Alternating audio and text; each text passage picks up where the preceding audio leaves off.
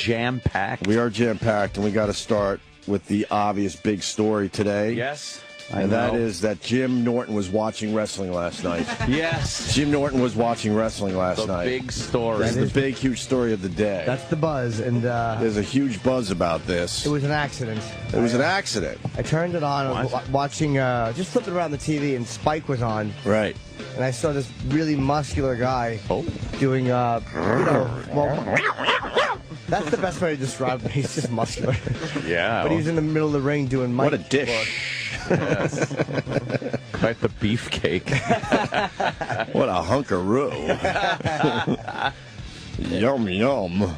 He was doing some mic technique. What do you call it when you're working the mic? He was doing a promo, yeah. He was doing a promo. Dude, it was so bad. I hate when they say that. Was it bad? Oh, my God. Really? Do you have the This is the clip. This is the exact clip that Jimmy watched? He texted me last night and said, I'm watching Impact Wrestling. And I went, oh, Impact. no. Wait, now, Impact Wrestling, how douchey is that compared to the big leagues, the Vince McMahon League, whatever he calls it these days? What is it, WWA or something? WWE. E, F, G, what is it? What is he up to? Whatever one is most profitable. What other organization did he have to kowtow to? Yeah, how did he change his letters? How did he lose to the Panda Bear? He lost to the little panda bear. What the fuck's wrong with Vince The McMahon? panda kicked my ass. Who are some of the superstars of wrestling that you can see on Impact? Mike Shepard. Mike Shepard, really? Deanie? Yeah. Well, Kurt Angle. Okay. I remember him from the WWE. Is he still denying that he has major personal issues? Well, he just did a stint in rehab after, I think it was a DUI. So, yes. He's all better now. Jeff Hardy's also there. Jeff Hardy was amazing with the WWG. What about his tag team partner, Laurel? No, that wasn't him. Does Impact Wrestling have the Polish Hammer? Oh. Ivan Putski? Yeah. No, but they have Sting. Remember Sting? Oh, no. Oh, that old gag. God, I like some of his songs, but... He doesn't like it when people stand close to him. There's a great clip of Jeff Hardy main eventing a pay-per-view with Sting. Right. And he's so fucked up. Oh, no. Who is? Jeff Hardy. Right. That he can't wrestle the match. And it's on pay-per-view. And Wow. Sting is just like... What do I do? Yeah. So Hardy might have some issues? Well...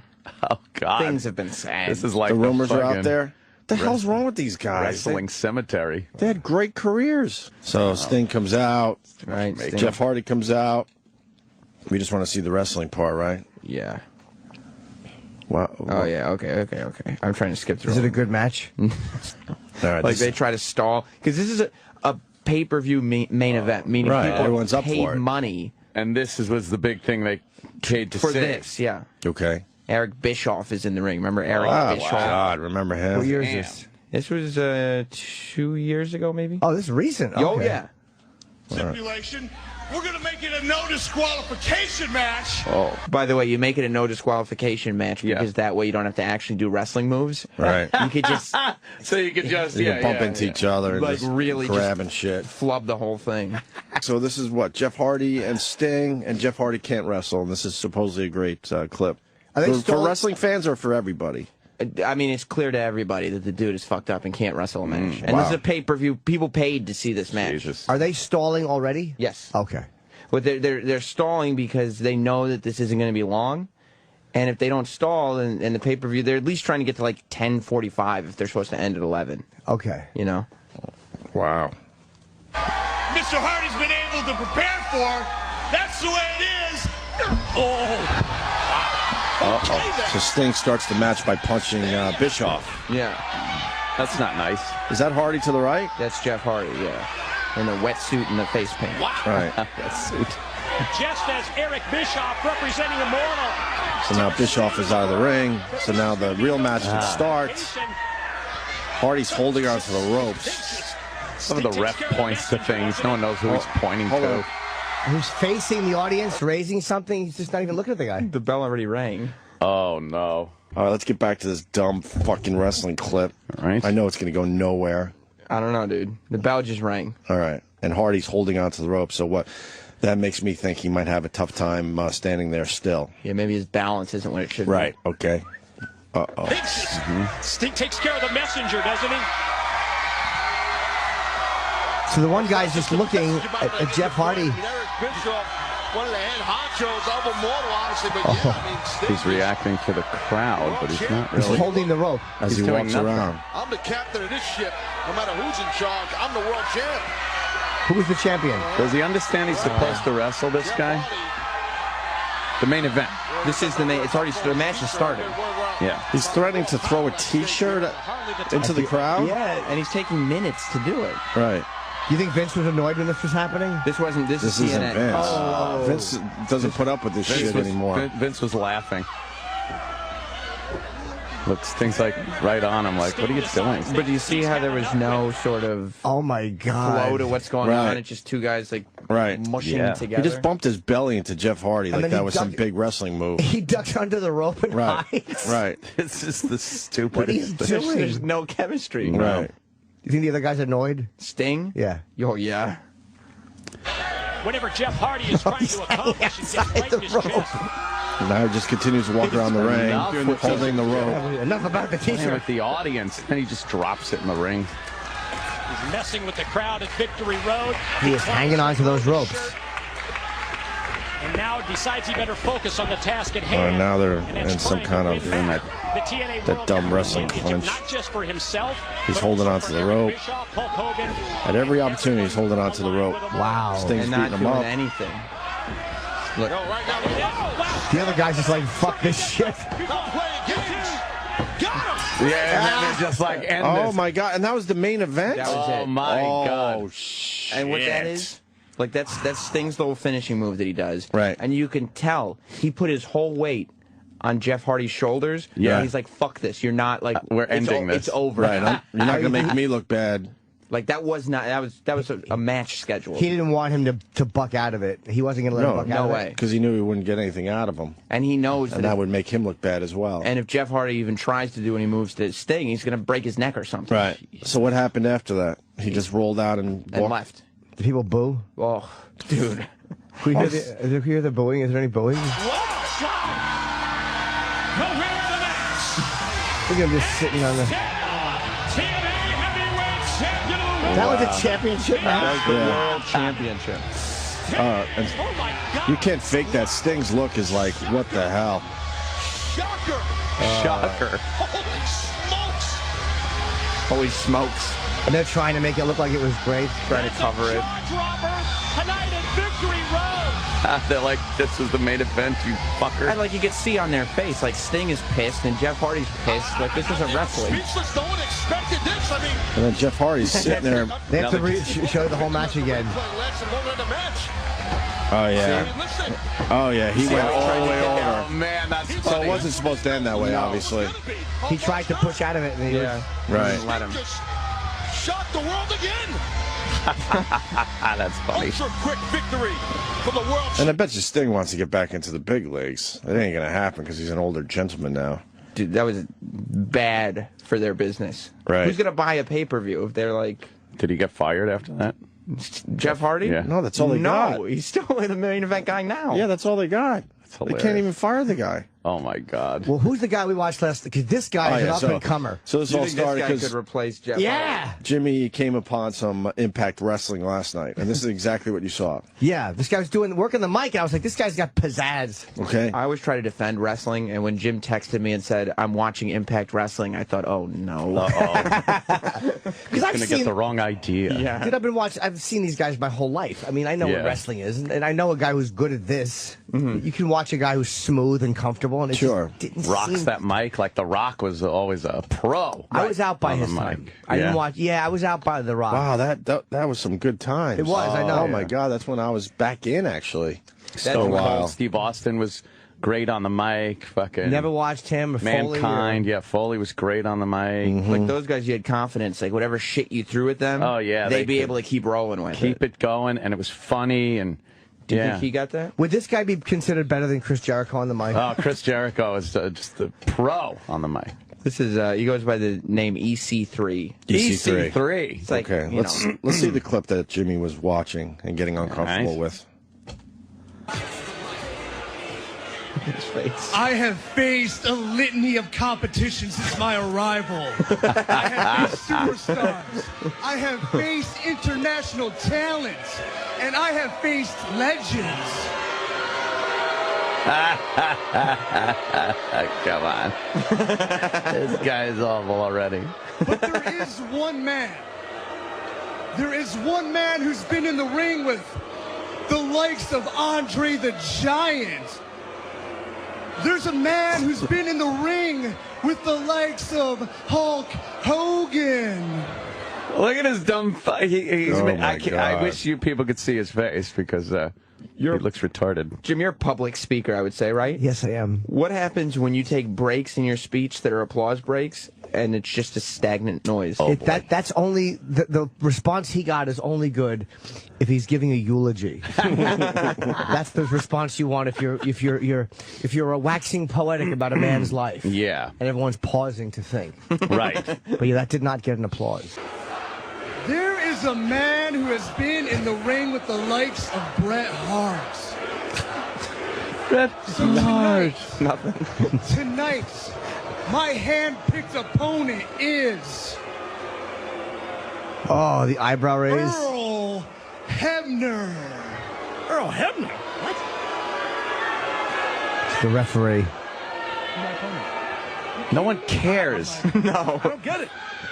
Look, He's saying you're my opponent. Earl Hebner grabs the mic. EC3. Oh, no. What do you think of Earl Hebner's technique? I would say that he's not very good on the mic either. I can tell by the way. He looks like me and Voss doing a scene. I'm not a wrestler. The shirt represents what I am. I am a referee. This is not happening tonight. Gives the mic back. But he takes it roughly. Got his strong suit. He's giving it to him. Oh, he's wiping the mic. He's going to touch it after Earl did. Oh. You're right, Earl. You are a referee. You are a subordinate. You represent the 99%, the working class. Oh, all these boy. rules here. You don't like That's it? you. He's trying, what, little class But warfare Earl- thing? Yeah, he's like a rich Earl, kid. I'm a one-percenter. I am the nephew of the owner of this company. Oh. My money, it works for me.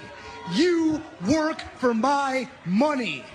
Tonight, you are my opponent. And I know if you're perplexed, who's going to officiate this match? Who's going to officiate this? This is terrible. I have a very special referee. I don't care.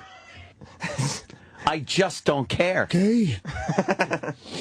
Opie and Anthony. Wait. So you mean to tell me after all this build-up, Yes. you don't want to see who the mystery referee is? Special referee. But If you shut he this- doesn't have to wrestle. He's the referee. You just leave, right? Yeah. Yeah. Yeah, I'm sure he's got a contract. This is Chris Angel union. Yeah, he's been a referee This forever. is Chris Angel hokey shit. If you turn this off right now before he announces who the referee is, I would never give it a second Are you thought. kidding me? I'm dying to know. This I is building could up. Give Do we know the nothing. guy?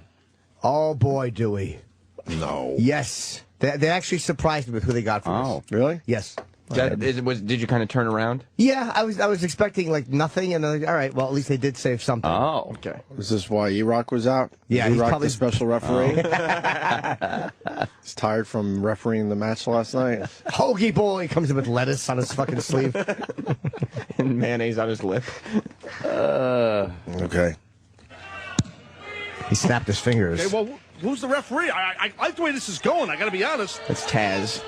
Well, there's Rockstar Is Spud. Taz working on Impact? Yeah, he's their commentator. Oh, Taz. Can we rescue him? Let's get a helicopter and pull him out of this. No. Oh, here's the referee. I am the chief of staff. You will go in that ring. Oh, he's British. Don't you The put guy. that on me. I'm the chief of staff. Get in that ring. Get in that ring. Get in that ring now. Listen to Mr. Carter. You will referee this match. Oh. It's Earl Hebner's son, Brian Hebner. What? Oh, my What? God, this is genius. And you better listen to Miss Dixie's Who's Brian assistant. Hebner? Right there. Is he trying to be a wrestler? No, he's the nephew of the The son. The son. the son of the. What is he? Your son. He's trying to be a wrestler? No, he's just another referee. He's just another referee for Impact? He's the one referee's son. Oh, my God. They're both referees, but now the bad British guy in the bow tie who works for the head of the company is making him come out and wrestle. How can you tell he's bad? Because he's got a British accent. He's going, you must go and write the referee's a match. When did you tap out last night, Jimmy? I watched it for a few minutes. I went a little bit beyond this. I just couldn't believe what I was watching. How awful it was? Dude, it was like, this is terrible. If Impact Wrestling called you to be EC3's mystery opponent, would you do it? Sure. What the heck? I heard you were talking about me on the radio. Yeah, I didn't like your technique. I'm Jimmy 206/103. Secret our channels. Get a little plug in there. I bet I would. All right. I guess we've seen enough. You don't want to see what happens with Dude, you're missing something. Oh, all right. It gets crazy. How bad is it? It's horrendous. You've watched a lot of wrestling. Sure have. Where's this rank? Nowhere. It's not even on In the the I scale. don't give a fuck. That's where it ranks. And the I don't give a fuck, exactly. Where's that on the scale? He's a bad guy. This really is a I could give one little piece of a shit. Look, he's in this. Why did... Hold on. So, gentlemen, this is how it's going to I play listen out. under protest. Earl, you will lay down. I will cover you. And this colossal disappointment of a son, this man who followed in your mediocre footsteps, is going to count 1, 2, This is 3. just going on and on. No one's But wrestling. he's pinning the referee. And why does this Yeah. guy have so much power that he could say all this? He's the nephew of the owner. That's No. right, Jim. He has power. He's part of the 1%. Oh, the wrestler is the... The wrestler is the Oh, I nephew missed of that the part. owner. Oh, yeah. You He's know, a when I rich started not listening. No. I missed that part. And the of British this. bad guy works for the owner. So he was saying that you must listen to him. You're good with the nuances. You really did watch. I did watch. So they have no choice, or they would fire the ref, I guess. Yes. Oh, I see. I was like, ooh, do tell. Earl, Earl. Earl, Why does the computer work for this shit? God, Lay doesn't down. freeze up. Oh, I love this. Do ya? Taz loves it. Love Taz, this poor kid's Taz. a genius. Is he? He's gonna beat a legend. Earl, lay down.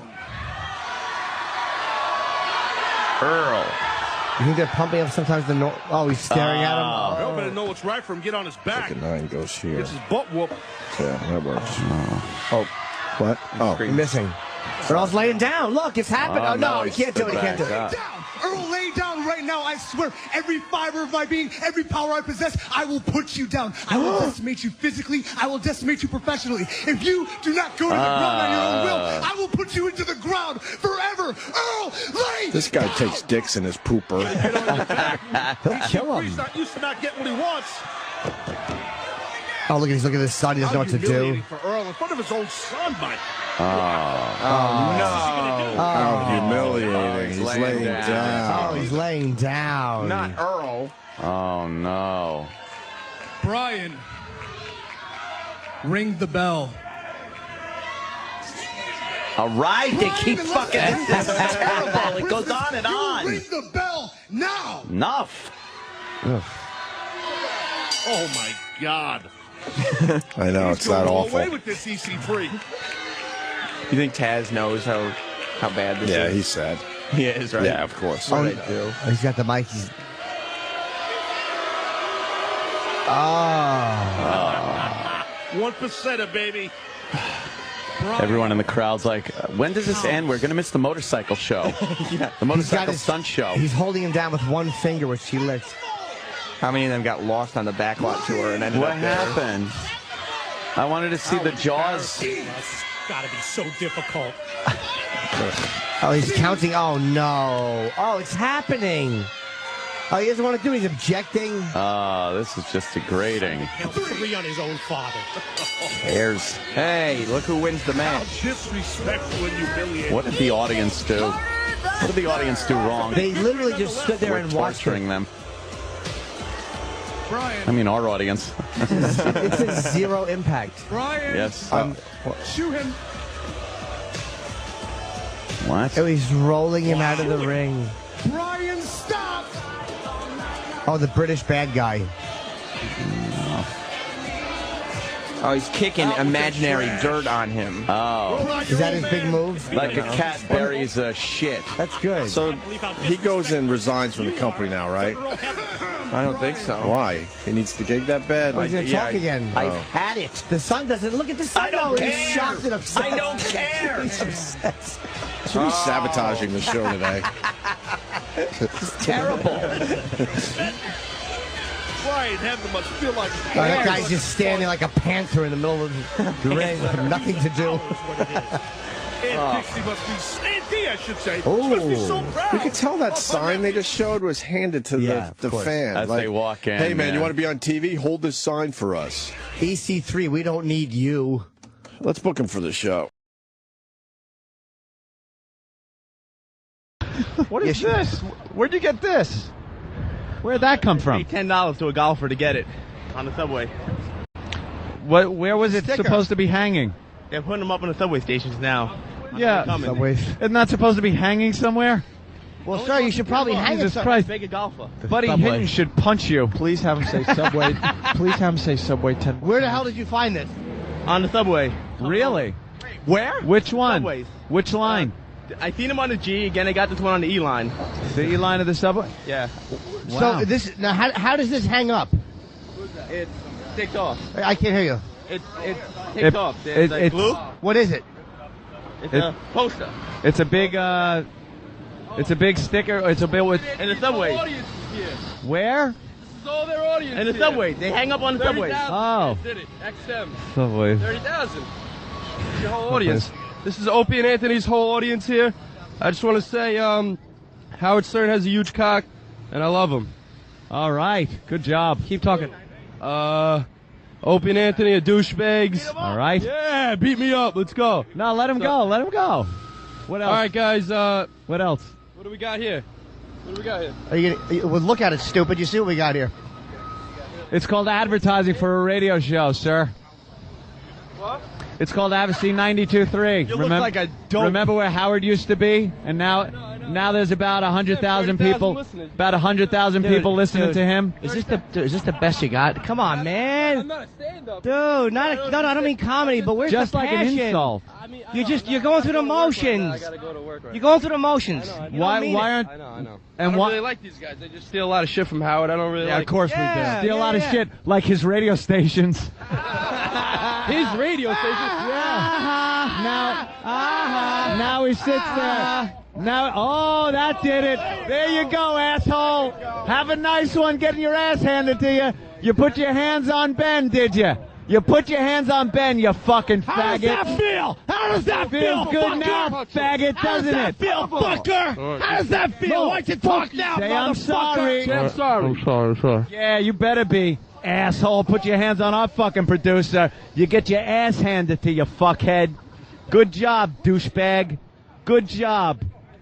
Good job.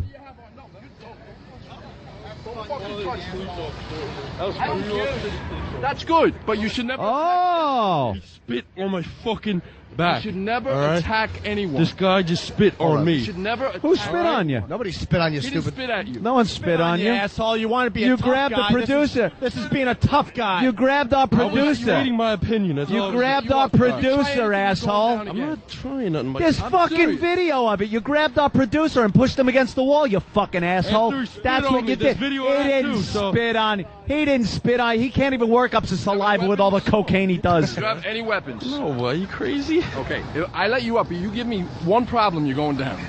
All right, man. Go ahead. Make sure you call Howard and tell him what happened. Yeah. Tell him what a brave guy. Pushing the fucking producer. Good job. You pick one of the shortest guys. Go ahead. Yeah, you go now. Put him against the wall. Jerk off. All right. Well, that worked out well. Oh, that was the best walk yet.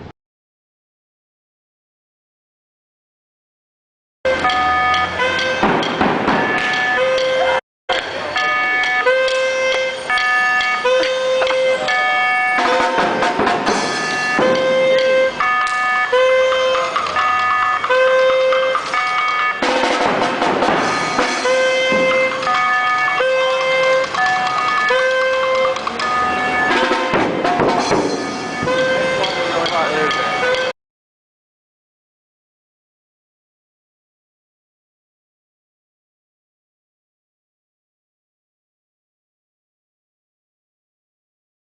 Got a special guest for the Hard Rock Cafe, a night of surprises. Ladies and gentlemen, get your cameras together.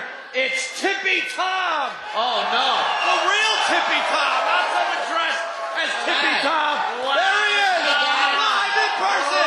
Tippy Tom! Get him alive! Tippy Tom, our homeless friend. Tippy Tom is one of the fixtures in New York City. He's a homeless guy. Doesn't shower. His beard is looking like an old cat. He's also talentless. Halloween hepatitis. He's got the mange. Dude, I think he's been drinking. And lice. Yeah, he's been drinking on this Halloween. Hey, Tippy! Give Tippy Tom a mic. Let Tippy Well, don't Tom give it talk to him. the Hold it crowd. in front of his mouth and watch it melt. Let's see if Tippy Tom has some words for the crowd. Hi, my name's Tim Tom. And what I'm saying is, I love you! I love you! Let's kill Bill. Let's kill. All right. How about a song? Yeah, we should. Hey, Tippy, sing a little song, Tippy Tom. Got karaoke. Tippy, sing a song. Tippy Tom is so drunk.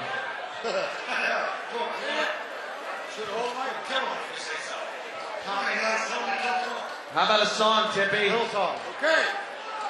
Don't wait for him to be quiet, just sing. Start spreading the news. I'm leaving today. I'm gonna be a part of it. Anyone throws anything, they will be thrown out of the place. We can see all of you. It's changed. You're the homeless guy. You want another song? And I'm just saying that because if you throw stuff at him, he throws feces back. That's right. It's like a monkey. Thinks it's me. Okay, wait a minute. What I want to say is this. Yeah. Anybody out there? Anybody out there want this? Colin, this is like a wonderful life to you, isn't it? If you want my body, come on, baby, let me know. All right. Tippy Tom is All right, let's hear it for Tippy Tom. Good There you go. Ladies and gentlemen, I suggest now when you get right back to wherever you're going, shower immediately. You all welcome to Lice. Wow. Back to the D train, you cocksucker.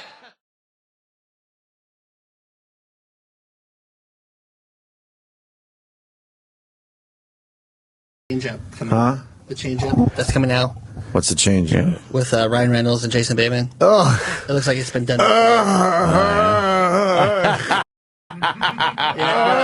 if you see the previews, who would see a fucking movie with those two? No, but it's a comedy. I'm sure whatever it is, With who? It sounds Ryan terrible. Reynolds and Jason Bateman.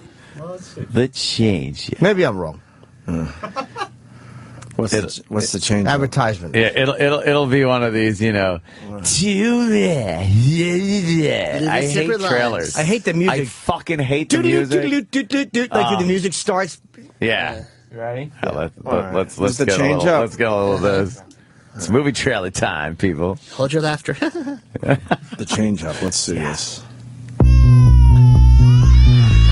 It's your turn.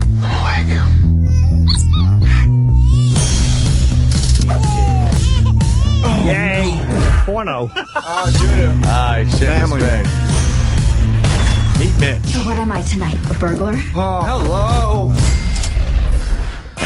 All right, pause this because there's a lot of writing. Yeah, So yeah, basically, the concept: yeah. Jason Bateman is the family man. Family guy. He's got a wife, the kid. Right.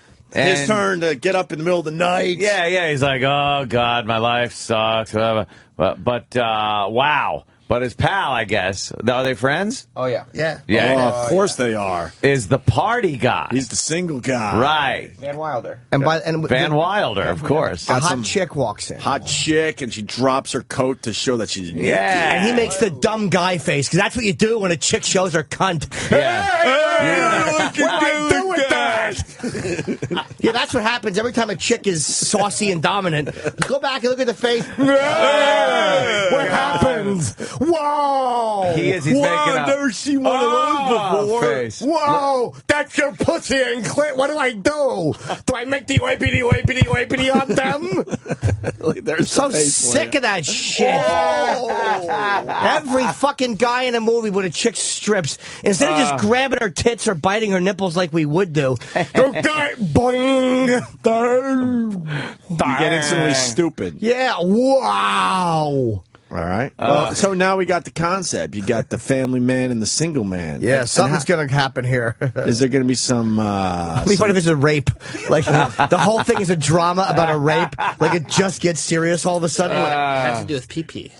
I'm going to guess that it's some kind of hocus pocus. It is, but with pee-pee. With pee-pee. Oh, wow. And now it's going to lead into a problem I have with these type of movies. So he's going to become a single man, but in the entire movie, he doesn't fuck one broad. Oh. No, I think I know what happens. I guarantee this is what happens. You think that? And I think that blonde girl, there was an incident, and she winds up dead, like at Phil Spector's house, and then he has to go on trial, and the married guy has to fucking water his plants. And that's the whole movie. That's a great movie. I would see that. Here we go. Tell me about your women. I have been keeping company with a number of nice ladies. What is her name? That is Tatiana. Wow. I have to make her cry first. But it's worth it. Yeah, this right here is Brenda. Ooh. She wants it in wheelbarrow, Arabian goggles, the Arsenio Hall, the pastrami sandwich. Well, I don't even know what these are. You're married. Good point. You're living the dream. Having children stinks. Because being married just sucks. So he tells the guy like all those positions, and it's like, yeah, man, hey, you know, just stop. I'm giving her Arabian goggles. And that's the way guys talk. Yeah. She likes the wheelbarrow. So what's it like? She likes me to lick her ass a little bit. Right. She likes me to put my dick between her tits and come on her eye. No. Why would you talk like guys do? Well, you know, she likes the hat. She likes the hat mustache. Well, what's that? Well, you know. And then to another scene. Fucking faggoty dialogue. Also, there's a couple things happening. I don't know if we can find it because it's tough to find South Park clips online, but I guess they did a parody of the Adam Sandler trailer already. Oh, did they? If we could take a quick look to see if that's around. Good. Well, we got to finish. Yeah, let's continue with this. From the writers of The Hangover. And Wedding Crashers. Yeah. You're living the dream, Mitch. Having children, it's like it's living with little mini drug addicts. You know, they're laughing 1 minute, and then they're crying the next, and then they're trying to kill themselves in your bathroom for no good reason. They're very mean and selfish, and they burn through your money, and they break... Guy, come on. You know, I was just saying that I envy your life, Mitch. I envy your life. I wish I had your life. Oh, no! They were peeing in the wrong fountain. They're peeing in a fountain together. Lightning happened. And they both said, I wish I had your life. And then lightning strikes, and let me tell you, I know what happens. They start sucking each other off. That's right, Anthony. And they get into some golden showers. And then the fucking single guy starts fucking the wife of the married guy. And the kids take videos, and Uncle Paul comes in and goes to jail. This sucks. This is idiotic. Oh, I can't wait to see now the twist. Which, of course, they give away in the trailer. So now we know what's going to be happening. And I want to make my point again. But Hollywood has to stick with their stupid morality. And even though they switch roles, you're not going to see the married guy fucking anything. And his single friend's not going to fuck the wife. Really? Yes, that's how all these movies play out. And it drives me nuts. know. It's like, go with the fucking concept all the way and stop with that morality shit. He's going to be It's shitting not on real the wife's life. face. Just smearing shit from his ass. Nothing Of course, ever where else would it come happens in from? the end. No, what's that? Oh, what? I'm It's like sorry. smearing shit from his ass at it. Like it would come from somewhere else. I'm an idiot. All right. Let's go. So, here comes the switcheroo. This summer. Oh, they wake up. Wait, what? Mitch, why am I in your apartment? Open the door. I knew it. You wished for my life while we were pissing in that fountain. We wished we had each other's lives. I was just trying to be nice. Oh, my God! Oh, boy. Ryan Reynolds. Oh, wait a minute. Pause. So why can't they realize that they didn't want that to happen? So why don't they just go back to their and lives? just move along? I'm going to guess everybody accepts them as this now. Oh, crap. That's the magic. But they weren't, and no one else was near the fountain with the lightning. So I like how the would they Ryan. accept it? Did you see how it goes? Ryan Reynolds is Jason Bateman. Jason Bateman is Ryan Reynolds. Fucking Ryan Reynolds. That vomity, good-looking guy. Wait. And Rob Schneider is the stabler. Roland, you think this is a good movie? Yeah, Roland, Be comment. honest. Roland, comment. Be honest. He came in here thinking Be that it was honest. good. Probably I'll go see it, yes. Are we going to get these guys in for this movie, probably? They're not promoting the movie. Who wants them anyway? Literally, who wants to talk to those They're guys? not promoting it. No, I don't want to talk to them. What will we say? I could care. I couldn't care, or is it care? I just messed that up. Technically, I couldn't care, but we all say I could care less. Thank you. I We all could care do. less. I couldn't care less. You know is what? the We all way to do, say it. right? In this day and age, it's become interchangeable, so shut the fuck up next time it's Love when everyone tweeted. tries Like to Ryan fucking- Reynolds and Jason, interchangeable. Yeah, hit it. Oh, yeah. For the first time in your life, you're good looking, you're single. What's going on between us? It's crazy, but what's even more crazy is not to use it. Have we met? Hold on, you two guys should go out. Wait, what? How do you like working with Dave? I actually used to have kind of a crush on Dave. Oh, no, you didn't. No, but he's married, so obviously. Right, obviously, obviously, Yeah. obviously. Yeah. Super married. What do I tell Jamie when she wants to have sex tonight? You're not having sex with my wife, Mitch. She comes at me like a hurricane. A guy can only withstand so much. Funny music. I'm gonna ruin her. Oh my god. I need to cool it on the Thai food. Oh my god. See, that's your way out. No. Don't back that thing up into me. Can't believe you'd come at me guns hot. See, That's you're the right. morality thing. You hit that It a nail drives on me the head. nuts when they do these type of movies. And they used But at the- least they spun in this movie. She has fucking explosive diarrhea, and that's why she can't have sex with the guy that's officially married in the movie. And he becomes disgusted with her because she shit in front of him. Right. And, you know. Yeah. That's boy. always drove me nuts. Wow. The morality. Wow. bullshit. It's a movie. Fucking just do it. Who cares? Wow. That looks fucking heinous. Horrid. That looks really These movies bad. just passed us by. No. Because these movies all do well. No. They all do well. They do. But Bad Boys, like, most of the times when I do go to a movie, I'm disappointed. Horrible Bosses, I was not disappointed. But most of the time, I'm like, what the fuck? Did Hollywood just pass me by and they're not making movies for me? Because then you go around your regular life and people will tell you how great Grown Ups was. I fucking hated that movie. Ugh. But they'll tell you, oh, that was a fun movie. The Oh, whole family yeah. enjoyed it. Oh, fantastic. What is going on, really? Oh, we laughed and laughed. I think we're in the minority. I really do. No, maybe, but I mean, not our show in general, because I think a lot of the people that listen to us are in the same boat. But we're only like a niche of society. we're harder to make laugh because of what we do for a living. First of all, it's hard because when you're doing comedy all the time and you're around it all the time and you're always thinking in that vein, you look at it differently. Like, you don't just look and go for like, you kind of see things coming, and it's not about being smarter, it's just about being annoyed when you see them. Like, most people wouldn't care that guy's not going to fuck the wife, but you saw that coming, you're like, oh, that's fucking annoying. Yeah. I think that's part of it. I've gotten more jaded, and I'm sure you guys have too, of just from Yeah, being yeah. around and being around comedians all the time, or just, whatever it is. I think you're right with the jaded part, but I also feel like somewhere, I don't even know when, but comedy started getting really fucking lame. It's gotten soft. When we grew up, we had some good fucking comedies that didn't cop out, man. Because they go with, there's always been cutesy comedies, but these wouldn't be annoying if there was some kind of a balance, but there's so few ballsy comedies that when they say faggot now, it's a big deal, so it's annoying. Yeah. The whole thing's annoying. And I think they adjusted. I think when we were growing up, they made comedies maybe for guys. Yes. And sure, some women would enjoy a good guy's comedy, but nowadays they're like, fuck that. Why would you exclude all the women? We should make a comedy that, guys and gals like. Yeah, because I want to make $100 million. Right. I mean, there's just so much. Like, look at I don't Mall think- Cop. It's not my style, but it pulled in $100 fucking million. And Like, that's why I don't get it. for a comedy I to don't pull in get that it. kind of, because families can go see it. I sat through that and I finally turned it off. I hate saying the same But shit. you could every take- day. But at 45 minutes in, I'm like, I can't do this If your anymore. son was, I didn't have one laugh. If your son was 10 and wanted to go to a movie, and you and Linz want to go to a movie, you could actually go to see that and go, you know what?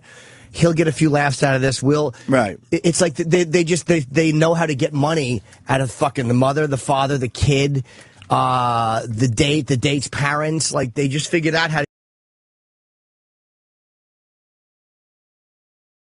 Roland turned us on to a brand new rom-com. Vince Vaughn. Should we see the trailer at least before we move on to other things? I would love to. Yeah? We're talking about how I was just watching rom-com trailers last night on Fios. You check the preview, and you just like, I read the synopsis, and then I'm like let me watch the preview. That sounds douchey enough. And they're just the worst fucking things. And just giving away the whole movie, obviously. Yeah, so you don't have to, watch it to really get embarrassed. They have a reason why they do that. But when you're sitting in a movie theater, you want to go, no, stop. This dude to Vin Diesel. All right, here it is. Oh, boy. My wife has a tendency to make very bad decisions. David, I don't want a boyfriend who just disappears because he's too busy. You're unreliable. You have brought me such beautiful flowers. Yes, I did. Maybe that's why. Oh, by the way, could you pause? Could you pause? So long. You're 3 hours late, man. I noticed that too. What? Rom-com. Every rom-com has the guy holding the flowers at some point in it, whether it's like that at the door or at the end when she thinks it's all over and he left. She gets out of her trendy New York apartment, locks the door, turns around, and there's a truck in the road, and then it pulls away, and he's just standing there with his flowers. With the upbeat music. Right. Maybe I could call that Fade to Black, too. Can't I am? You know what the flowers represent, right? His cock? Take my cum. His pecca. That's what flowers represent. Yes. Take my cum. or the really great rom-com when he has the flowers and he throws them on her chest because he raped and killed her early in the movie. Oh, Jesus. That'd be a great romantic comedy. Yes, it would. Yeah. Can we go back to the flower? Yeah, the flowers. Part. Yeah. Always there with the flowers. Very romantic. Daisies. All right. Yes, I did. Maybe that's why I've been stuck in the same job for so long. You're 3 hours late, man. You know, David, I love you like a son. I am your son. Everyone has a purpose in life. I guess I just haven't found mine yet. Yeah. David Wozniak, in 1994, you donated to a fertility clinic anonymously. Apparently, there was a mix-up at the clinic. What? You are the biological father of 533 children. Wow. What? That's a lot of cum. It is impossible to be the father of 533 children. It is impossible to... D-Rock. Yeah. Would you flip out if you found out that the Nagel seed... Exactly. The precious Nagel seed was just thrown about. Oh, God. And you're the father of 500 and how many? 30 kids? 533. All that cum that he ditched.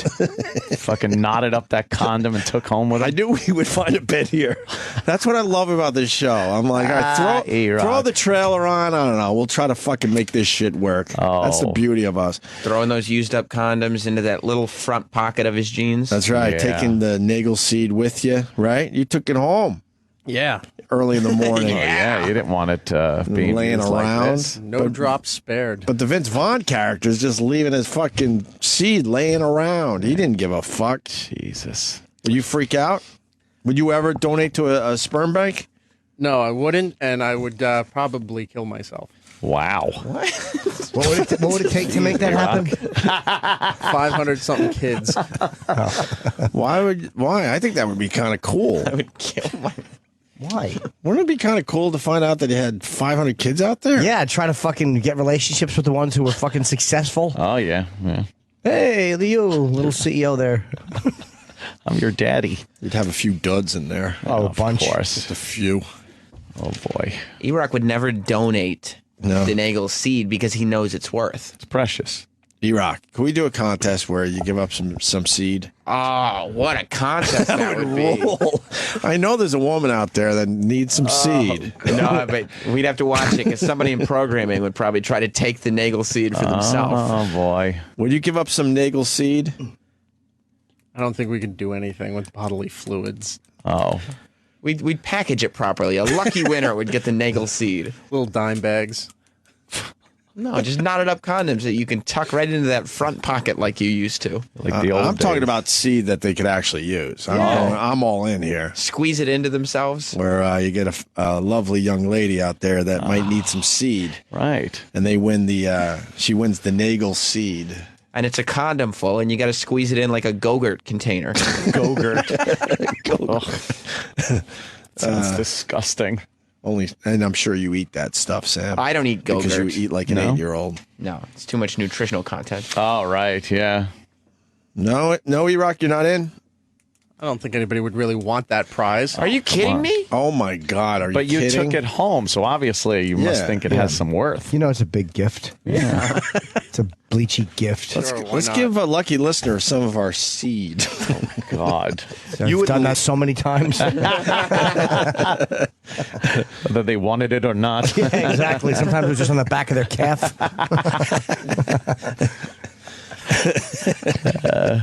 You wouldn't leave that seed with one of the many Nagel hookups in the day. Right. You know how much it's worth. What do you think, E? They take it, leave it at a crime scene. Nagel put up some numbers, right? Oh, yeah. He put up some fucking numbers. That boat. Living in Florida. That's right.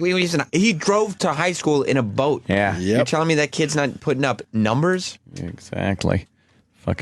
Big fucking lottery prize winner. He won the lottery, drove to high school in a boat. He's got 3 houses. He's good. That's crazy. Dude, this guy, he's becoming a star. The guy on the left. He was in a movie with 5-Year Engagement. Was that the one? With Jason Segel. Yeah. Yeah. He was a rock star in that movie. Oh, yeah? He's in Parks and Rec. Okay. We haven't had him on yet, right? I don't think so. He's a rock star. I pitched him to Now he will be on our show. Yeah. Roland will pitch him as soon as the show's over today. Yeah. As soon as we show interest in anyone, Roland's right on it. I'll go back slightly. So Vince Vaughn finds out he's the father of 534 or something like that. Yeah. Kids? 533. 33? Okay. It is impossible to be the father of 533 children. It is impossible to be the father of 4 children. Oh, boy. In a situation like this, a normal person would not be in this situation. We're in trouble, David.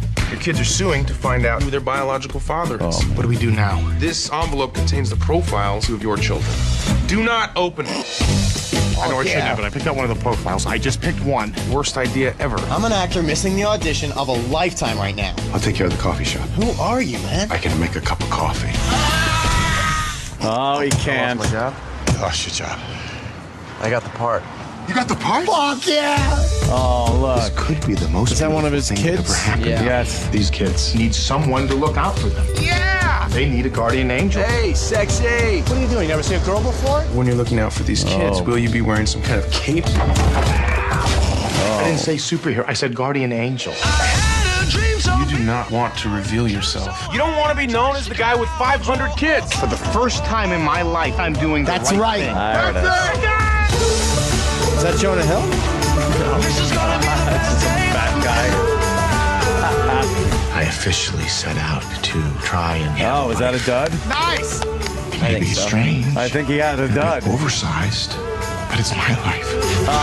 That's right. You don't have the skills to be a father. Daddy. Okay, stop that. I need order. And this is order? Fucking great. All right. Coming this Thanksgiving. All right, I'm going to tell you how the movie ends because Hollywood's not fucking brave in the end. In the end, the guy's gonna come back to him and go, oh, They're not your kids. Yeah, because they can't leave you with Vince Right. Vaughn having 533 kids. You're absolutely But right. he learned some life lessons thinking that he was the father of 533 kids. Yes. I guarantee that's how is this fucking movie ends. Exactly what Right? it is, I bet. You can't just leave. And he's all busted up about it, but it's okay because he might as well be their dad now because he took care of so many of them. Or maybe a couple are. In the Right. end, maybe that actor dude that was at the coffee shop. But in the end, he's not the father of 533 Exactly. kids because Well, Hollywood just doesn't play that way. I told you I auditioned for this film. I auditioned for a small part in it. And I know how it ends because I saw the script. Oh, shit. How does it end, Jimmy? It turns out he has a genetic deformity, and there are 500 that are his kids, and they all have Down syndrome. And they beat him to death savagely in the street with hammers. That movie would be hilarious. Oh, but I would watch that. They angrily bash it with their my shoes God. and hammers. Oh, Because they always come up with these concepts that are like, holy fuck. And Yeah. they're like, nah, we can't really fucking do that. So call Crispin Glover to get some of his actors that he uses in his films. when is he coming back? He was fun, right? He was good. He was great. Because in the end, you know, they think Vince Vaughn is a real person. These dummies watch these movies and like, fuck, Vince Vaughn's actually, his character's a real person. And that's so Hollywood's like, yeah, he is a real person, so we can't have him have 533 kids in the end. But that's the way they'll end it, yeah. Yeah, they have to. You're right. That is a good call right there. Oh, I have no doubt. And I haven't read any spoilers or any spoiler sites. I don't go to those. I never heard of this until like fucking 2 minutes minutes ago. Right. Rolling. More than a But decade. he's of in this shit. new movie, right, Anthony? Well, this is the one that's Not gonna bring Family, him back. which is out Oh, now no. and getting horrendous reviews. Fucking grudge match. Grudge match. You're pairing Rocky Balboa, Sylvester Stallone, with Jake LaMotta from Raging Bull, Robert De Niro. Wow. Together in a boxing movie. Holy shit. Making it even more exciting, aging them quite a bit. Oh, yeah. Now, Sly could kind of get away with it because of the roids and everything. But you take De Niro and take that robe off in the ring, and he's... I don't know. De he's Niro's had a history of getting that body in shape, though, man. Yeah. Wait, is he shirtless in the trailer? Oh, yeah. I want to see him. Cape Fear. He was jacked up at Cape Fear. Fuck it, De Niro's How done long more with his ago was body that? than... Jimmy's talking about him in Cape Fear. That movie's 25 years No, old. no, but I mean his ability to do this, like with Raging Bull. But you don't have the ability as you get older. I don't. I've never 25 had- years later, there's no way he's going to No. get a Cape Fear body No. going. I don't know. He's... let's see the All right, trailer. let's see. It's, I haven't seen this yet. Two aging fighters, and it's a little wacky. Certain athletes are born enemies, but the fiercest rivalry was between two fighters, Razor and Kid. They fought for Razor years, and but the tie-breaking grudge match. Razor and Kid. I guarantee you. Can either one of these guys do a movie without an awful name?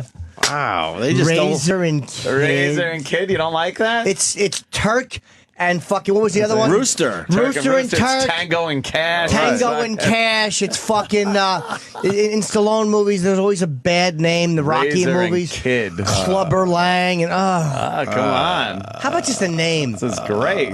It's Bill Sheck and Henry Snurks with two Z's and a K. Oh, boy. All right, Razor and Kid. Yes, Razor and Kid, and they're showing the old fighting from years ago, I guess. Okay. Never happened. Today I'm announcing my retirement from professional boxing. It's weird. Pause. The CGI to make him look younger? Is that what they did? I think they did. Yeah, but he looks old still. Right. Because it's weird looking. Wait, go back. Make that a freeze frame. Or is that from Rocky 3? Yeah, right. That would have been There's interesting. Jimmy's pal Kevin Hart. Yeah. I mean, when he twittered that photo of Stallone and De Niro, I wanted to break both of his fucking shins. We like the Kevin Hart. Oh, I love Kevin. Sam. I'm not gonna. You suck. What are you doing, Sam?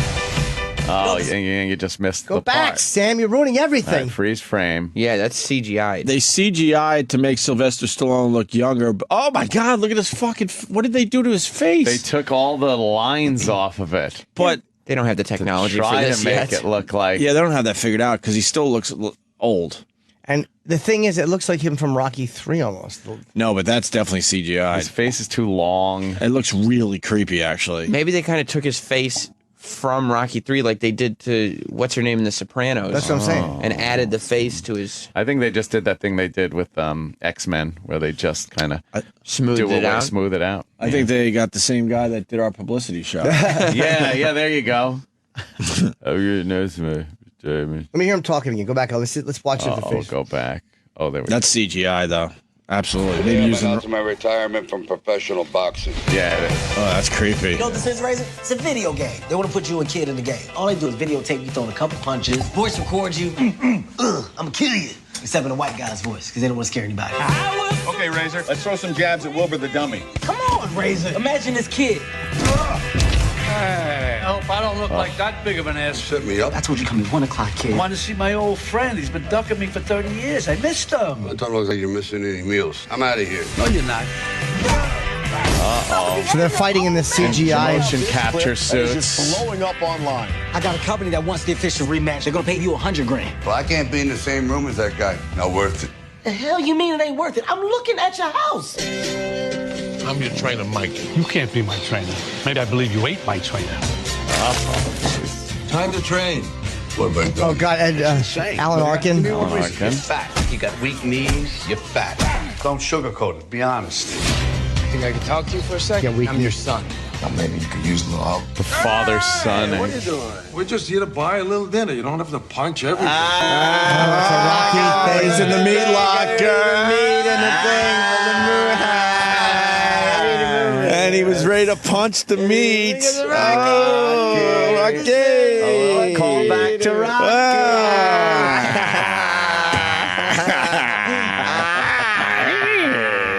Oh, boy. Didn't he have the Rocky hat on, too? So far, though, honestly, I hate to say, not as bad as I Not as thought. bad as you Not thought? at all, no. Really? Because so far, even though it's a ridiculous thing, I can buy the progression. Like, all right, they're doing a motion capture thing. Okay. They just don't like each other, and there's some money in watching these two old fucks fight it out. right. They're calling All De right. Niro fat. They're not painting it like you two studs are going to box. Right. So, Okay. so far, I'm okay with it. Oh, look He's at buying Jimmy. the premise. Yes. He's buying the premise. Yes.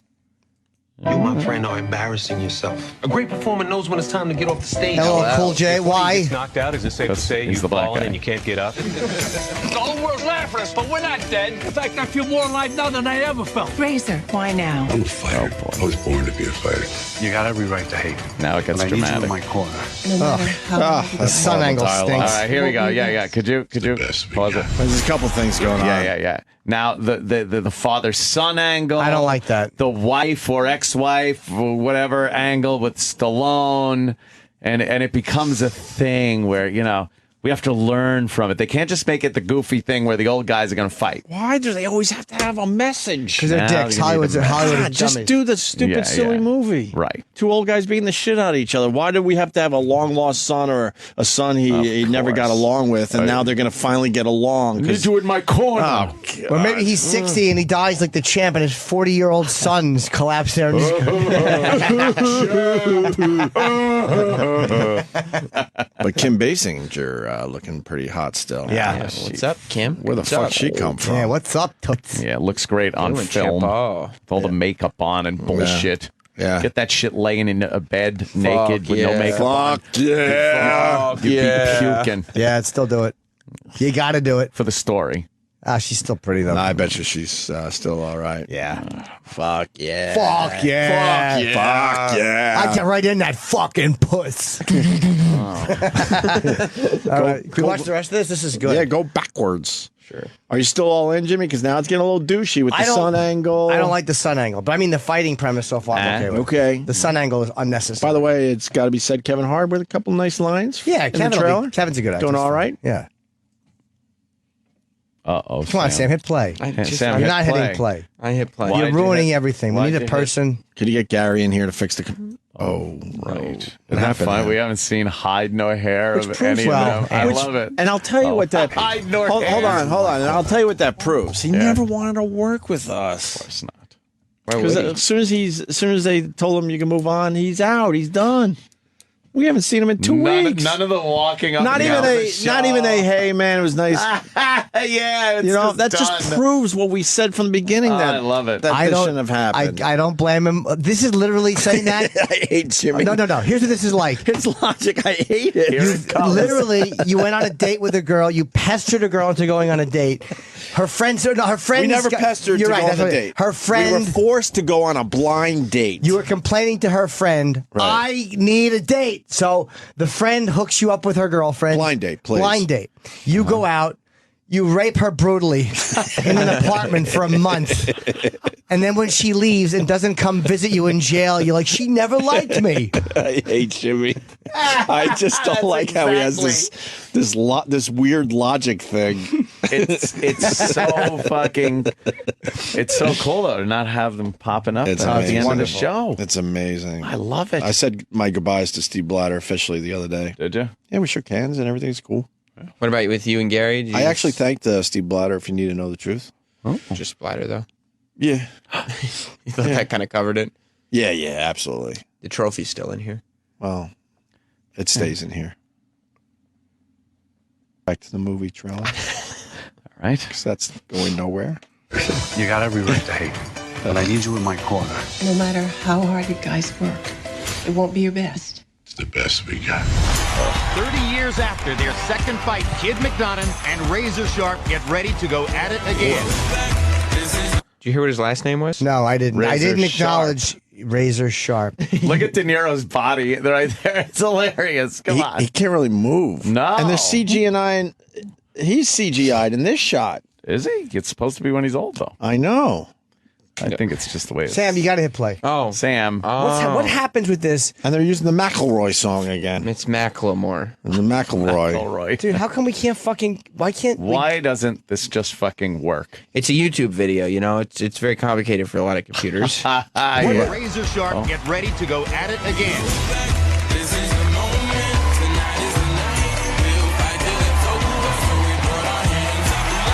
Who plays the son? Gutsy move going without a bra. I took a dump on your porch. Okay, we are live, guys. We are live right now. Oh, God. Son is the dude from... Respect. I choose to believe that you just called me Webster because of my dictionary size vocabulary, not because of my height and race. No, it's because you're short and black. What was Jesus like? I'm curious. Was he cool? Oh, boy. That's anti-religious. You don't like that? I don't go for that.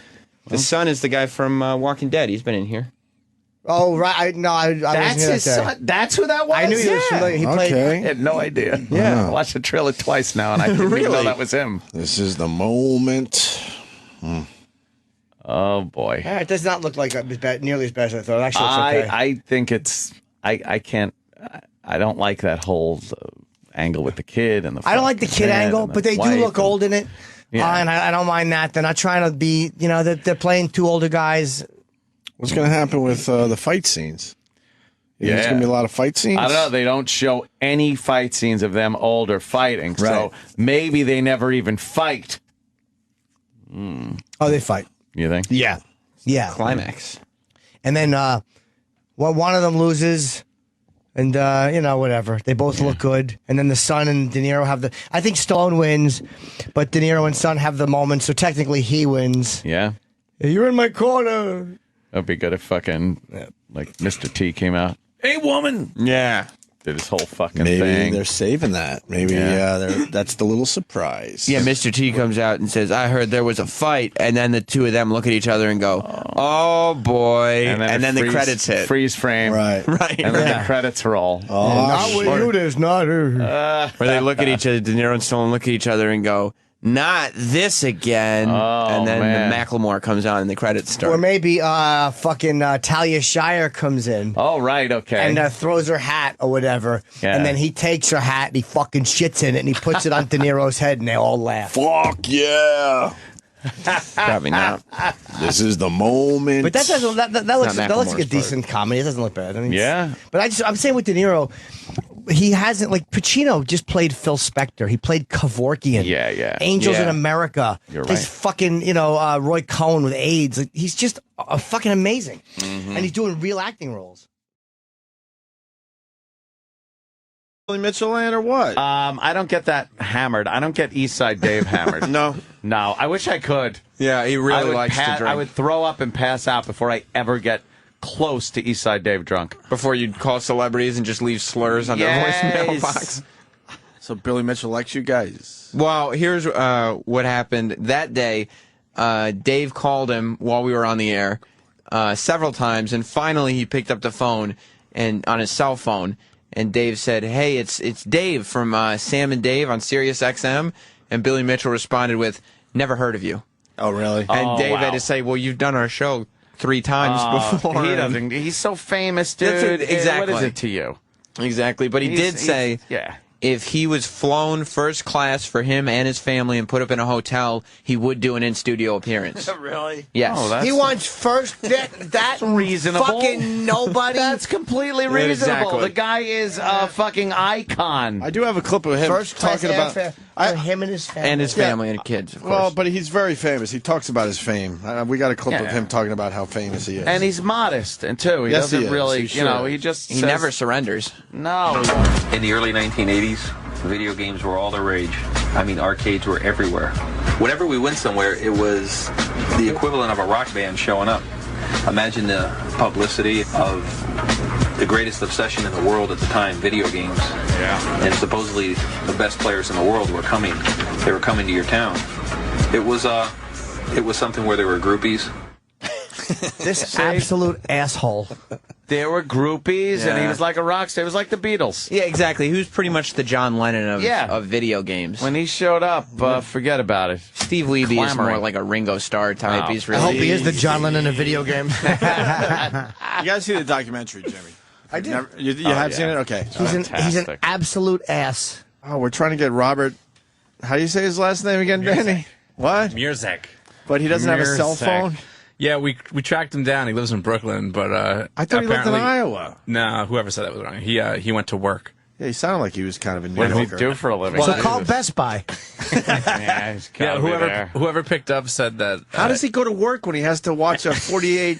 What is No, it no, again? he resigned from Twin Galaxies a few Wow. years back. Oh, I didn't know that. So He's- he doesn't watch all the tapes anymore. Why? He resigned. What happened? Some Who's of the trusted now What to happened? do that? His house was being foreclosed. He had to get a job. Well, there was a lot of controversy surrounding his involvement with Billy and Twin Galaxies. Oh, What really? was the controversy? Really, what was that? Well, Billy Mitchell was like the Twin Galaxies poster child. He was like the big fanboy for Twin Galaxies. So he was very deeply rooted in this little organization. So when someone beat his score, they kind of didn't believe it, and they went to Steve Wiebe's house and they took the inside of his Donkey Kong game. And apparently, they just kind of muscled their way in. This guy Murzak and someone else. And said it was fake. It was a board that had been worked on. They couldn't accept the score. It wasn't valid. Yeah, this Was it valid, is though? completely insane. I think it was valid. Yeah, No, of the course board had been worked on. It was not valid.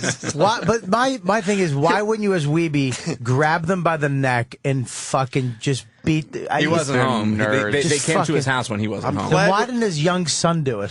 I'm glad we're discussing Young this son again in the car. because we've had these discussions off air about this documentary. Yeah. Jokes. We're obsessed with this documentary. There was a point in time, probably last year or 2 years ago, where I was watching it like every other day. I was just throwing it on because it was the best thing I'd ever Just seen. great. It's a great documentary. Yeah. Billy Mitchell's only made one real mistake in his life, and that was answering his online hot wing orders with his cell phone, because that's how a certain drunk Eastside Dave got his cell phone number. Oh, really? Oh, wow. He called him to confirm the order with his cell phone. So Dave, What happened? That's the only reason that Dave got a call back, right? Because Dave left a drunk message saying he wanted to buy like 1,000 bottles of hot sauce. yeah, he asked for a ton of hot sauce when he was drunk and called the 1-800 number. And Billy then Mitchell called him back on his cell phone.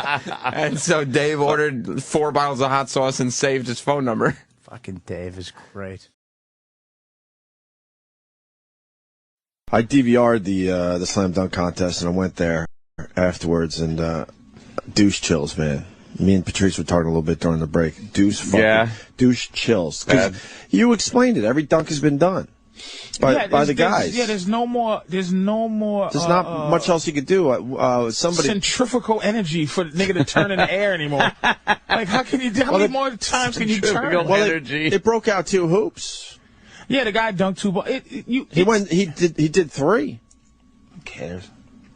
He did 3. And nobody He dunked cares. 3 balls Nate, what's his on name? 2 hoops. His name, wow. Exactly. I swear to God, I have no fucking idea. His name is fucking Jim. Jim, the giant nigga who can fucking dunk 3 balls. No one cares. The top player. Here's the difference. Here's the difference between the dunk contest then and now. Ready? Name. I'll give you the first name. Name the last name of the guy. One of the guys. Serge. Exactly. Serge Ibaka. And what did he do? Yeah, what did he do? He's the 4th best player on his team. 4th best. DeMar DeRozan. Big drop off. He might be the first now, but he was the 3rd because everybody left. But I don't. Toronto. I'm not a huge NBA fan these days, so I'm not a good. Look at this shit. He missed that. See that dunk he just made? Yeah. He missed that 7 times. Yeah, I know. Oh, That's what I really? hate. They have 2 minutes to complete the dunk. This dunk right here, it would have been nice if he made it the first time, but he's still standing there like... Why do they allow these guys? I guess because they want them to do really difficult dunks. Because they need highlights. Yeah, they right. need, But- here's him missing. But we talked about this. I hate to use the term jump the shark because it's overused, but I think the slam dunk contest really jumped the shark this year because they brought out that little kid. The little kid from America's Got Talent, if you remember. All of a sudden, they're just kind of hanging out. All of a sudden, like, Mister. Oh, I can't find my toy. Can you get? Oh, there it is. Can you get it for me? There must have been a creative meeting. As the Somebody said, NBA. "What? How the fuck did that shit get up Danny, there?" if you can find it, because it is so uncomfortable. So the thing is, the little kid comes out, he loses his toy, and oh wow, the toy's on the rim. So then the fucking guy, another guy, I don't know his name. The dunk is going to be, he's going to dunk the ball, and then he's also going to grab the toy with his teeth. Wow, that's crazy. The problem is he didn't do it correctly the first time, and the toy falls to the ground because he missed the dunk, I think. Yeah. So now they had to awkwardly put. They awkwardly had to put. Here it is. You lost? Here it is. It's a little Asian kid with a mohawk. What's wrong? Oh no, my toy's stuck in the hoop.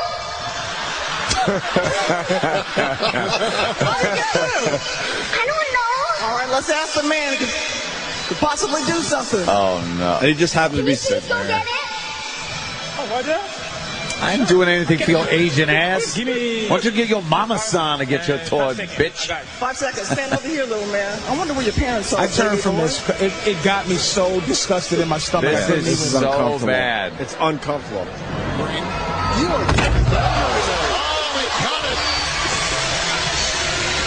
They edited it. Yeah, of course. Here, Motherfuckers. take this. It's No. been in my mouth. No, the point is he didn't complete the dunk, so then they had to awkwardly put the toy back on the rim. Oh. Which then the whole fucking bit doesn't make sense, obviously. And there is a little, like, thing sticking off the rim. Right. Holding his little toy thing there. And then we had a guy jump over a car. The guy, because I don't remember his name. Blake Griffin. Do Blake you Griffin, do you understand why the dunk? Can I tell you why the dunk contest sucks now? The great dunk contest was Jordan, Dominique, Larry Nance, fucking Terrence Stansberry. All the great dunkers were in the fucking dunk Spud Webb. contest. Now it's that the is third douchey. guy because LeBron don't want to be in it. Right. Kobe's not in it. Yeah, the main guys don't want to be in it. And if they were in it, they would be trying to beat each other. Right. Yeah. And that's why it would be great for us. Oh, my God. That is one of the sickest things I've ever seen, is how far Jordan jumped. We had a guy. To fucking do that. We had a It's just- 7-footer this year. He actually was behind the line. Really? Yeah. And it was like, whatever. Like, no one's talking about No it. one cares. No one cares. No. Remember when Exactly. Spud Webb won the fucking dunk contest? He's 5'2" or whatever the fuck. He's I would've- 5'6" or something. I'd have been pissed at one time in my life if a special came. I would have said to God, "You can't never give me a break, right? You put my special on against it." But I really was like, I don't give a shit because the dunk contest stinks. Yeah. Did you see the video of Spud Webb? He's now some kind of assistant coach in some who gives a fuck. Assistant to the assistant Something. manager at the movie theater. And they were making fun of him. They had a video rolling, like, you won the slam dunk contest, now you're an old man. I guess he's like 45 or something. Correct. And he had a suit on. He said, "Oh, really?" Because he's 5'6". And if you could find the clip, he's like, he showed these guys, like, really? Give me the fucking ball. He could still dunk at 45, at 5'6". It was a phenom. The greatest, That's pretty the impressive. greatest dunk contest. Well, no, Vince Carter, but then Spud is right after him to me. Vince Carter was devastating. Yeah, but Spud Webb is such. I know. He has no height, and it wasn't that he just. Here it is. Yeah. Let's show us this. Let's show us this. Shot. Yes, sir. I'm on top with the jab step. Let me see the jab. Oh. Yeah, they're fucking doing warm-ups, and you got Spud Webb on the sideline with the real coach. Oh. That's what I'm talking about. Yeah, you saw that, Spud. You like that? What you got, 360? Oh, what you got, 360? Look at that short little motherfucker. And he got a gut now, too. He's got a gut in got a a suit. gut and And the he's guy in his dunked suit. and he went to Spud Webb. He's trash talking him. No, don't do that. Don't do that. Oh, you don't have to. Obviously, they set up this video a little bit. Yeah, because the acting is horrendous. Yeah, the acting is horrendous. Yeah, really bad. Oh, don't do that. No, he's gonna sign it for me. I appreciate that. But he's an old guy, like Patrice said, with a little fucking belly now. It was impressive when he was in shape that he could dunk. Something else. Jesus. He's Wait, five. no. You think that was in the netting? No. Wait, stop. He was on a trampoline or something. Oh, shit. No. Look, No. the floor. Look at it. All right, hold on. I've Let's seen this see. video a million times. I know it's your fucking mind, Opie. No. Are you serious? Dude, watch this. Oh, fuck, I'm embarrassed. Because I'm like, this. How the fuck is he still dunking at this age in a suit Watch with how a fuck? slow and fat he's moving, and how he goes in the air. Watch. I'm embarrassed. Let's see. Please be no trampoline. Watch. I will not live They're this not one going to down. show. What dunk have you seen? No feet. Please. Something else. Oh, dude, he totally stepped. It's either a trampoline or there's a step there. There's something that he steps onto. You see him stop. Danny, help me out. Look, watch. Help me out, right Danny. there. He's up. He's up on something. It does look like he eyeballs something real quick. And you could see him stepping up on he something. stepped up. He didn't like, just like it's propel not a himself. fluid. It's not a fluid motion from the not ground. well? You can't step on air. I think I'm not well. Watch this little short fat man. He can't You know what? jump Not no well. ball. Dude, I'm... Look. Okay. Up, 1, 2, 3. up, he went leaving like stepped He on was some- going up before he went up. Yeah. He walked up some stairs. I am so fucking embarrassed. He walked upstairs. Honestly, now dude. that you pointed out, it's very obvious. I was like, why isn't this video everywhere? That What this is the, fucking 45-year-old man with a little belly Any and a comments? suit. Are they saying that it's fake? Clearly fake. Oh, my Fake. God. I didn't read the comments. Fake. I don't read comments on videos. Absolutely. But let's see. He obviously stepped up on something. Oh, Jesus Christ. Oh, You man. hear me, too? You got to check this video. Nope, I'm calling bullshit. Oh, man. This is clearly fake. Did you see how acting not stinks. jumping he did? I'm so He uncomfortable. almost broke in half moving. The only thing the acting was so bad, I'm like, okay, well, obviously they set this up, but oh boy. The actual dunk is... oh boy. Oh, boy. Shit. 5'7". Wow, and that's him really fucking doing it. How does he get so high in the air? He had the best dunks that year. You know, They were amazing. it's one thing that he's 5'7" dunking like that, but then he also had the best dunks. Does he get And Nate stairs? gets no credit either because Nate's 5'8". Who? Nate Robinson. He's 5'8". 5'8", something like that. He's just as short as Spud. I knew he was under 6, but 5'8". Yeah, he's a Damn. midget. He's one of them movies. That's fucking hysterical. I'm so embarrassed. They It's so- gave him a little step. As soon as Patrice said it, it's so obvious. I don't know why I didn't pick up on that the first time. You just wanted it to be so. I wanted to believe. Yeah, man. you just You wanted wanted to to believe. You wanted to believe. I want to believe in fairy You've never tales. seen a dunk, right? You've never seen a dunk where you didn't see the feet. Yes. Yes, that's the whole part of the What- dunk. Show any of these dunks and you don't. I figured it was the dumb camera guy. Didn't have the shot set up right. They had all the time to. Up there's the feet. Look at There's the feet. Yeah, look there. Even Jordan, the famous shot of Jordan losing his mind, and Jordan wasn't in the dunk contest that year. He was hurt that year. That was the only reason? That's when he fucked his foot. Very hurt. My feelings. Yeah, but if you don't got the main fucking stars of the league in the dunk contest, It's no good. it's no good, right? Holy Who shit. started that shit? We're like, look, I'm too good to be in the dunk contest. Nobody. It was Dr. J versus David Thompson, which was the biggie. Artist Gilmore was in it, I think, but the biggie was Dr. J versus David Thompson. Then they just stopped it. They stopped the dunk contest and they brought it back in '84, I think, with Larry Nance, Dr. J. I don't think Jordan was in it. He might have been in it, but I think Jordan did it in the beginning. Dominique. That's when they brought it back, and they should just take a break now because right now the 3-point contest is more. People like it more because it's just a skill you can't fake. Right. It's You either have it or you simplicity. don't. Right. Because this other thing they're doing, they're just trying too hard. It's the guard skill challenge, which bores you to tears. Of course. It's like an obstacle course, and on It's the the basketball court. fucking. Really? It's Also, the Chicago. throw the ball through this hole, take a jump shot here, then zig and zag dribbling. is that No one cares. about, It's Sam? No one so, cares. it was so dumb to watch. Nobody gives a shit. Right. And then it's the other thing where they got the girl, I didn't get the that. old guy, and the present guy. Right. Of a town. So Chicago would be, you know, the girl that plays for the Chicago girl team.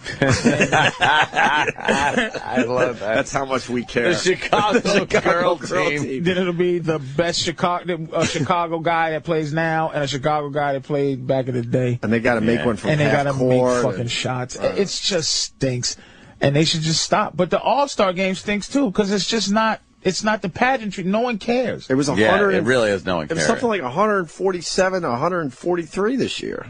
Yeah, because no one played no defense. defense. They just like Because you know why? It's the ethic. This is why I don't like basketball. I used to be a basketball fan. Here's what I would do. I would follow a guy from high school. Let's say Kenny Anderson.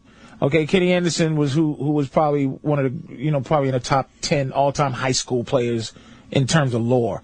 And what happened is, guys like that, I would follow him through his college career and then to the pros. So in 7 years into the pros, if he sucked, I would finally go, oh my God, he sucks. But I would be following him up to that point. Right. But here's why basketball is good. It used to be good.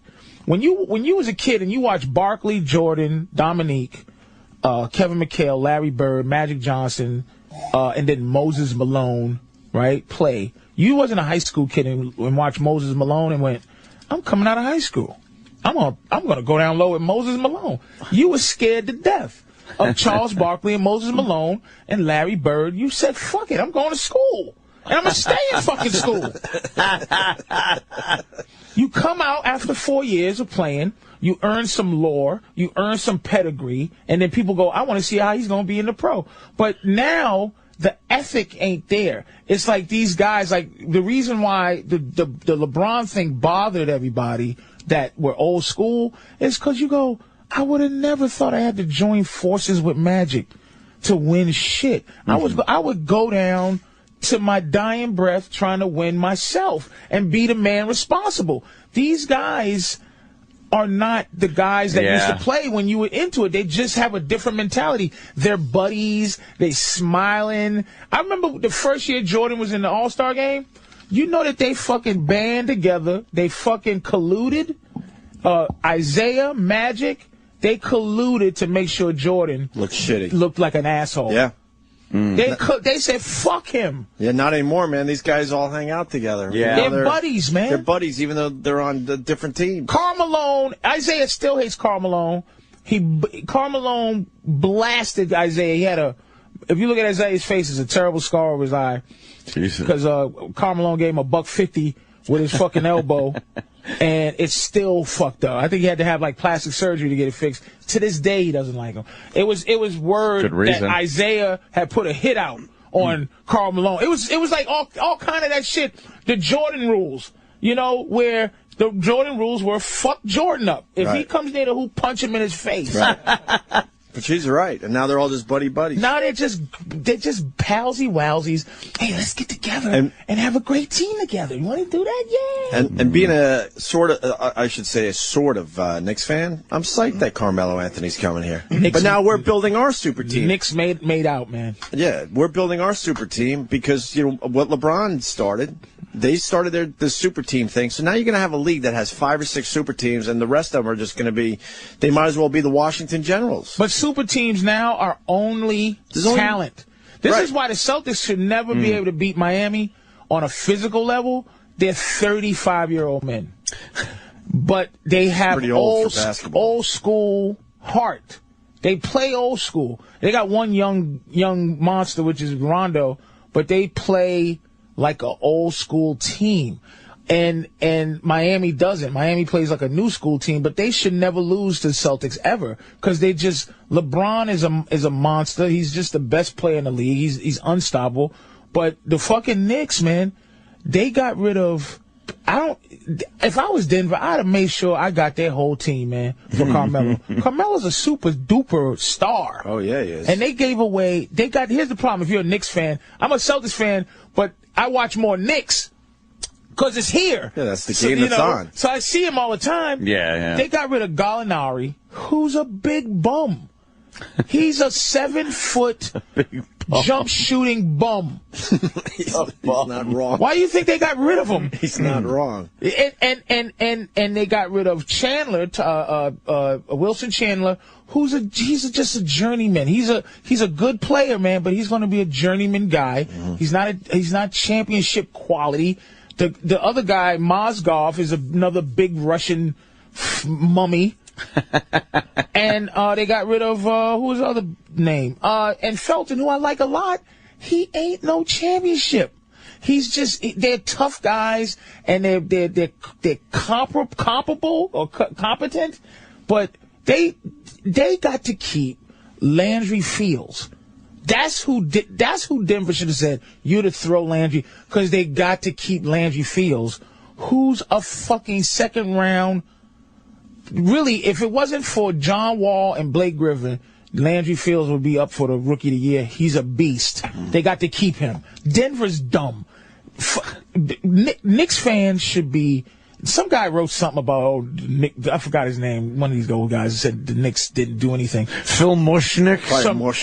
Some dude. And I'm going, this fucking trade for the Knicks is tremendous. It seems like a great one. 2 superstars. And how you win a championship? Because we got Chauncey too, man. You got Chauncey. Chauncey's a good player. He's Felton.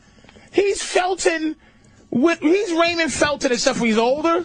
But he gives you what Raymond Felton gave you. He's got some kind years of a left. chubby dude that just throws it to Amari, yo. It's chubby. You have Amari and Carmelo on the same team. This is big, man. Yeah, New York should be.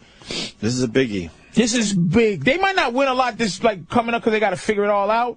They have 2 superstars in the top 15 But now players in the league. Now we got a chance in the playoffs. No, you don't. Yeah, But I said a chance. I'm not saying. Yeah, you gotta put it this way. We'll do all right. Yeah, I We'll mean, do all you right. got 2 superstars on the Knicks, man. We'll do all right. You haven't had 2 superstars on the Knicks since they won the championship back in the day. I know, but the thing is, you need 3. No, you don't. Well, they say I'll argue 3. with you about that. Here's what you need. You need 3. You need 2. You need a shooter. You need 2 super duper stars. And one super? Here's how you win. Either you have this. You have a super universal type of motherfucker. LeBron? A cosmic motherfucker like LeBron. Kobe. And 2 all-stars like normal good guys, and then 2 competent bums. You can win a championship. He has a way with everything. Nah, seriously. Look at the Lakers back in the 80s. It was Magic super duper, Kareem super duper. Who's a competent bum? You got to put a face. A competent bum. You got to put a face to I'll tell you, a competent bum is Kendrick Perkins. A competent bum is Derek Fisher. He's a competent bum because you have Kobe, who's a superstar, right? And you have Lamar Odom. Fisher doesn't get respect because he plays for the Lakers. Paul Gasol, who are big time all-stars. And Fisher just does it day in and day out. And when the Lakers won with Shaq, it was 2 superstars. It was Kobe and Shaq. Mm-hmm. And then it was 3 competent bums. That's the old school way. You needed 2 guys on a team. You needed 3 guys. You needed Larry but Bird. most people would acknowledge too, like Jordan had Pippen. Yeah, but was Pippen the same level as Jordan? No, exactly. You're proving my theory. Yeah, but he made the All-Star game as well. He wasn't top echelon guy. Kobe and Shaq definitely. Kobe and Shaq were echelon, and then you can't name the other 3. Bigger than on that team. Yeah, no, he couldn't. Well, Fisher was on the team. The Celtics of the '80s. Bird, super duper star. Right. Parrish and McHale. Right. All stars. Right. Normal guys, but good. Right. And then other 2 bums. Who are the competent Danny bums? Ainge and Dennis Johnson were the other Danny Ainge bums. is a competent bum. You're right. Competent bums. He was a bum who was good. Kind of need a 3-point shooter. Just you make need this shot. Yeah, you need someone that just makes that one shot. You had Steve Kerr on the Bulls. The Knicks have 2 superstars shot. right now. Yeah, we need a 3rd. You need a 3rd. And here's just because that's what. Here's what's great about our Carmelo. What's going to happen with him is that he doesn't have to now be the guy to have heart. He's only really a scorer. He's a scoring machine. Amari is a beast. He's a fucking angry, mean motherfucker who dunks it in your face every chance he gets. He's the leader. So all Carmelo could just be what he is, kind of drops 30, but it's easy. He could drop 50 if he had a mean streak, but he's so talented he could drop 30, and his kind of lazy 30 is better than most of these motherfuckers really hard fucking 50. Yeah. I mean, the Knicks are good now. It's a big deal. I can't wait It's on to the front watch them page. tomorrow. They're gonna be there playing tomorrow. I think we could squeeze this in. I just got to say, I hate Robbie Knievel. Yeah, I hate this Robbie Knievel using his dad's name to try to get the same fame, and he's terrible. Sort of wearing the same type of stuff his father wore. Yeah. He's doing motocross jumps and getting very rich and famous off this. Like it's some kind of daredevil thing like his dad did. Dude, these young dudes are doing exactly this on any given weekend. You go to the X Games and you see some of these guys on bikes there, and they're just doing amazing things. And he's what pisses me off is that he's still getting a TV audience for his joke jumps. You see the latest one? Yeah, the one. Guys are flying twice as far and twice as high than this Robbie Knievel. Why is he on TV doing this? Didn't he do Why? that onto the roof? Huh? He just jumped onto the roof, but then he kind of jumped back off. It was kind of creepy. He jumped from like one building to the other. That might have been the last one that might have been cool. But do it on a big, heavy Harley like his dad. With no suspension, no changes, computers, nothing. That guy rode a cinder block and jumped like lines of buses, right? And missed. Barely had shocks on his bike, so he had to land perfectly, or he was definitely. Look at that jump, and they have all sorts of fireworks and flames to make it look cooler because they know it sucks. Yeah, they were showing all of his old jumps like leading up to this, right? Because he's trying to like do all the jumps that his father tried to do. Oh, that's good. That once you leave your dad alone, and you'll never be evil. The ramps where he's, why does he? Hold on, I know you're in. And I'm sorry. If he's going to do his father's old jumps, then use his father's old bikes, like Ann was saying. Try exactly. that. These are like amazing bikes now compared to what he had. And the ramps are all different. The ramps. They're showing the Grand Canyon jump that he did. The ramp is halfway out into the canyon. Yeah. Right. Like he's not jumping the Grand Canyon. No. Of course not. And he calls himself Captain Robbie Knievel. Jimmy, you're going to love this. Guess how he spells captain? With a K. Hopefully with right. a D-O-U-C-H. That's right. So Fox, they humor him, and look at this jump. He's barely 20 feet off the ground. I know that ramp is stupid. It looks so small. To my motocross fans out there. He goes down a 20 ski feet? slope drop, too. Right. He's going down this downhill that gets his speed up. Evil used to just do it from flat ground. Right.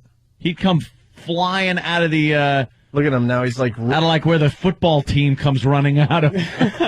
And now he's walking around the ramp like he just escaped death, and his people have to make believe like, oh, my God, this was a close one, Robbie.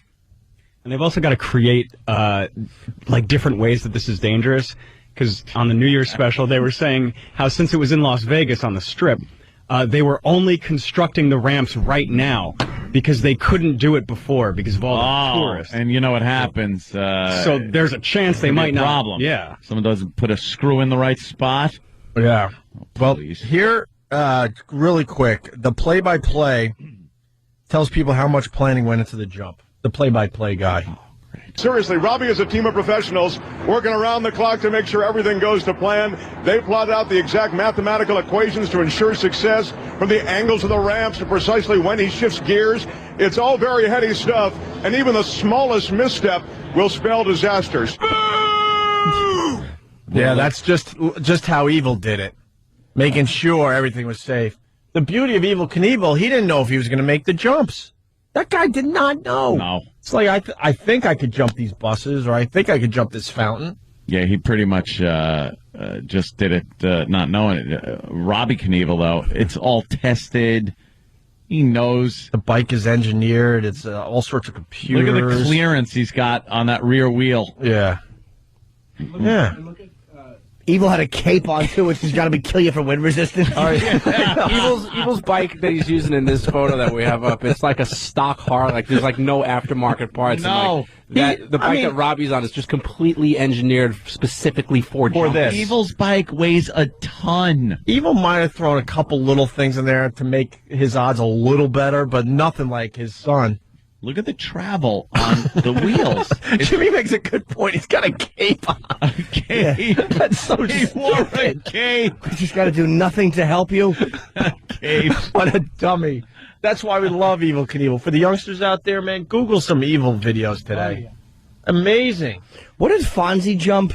Oh, the Shark He Tank. jumped the Shark Tank. Well, that's the famous, jump the Shark He also jumped a bunch of garbage pails or something in front of Arnold and ended up going into the chicken shack. That was the cliffhanger. Yeah, yeah. Oh, boy, what's going to happen to Fonzie? Is that awful, you think? Oh, boy. It is the douchiest thing you could possibly watch. Is it bad? It's so Because he has like the leather jacket, but the the non-tough guy leather. Yeah. And they play like the dramatic version of the Happy Days music. I don't remember that. Yeah, they play like this dramatic music, like something could happen to Fozzie. Remember when he actually jumped the shark on water skis, right? And he was wearing his leather jacket as he was water skiing. Right. and they asked him if everything was okay, and he gave a thumbs up. Oof. Oh, if only the shark ate him like Quint. I'd love to see him just getting chewed up. We got the video up right now. We'll link it, of course, to oandaradio.com. Or just wanted people to quote like, Richie's driving. Why is Richie driving? He's not qualified. He drove the boat too fast. All his hair fell out.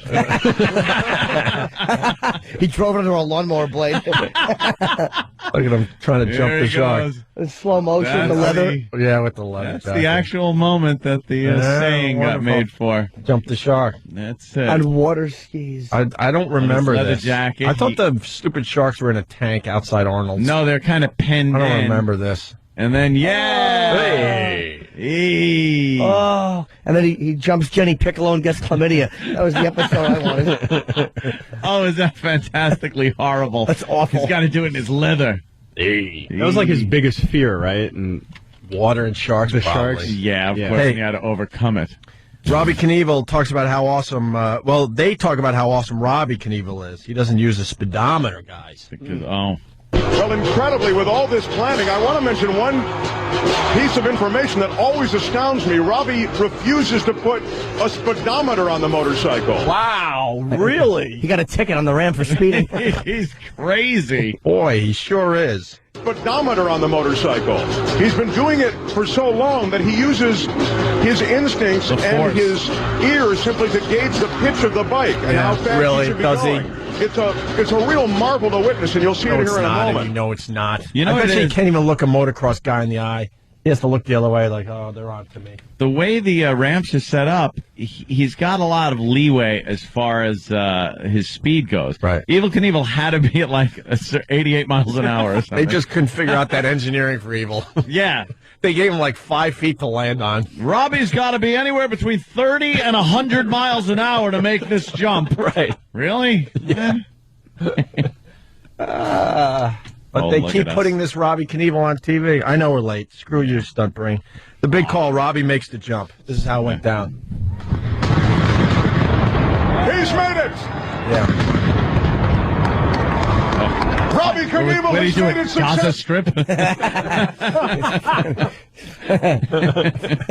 Yeah, there you go. Why don't you ride your bike through the Gaza Strip there, Robbie? Any aircraft fire on him while he's going over the ramp? You call yourself Captain Robbie Knievel. Why don't you go into a war zone and ride around and see if you can make it through? Jump the Gaza Taliban jump the Gaza Strip with a Torah behind you like Evil used to wear with the cape. Right. See how ballsy you are. That's right. Oh, that's a good one, Rabbi Knievel.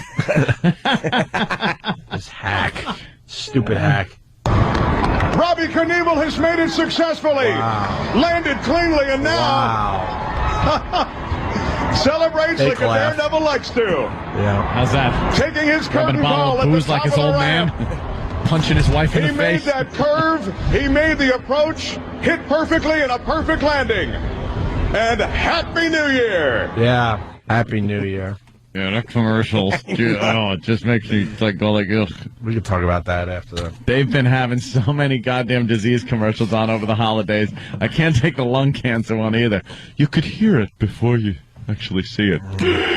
It's the wind working its way around the tumors in your lungs. Jeez. Like, who's smoking? Just let people die. Having fun. All right. There you go. Robbie Knievel. That was exciting. Really exciting. It was thrilling. Ugh. I didn't even know. I really didn't know he was still doing that crap. Yeah, he's got his own issues. He does? Yeah, his personal life is kind of a mess. Robbie Knievel? Yeah, he'd been involved in, some drinking, I think. I don't think Daddy loved Mr. Robbie Knievel. Daddy didn't show much love, and then Daddy got a little jealous of him doing the same thing. Evil was quite the insufferable prick. He sure was. Is he dead? That's why I love him. He's dead. He finally died. He hung in there, though, man. He had all sorts of problems, but hung in there. I'd like last year. Yeah, he was on a little rascal at the end of his life with like an oxygen tank or something. They should have pushed his coffin over a ramp into the hole. You would appreciate that, right? Red, white, and blue stars on it. You put little rocket boosters on it, and then just watch it crash into a wall, and his body falls out. Everybody laughs. That's a good time. It kicks it. Right. Might as well get a chuckle if you have to go to that horrific thing. Opie and Anthony, I want to apologize to the Robbie Madison fans out there. What? That's right. Robbie Madison. We just talked about Captain, what's his name? I swear to God, Robbie Knievel, right. Knievel. There was another New Year's Eve jump by this guy, Robbie Madison. Yeah. And ESPN showed it. I wish I knew about this, but thank God for the internet, because Stunt Brain just showed me the video. This guy had a motorcycle jump on New Year's Eve. Yeah. Now I'm back in as far as motorcycle jumps go. The guy, how do you explain this there, Stunt Brain? Basically, Robbie Madison jumped to the top of the Arc. I can't say that the French Arc crap. de Triomphe in front of the Paris Hotel. Basically, he went up a ramp. Yeah. Kind of like the Robbie Knievel thing, right? But instead of jumping over cars and stuff, he jumped up to the roof. Oh, that's the one I saw. You saw this? I just said he jumped onto a roof and then came. That was pretty cool. Yeah, and he stopped. Watch this. This is amazing. That is a motorcycle jump. Whoa. Very motocrossy, but much cooler than Robbie Knievel getting 20 feet off the ground with fireworks and flame. This guy didn't go with the flames and stuff because he knew what he was doing was cool enough. And he's still on the roof now, and he's looking down. They give you a perspective of how high he is. That is the second best thing I've ever seen that arc involved in.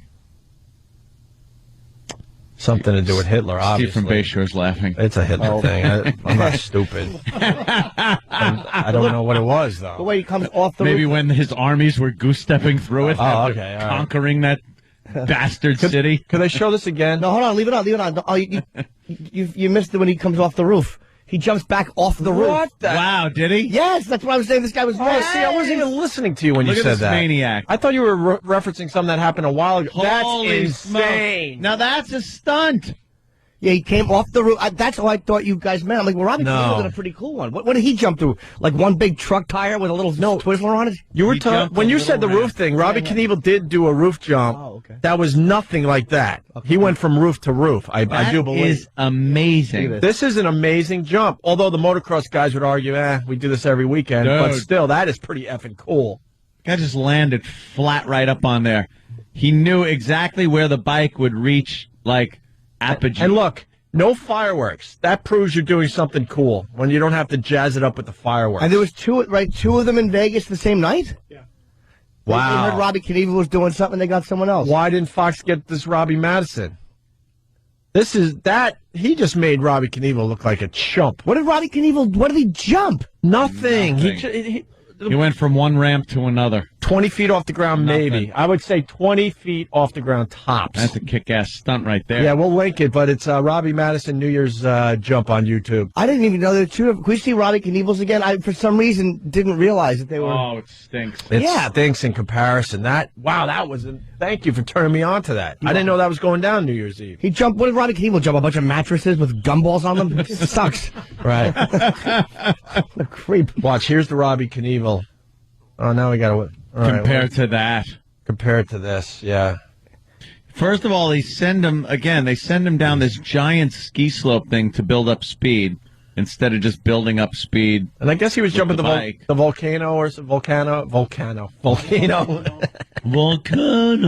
has Mirage on his helmet. What a douche. Selling space all over his uniform. Whatever. He's, all right, so this is the Robbie Knievel one. He's on top of a roof. Not a roof, Jimmy, just the top of a ramp. Down ramp to get his speed up. Going down. And then he goes around a corner, and this is all he did. That's all he did. 20 feet off the ground. Where did he jump? Nothing. Supposedly the volcano. He's pumping outside the Mirage in Vegas. Some people say he didn't even really jump the volcano. Show that fruit that other guy's jump.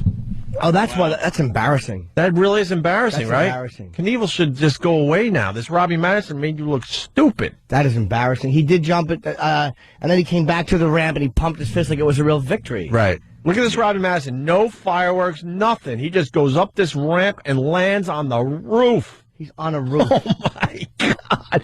And then, horrifying, he jumps back off the roof, back onto the ramp. That's probably crazier than the actual stunt. I watched this, and I saw him, like, teetering by the edge of the roof, and I'm like, why is he looking over the roof? He's going to fall off. And then stupid takes his motorcycle and goes off the roof. Stupid. I'm like, Jesus, dude. And then stupid. Right. Here he goes. Watch. No. Look at that. We got some more info on Robbie Madison. Hold on. Amazing. Let's say hi to Ed in Connecticut. Ed.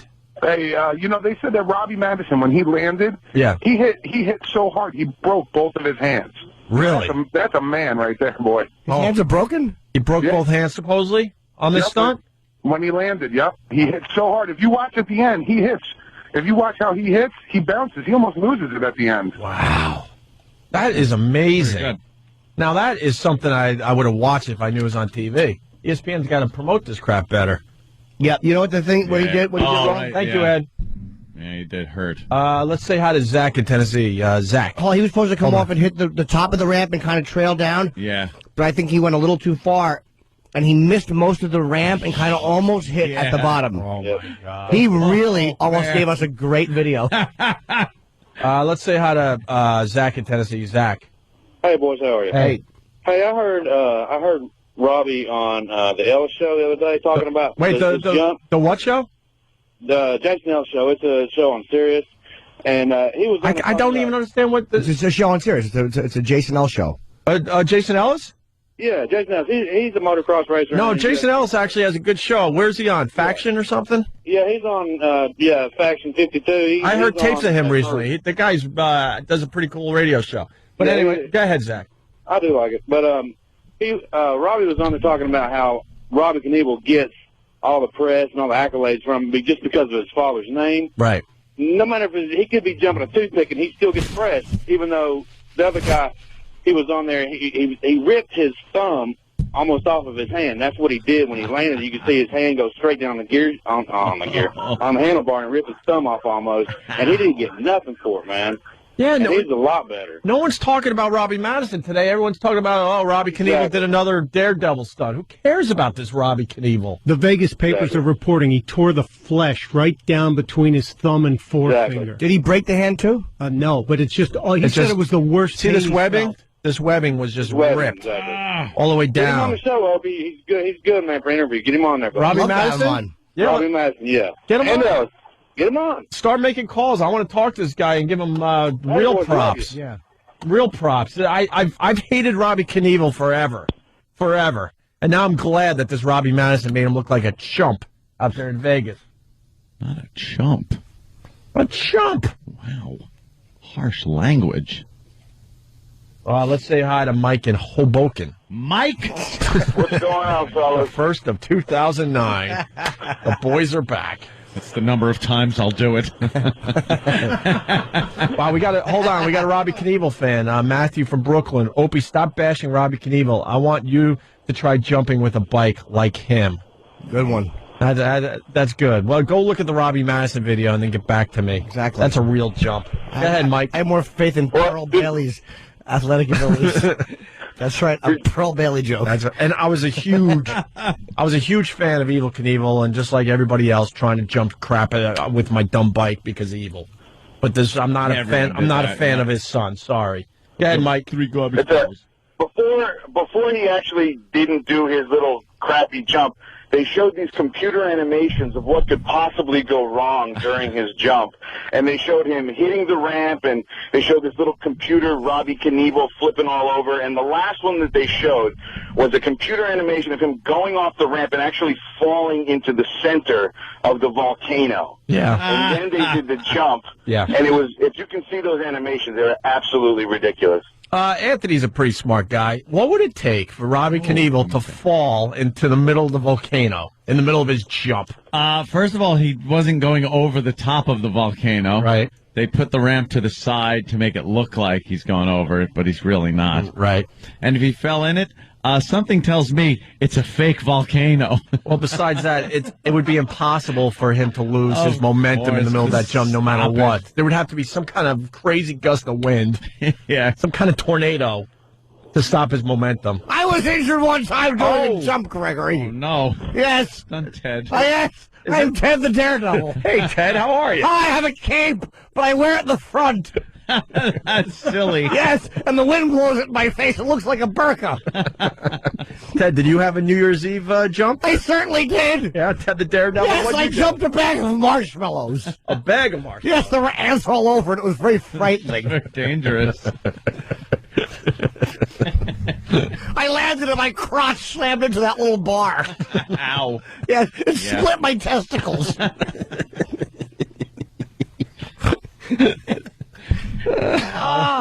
I just saw a trailer for the Pink Panther 2. Oh, no. Oh, no. I can't even. I saw no. it. I saw it. I heard it, the trailer, and it's horrid. Yeah.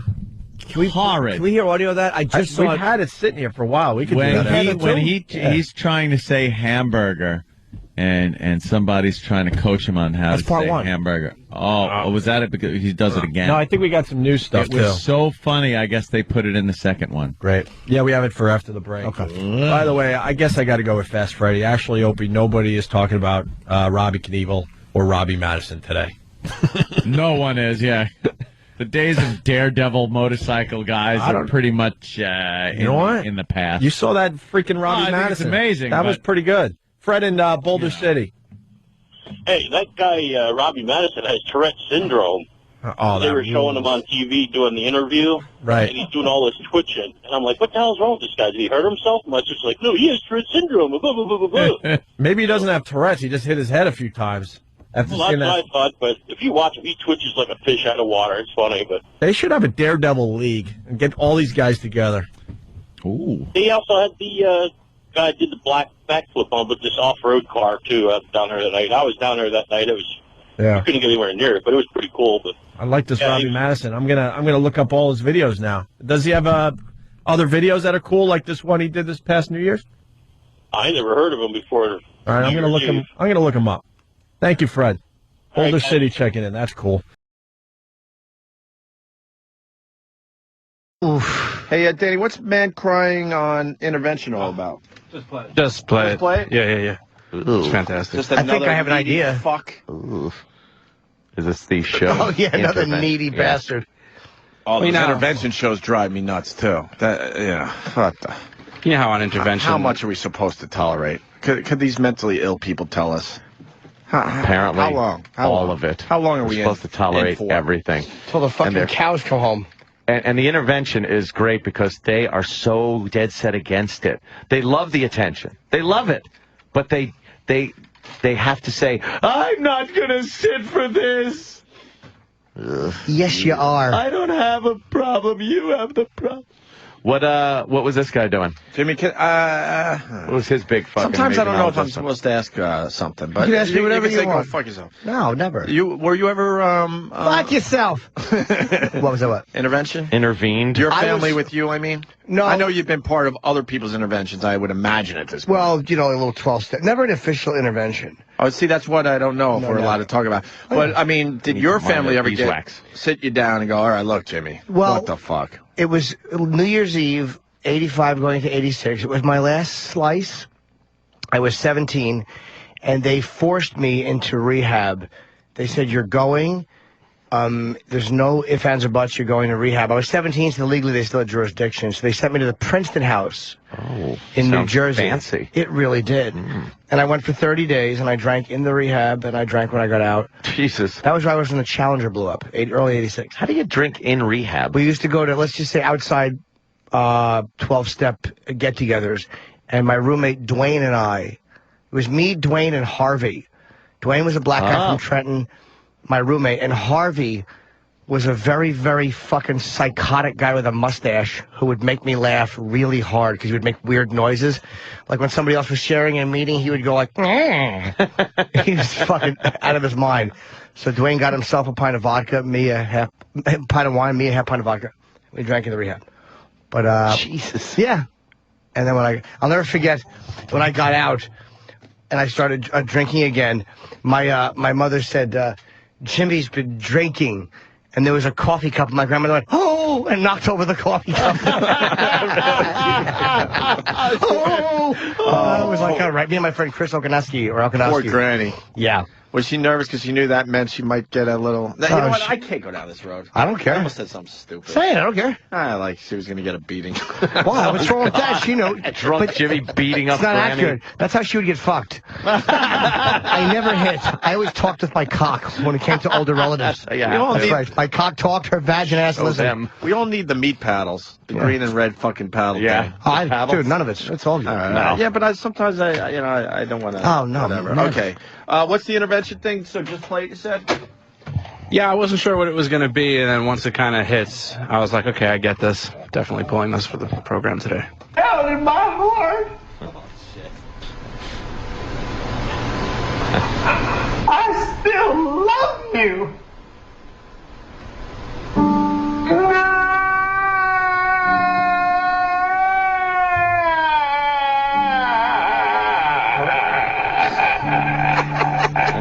What is that?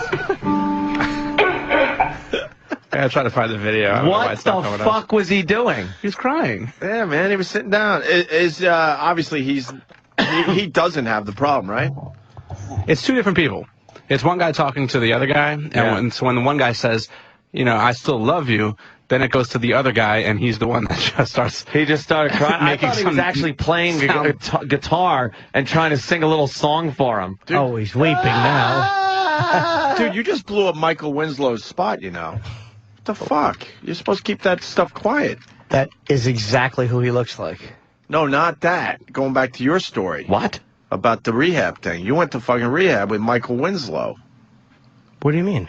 I'll get there. Don't worry. I got this under control.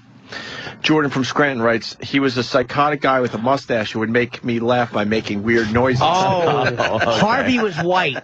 Harvey told the story of how he got drunk.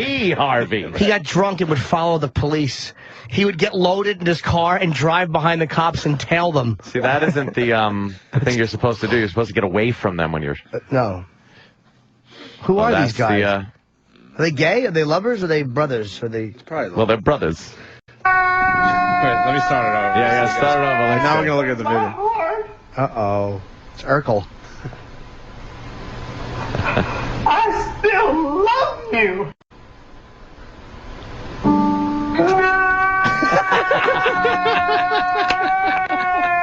Is this on break? Is it on break, Danny? No, I thought it was, but it looked like just a picture. How do these guys find that? They need to see this. Wow. Isn't that great? Right before he bites a lady's face. How great is that? It's still real to me, damn it. Wow. That is 20 times better with the video. Oh, yeah. If you go to Google videos and just type in "crying guy cries the best." Wow. Crying guy cries the best. It's like the fourth one down. Sounds It's like he's awesome. singing an opera called Faggot. Gomer in Texas saw that episode, said it was hilarious. Gomer, why was it hilarious? Well, it was right in the middle of like this big, tearful scene. His sons hated him and everything, and then one son got in contact with him, and the other one finally admitted that he still loved him and everything. And it's this big, tearful scene, and I was watching it with my wife, and then he busts out with that, and I am laughing my ass off. And then I catch, the water she's drinking in the back of my head. Wait, it was father's son. Okay, so who was the drinker? Was it the father? Yeah, he was a champion boxer, like back in the 80s. His name was like Rocky Leffridge, something like that. Rocky Bicciano. Sorry. Well, go ahead. And he had abandoned his family and got into crack and everything else, and has been homeless for like 10 years. Wait, hold on. I gotta hear it again. I gotta slow you down though. Kurt in New Orleans, thank you.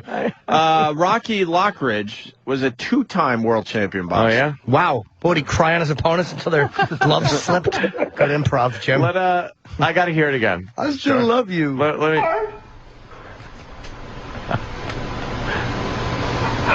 I still love you.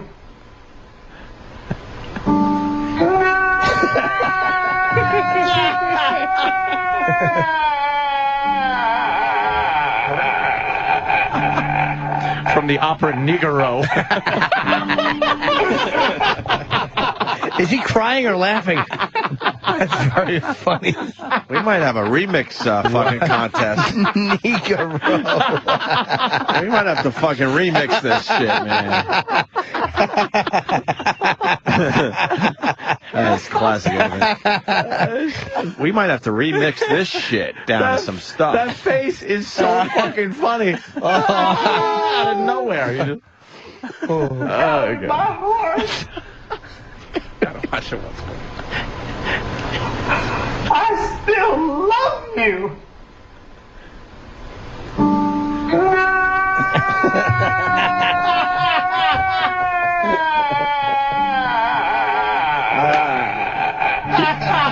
He runs out of crying. He does. The best part Yeah. is that he never shed a tear the whole fucking time. His sons are just bawling like little crybabies, Now, and he's just staring at them. And then that's the first noise he makes is, The best part is at the end when he puts on a suit and does Minnie the Moocher as his fucking kids ship him into a fucking nut house. Beat it, you fucking punch drunk idiot. Let me tell you a story about Brain Dead the boxer.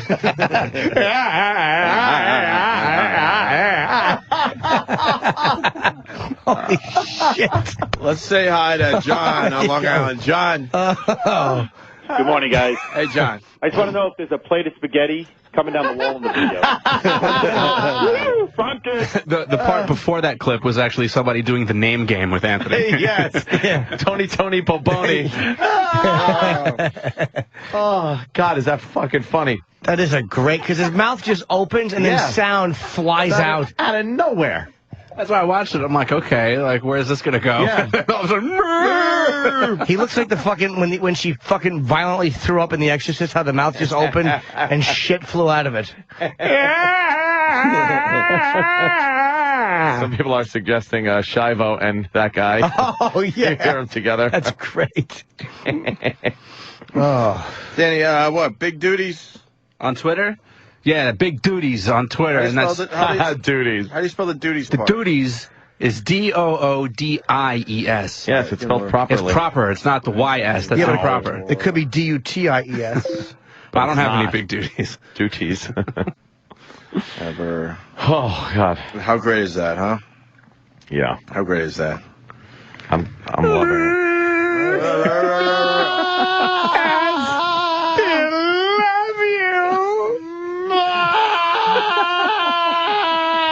He's probably saying that because as he shifted in his seat, one of his giant homeless fucking balls went under his leg and he sat on them. One of his huge southern black man gentleman testicles, he fucking sat on like it was a beanbag chair. All those years of being homeless, he had fucking... Here goes, he's gonna sit on his ball in a second. I still love His you. elephantitis testicle. It got caught under his chair.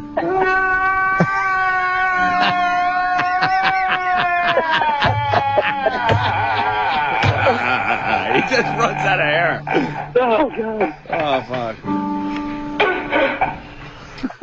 What do you got? Shit. Don's on the line. Don. Is that Don on the phone? Yeah. Hey, guys. I thought that was Terry Schiavo. Yeah, we were just talking about that. It does Got a little definitely fucking sound like Shivo in there. Shivo. Oh, I'm in tears, man. Punch it out, guys.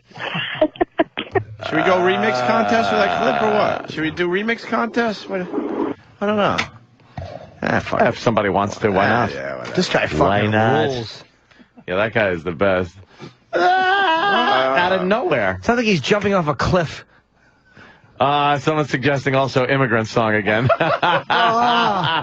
might want to throw him into immigrant song. The Terry Schiavo immigrant song remix is despicable. It's also very, very funny. It's great. This guy might fit very well. We could into throw this immigrant into song. some rock screams. Yeah. We could do a little rock scream with this guy. Can we hear the Terry Schiavo thing as we go to break here? The Terry Schiavo. Daddy has to pee badly. Why don't we do Terry that? Schiavo. Let's do this going into break. Yes. Oh, yeah, that's a good one. As Travis finds that real fast, we'll go to Larry in Connecticut. Larry. Hey, boys. Hi, Larry. This guy sounds like Tar Box on that Jerky Boys thing. He punched me and kicked me, my dude. This guy has big, swollen, homeless guy hands, too. When you look at his hands, the back of his leathery hands, he looks fucking homeless. Oh, that's another one there. Yeah, okay. Janine is saying the little kid that stands up in the seat when he's on medication and his father was coming home from the dentist. And he screams. Yeah, this poor bastard. Just get a bunch of fucking screams, put them together. Anthony, I just fucking tweeted that fucking clip on Opie Radio thanks to Big Duties. Yes. So there you go. You can see the fucking video. Look at us using technology. We're crazy. Steve from Bayshore is always just... he's always a treat, isn't he? Too racist to say what he's writing, but What? it's always funny. He says the guy's a fucking... That one? No. What? Howler? Oh. What? I'm not even getting close to it. All right.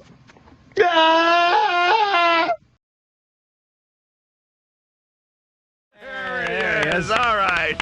Hello, sir. How are? Oh, no. Anthony doesn't sir? like that. Anthony doesn't like the kisses on the cheeks. Well, yeah, it's customary in his country.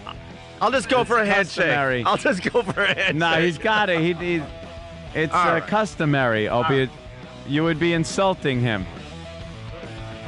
Very nice. Now you got to put some Purell on your cheeks, dude. Nah, I could. Hello. Oh, feel free to sit right here on this beautiful red couch. Yeah, well, we tried to get Borat in about 15 minutes ago, but at the last minute he had to go to the bathroom.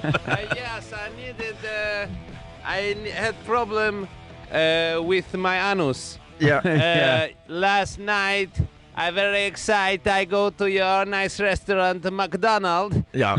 And I eat a 14 hamburger and 2,000 packets of this red soup that called ketchup. And now this morning, after what just happened, my anus, it hang loose like a mouth of a tired dog. Yeah. So you don't That'll have do you don't that. have fast food restaurants in your hometown there? We do not have so much. There are stalls on the road that maybe sell some fermented horse urine or horse's throat that have been boiled, but not so much this wonderful hamburger. I am bringing back 3 so that my premier can eat it on the opening of Parliament dinner. And what do you think of the American toilet? It's nice, right? Whoa. Very nice. I make my toilet in this room, and in the corner there is a bowl on the floor with water in it, which is very convenient to wash your face with after. Yeah. Whatever you can use it for. Yeah, the water in the bowl. That's. Yeah, it's very nice. Very nice. Very nice. Yes. Well, yes. You're very nice, Peppers. People are loving. I like You like? America, USA. Yeah, you like? Yeah. You know we're shock jocks. What a minute, shock jock. Have you heard of shock jocks in your country? What a minute, shock jock. Shock jocks. Shock jocks. What a minute, shock jock. Shock jocks. They say We do outrageous. shocking things. Outrageous, Aye. crazy Yeah. things. Yeah. What, you shoot gypsies live? We have a show like this in Kazakhstan. Yeah. Yes. What's the entertainment like over there? You gypsy shooting? Very nice. Our number one show is hosted by animal actor Johnny the Monkey, who was the star of Trans-Sibirski Express and hundreds of other pornos. Pornos, huh? Yes. Great. Well, people are loving your movie, your documentary. Oh, yeah. Yeah. People are loving it, except I'm hearing maybe the governments in your country aren't very happy about it. There have been some controversies in my country of Kazakhstan about the amount of anti-Semitism in my movie film. However, eventually the Kazakh censor allowed the film to be released after deciding that there was just enough. I'm a little confused by the name, though. Couldn't you come up with something a little shorter there? Borat, Cultural Learnings of America for Make Benefit Glorious Nation of Kazakhstan. right. This is the abridged title. It doesn't. Oh, it is. It doesn't flow off the tongue, sir. Why not? I think it does. Do you think? Yeah. What do you think we should call it? That's a good question. I wish I had an answer. I would look brilliant at this point. You're Borat Informative Learnings of America for Make Benefit Glorious Nation of Exactly. Kazakhstan. There you go. good name too. How do you explain on the beach that bathing suit that you had on? Where Yes, did you get when that? I was in a Cannes Film Festival, Yeah. I wear a bathing suit. Very you- nice. Very nice. It is the official Olympic swimming suit of Kazakhstan. Oh, it is. Okay, Yes. that's where it fit in. You must have a good crumb to wear it. You have a nice crumb?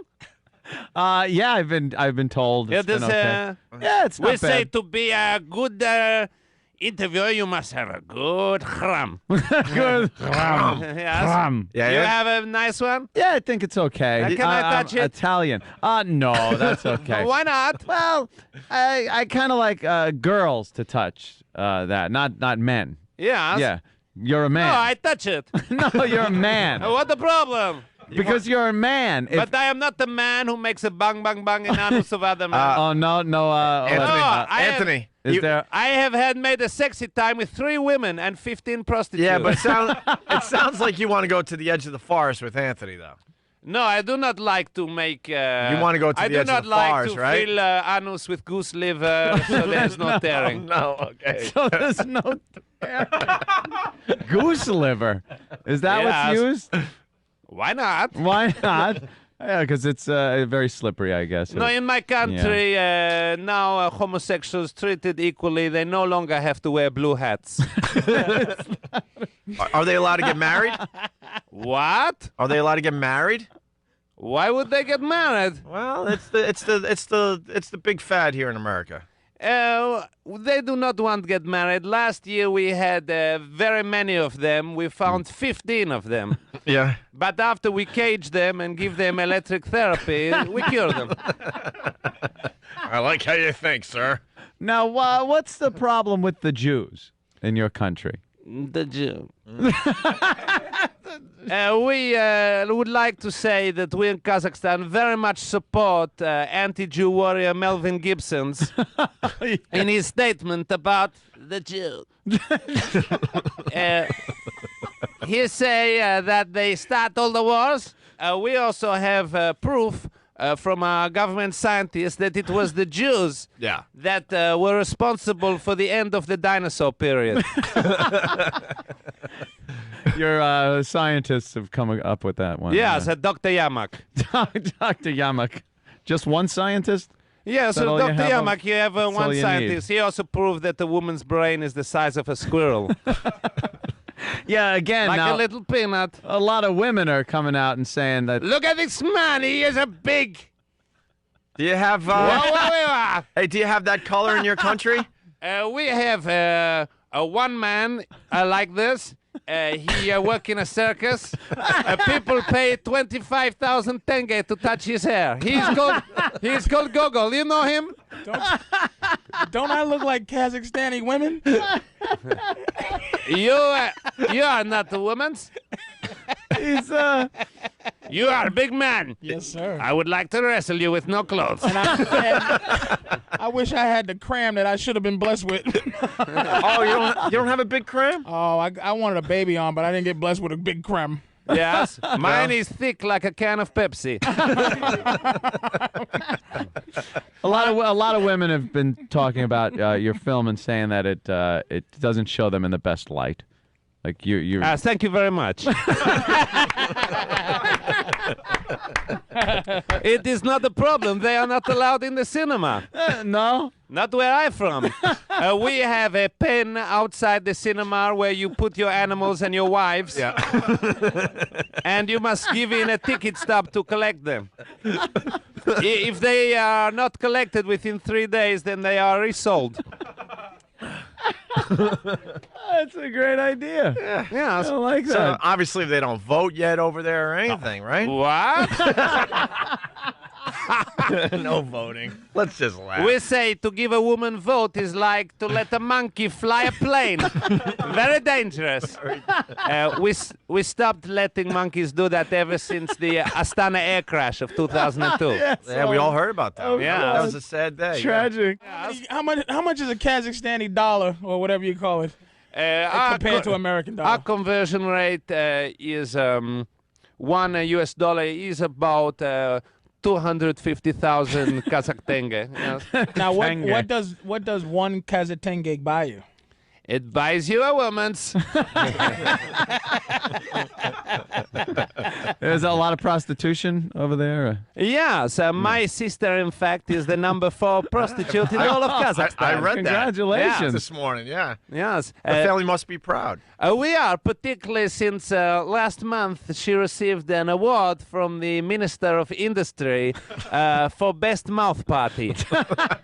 Mouth part. Wait a minute. So one Sounds American dollar can get me 250,000 Kazakhstani prostitutes. If you could find that many, I guess. Yes. Wow. He likes the prostitutes.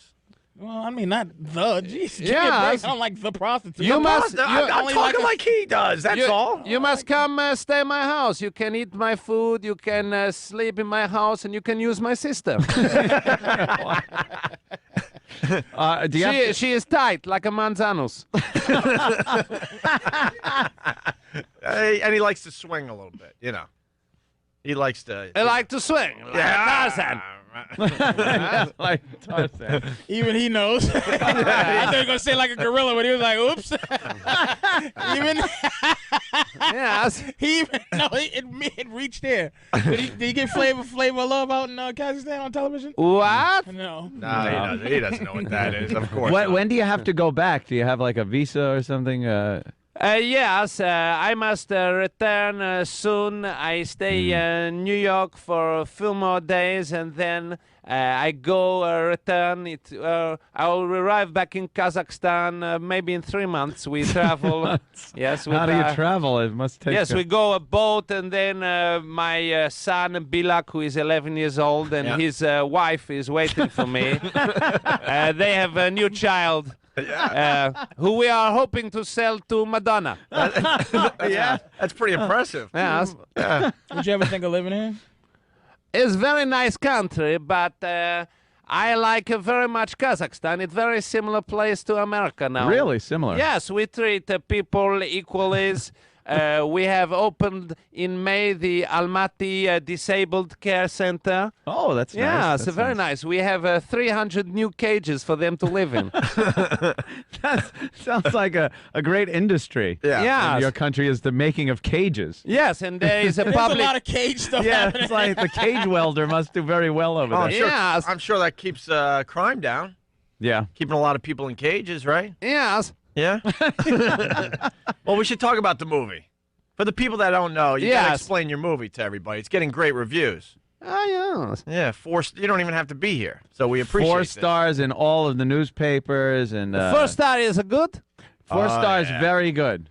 So the American government give it 4 star.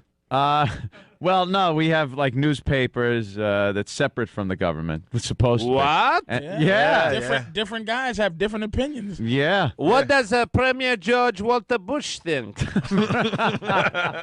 We are very big fans of him. Oh, you like him? Although Of course you are. He is strong, although not as strong as his father, Barbara.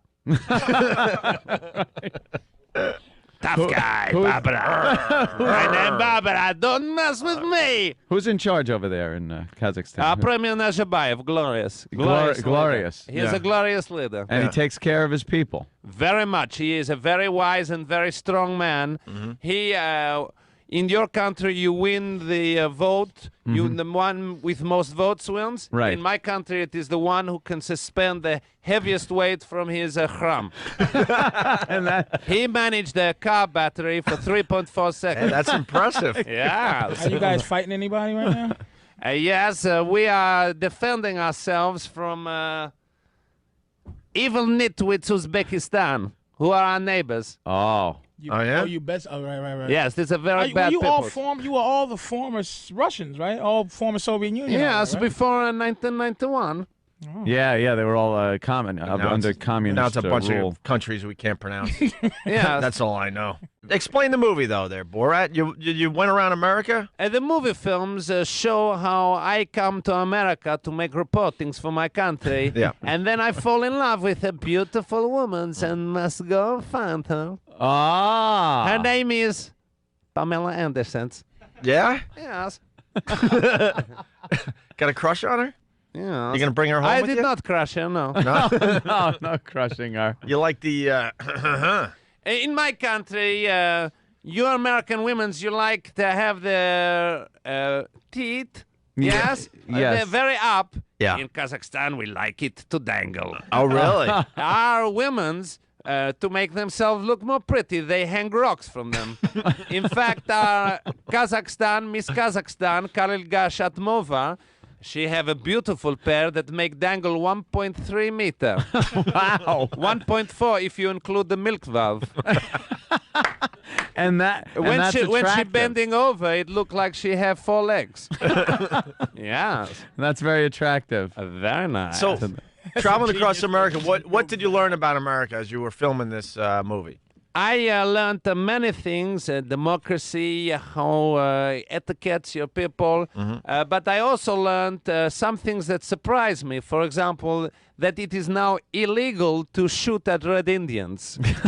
Yeah. And can I please use this opportunity to once again apologize to the staff at the Potawatomi Casino in Nevada.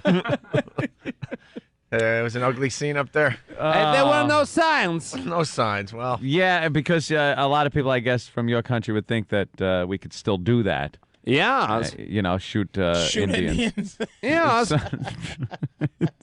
A lot of things have changed. I don't know how much of our It is a history. shame. It is a shame. It is a shame. I don't know how much of our history you're familiar with, and when it happened, and how long ago. But that was a while ago. Do they get along with the other kind of Indians, the Dot Indians? What people from India? Kazakhstan, yeah. Yeah. What? The other Indians. Dot The Indians? Dot Indians? What are the Dot Indians? Well, there's the red ones that at the casinos, and then there's the dot ones that we mistake for Arabs. Yes. What? The ones that look like black people with white people hair. Ah, yeah, you're angry. Yeah.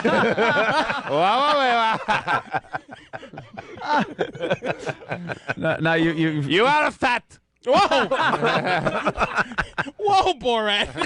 I like. Very we're all nice. just having fun here. Women's, Borat's messing with my self-esteem. I just asked about Dot Indians. women would go crazy for you in Kazakhstan. They like it very much. A fat. Would they let me get on top in Kazakhstan, or what's the what's the position? The known position, the best position. Most famous position in Kazakhstan is called the dog style. Ah, Yes, right. where the man stand up like this, Oh yeah. and the dog stand like this. No, You have tried this? No, never tried that one. Awesome. Now you say you fall in love or with a woman and you try to find her. What is the difference? Like it seems like in your country you don't treat women that well, and like you said before. What? Well, you treat them differently Yes. than here. How do American women react to the way you treat them? I do not know. I mean, I have not had time to buy any here yet. Okay. But I did not ask them. No. Yes. No, you just kind of fell in Some love. of them, when I am walking in the streets and I ask them how much, they get angry. Yeah, that'll happen. Yeah. By the way, they're not all prostitutes. a lot of people on the a lot of people on the instant feedback want us to tell Borat that he's not our slave. He's an equal here. Oh, nice. I don't remember Borat saying anything about having slaves in Kazakhstan. Well, you and know. if there was slaves, they're not black American dudes. We're trying to educate him. I have a slave. What are the lower class Yeah. citizens in Kazakhstan? I have a slave. His name is Bishkek. He is Uzbekistani. Oh. But he liked to be chained. Oh, he does. Okay. Yes. Then it's okay. Gypsies once broke into my house and they touched Bishkek in a bad way. He became depressed. Well, Borat has to go do some TV. Yeah. Are you Yes. enjoying the TV? What? Are you enjoying doing American TV? Very much. Yeah? I went on this show Letterman's. Yeah. Yes. And I on stage with this pop star Beck. Beck, yeah. Very pretty girl. By the way, you shaved the mustache. You look like that guy from Talladega Nights. What? Yeah, the gay guy, the gay Formula One driver. Are you related to him? I am not a gay. You just go to the edge of the forest every once in a I while. do not go to the edge of forest. think I you have do. never made a romance inside another man. You know, that mustache. Maybe once on the Feast of Shurik, but this is obligation. That mustache in America kind of, means something a little different. In my country, if you do not have a mustache, it means you are a lully. It does. Yes. All right. Well, this is going to be really awkward because he's got to go to do TV. Do you take photographs? Yes. Can we get a quick photograph? I like to take photographs of ladies making toilet. Hey, we're going to get along. All right. What? He's got to go. Borat's got to go. Yeah, he's very busy. I want to take you back to Kazakhstan. I will make a lot of money. Selling him to the circus. No, not selling. No. Come with me. He wants they will to take like you. Well, you gotta give me a context. Well, to touch your hair, I would think. Sleep with your sister. Do a Yes. little circus work. Borat, you get him a part in your next movie, he'll go. Okay. He'll go with you. Very nice. But please, I ask people to come see my movie film because my government have told me if it's not a success, I will be executed. By the way, we'll never see him again, unfortunately. So enjoy your career. We get you guys just Borat. before you make it, and then we get you when you're way down at the other side. How many Kazakhstani Oopleys are you getting paid Oh for? boy. For this movie. This movies. Yeah. This movies. How many prostitutes? Put it this way: how many prostitutes can you buy from this movie? Well, I tell you, it have made a lot of money in Kazakhstan. It took the #1 spot from Hollywood movie King Kong, which had been the #1 film in my country ever since it was released in 1933. Yeah. Don't say. I'm not saying a word. We don't need to say anything. Yeah. It's wonderful. Well, you're a joy to have here. It's very nice to be with your peoples. Yes. Can we go later on, make a party in my hotel room, drink vodka, wrestle no clothes, and shoot dogs from window? We certainly could. I would love that. Sounds like a party. Sounds like an afternoon of Great. fun. Yeah. The name of the movie again, sir, because I can't do it. It just doesn't It is flow. a Borat. Right. Cultural learnings of America for make benefit the glorious nation of Kazakhstan. Of course it is, Opie. It's Borat, everyone. Yes, thank you very so much. Laura. I love you. You're wonderful. I like sex. All right, we'll take a quick break and we'll continue. It's the O&A virus spreading across America.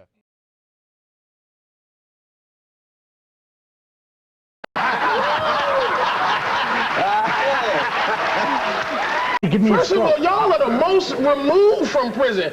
A giant lesbian, she ain't never going to jail. White Puerto Rican, and a Mick with his own TV show. I'm still going to go to jail if you're on TV. Look at man, in the last year, black people have been arrested for embezzlement, plagiarism, sniping. Because they're good at it. And wait a minute. They're good at it. All crimes that was supposed to be, and now mass murder, and I just want to say that all black people ever wanted was an opportunity to show what we can do. If given the chance. Absolutely. If given the chance. There's a lot of Midwestern white bubbleheads out there. This guy here, look at that guy's shirt. Where are white people at? He's from Goofyville, North Carolina, wherever he's from. Is he scared of that? Let me ask you something. White guy who's talking to you from Goofyville, North Carolina? The one that's going, who, me in a goofy way? You, sir. And then Patrice will get a job. Look, I don't want to mess with Goomba. He's a made dude, and I'm getting a little nervous. Yeah. Hey, first of all, I'd like to thank Goomba for wearing his football pants to the show. Patrice, it's good to see you've learned to talk without saying hey, hey, hey first.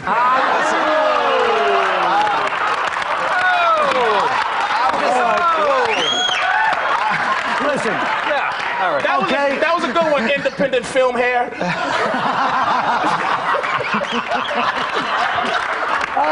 Your planned messiness. Shut up. You're dumb. They already got Osama bin Laden. He's already caught. He's already caught. So why even bother? Why bother you're voting? thinking of Saddam Hussein was caught. No. They already got.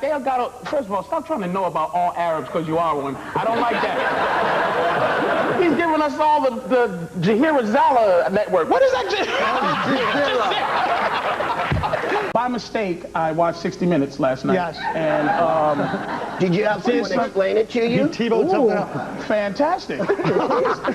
Footloose hair really got him. Good one, Kevin Bacon's uncle. Can I just say something too? He was a little angry also because a life-size doll of her is bigger than him.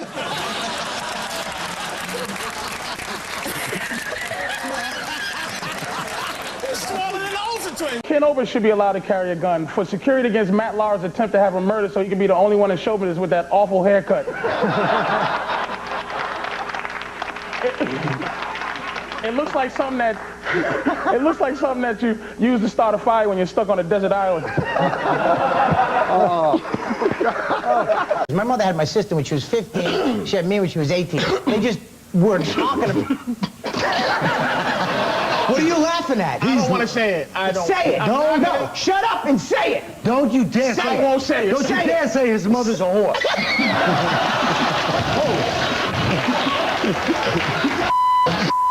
You called my mother a whore. I did. I called my great-grandmother a whore last time I was on. I didn't call her. I didn't call her. She had great-grandmother when she was 6.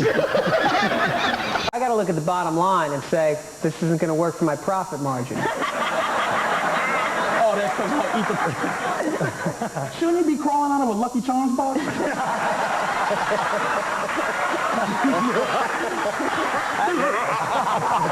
Have a You see his white guy dressed like a magician. You know what? I can have a We're moving on. Let middle-aged Buddy Holly say what he has to say. Now listen. All right, so what do you guys think? Anybody have anything to say about Osama? You think he was kind of a sex symbol for a while? Oh, come on, man. You see how he's a murderer, but he was a smooth guy. That's just like, look, you know how awful Hitler was, but, his mustache was interesting, and you can't, all right, enough. Wear another earring, we'll forget you're 60. Oh, Jesus Christ.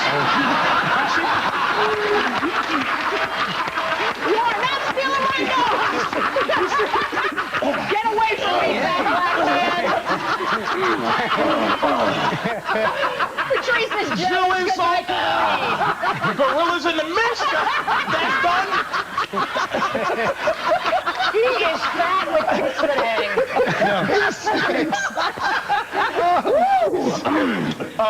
That's very funny. There's nothing worse than an out-of-shape, in-shape white guy. Last time I did the show, I was disagreeing with everyone. This time I was disagreeing with everybody. Well, you look like Oliver North, as you pointed out. Yes. You look like a warrior. Thank you. You know, Ollie it's funny, North. he thinks his last appearance was so spectacular that anybody remembered it. That is true. Like, what? That is Remember true. last time when I disagreed? Last time I was exactly. This is why I don't even care about the movie. Because I'm tired of Jesus looking like Kurt Cobain. Jesus was not a session drummer. He was an Arab. As bad as it sounds, he looked like an Arab. That's why when did all white people move from Iraq into Oregon, and then that's where all the Arabs came in after that? That's why this movie stinks. But you can change, Patrice. I want you to change. I want you to walk over to Rich Corson, our executive producer, right now and say, hey, thanks for having me on the show. Common courtesy. Hey, what's up, Rich? Hey. And thanks for being the only guy in show business with a goatee. That's real original. Ugh. He sucks too. What? Patrice, all right, you're next. Oh, yeah. Did you see the petrified look in his eye? No petrified. It's still scared. Calm down. It's over. I'm not. It's over. Yeah, you're right. That takes too strong. Now I want you to hit me. Nobody can look like that. You really will hit you after the show. There's no gay black pirates in society. All right, ready? Wait a minute.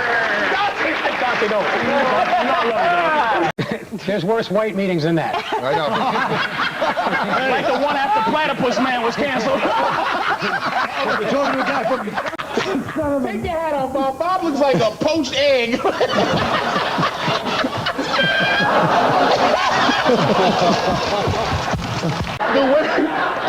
Do women get into the internet what are you doing? porn posture?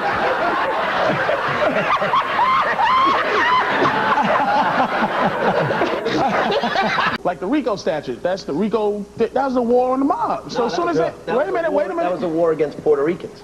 The Rico Suave? Puerto Rico. Oh. Sorry. Do your prepared material, stupid. Oh. Wow. Patrice O'Neal. First of all, I'd like to thank my fellow nominees, Greg Giraldo for his role in Obscurity. I was on Conan 14 times and a Letterman, but no one still knows me. Jim Davis for his inspired performance in Gobble Gobble, the Frank Perdue story. How he actually tried to look like Frank Perdue for his role. Because any sport that can be played In a prison. any sport can be played in the day room, you master.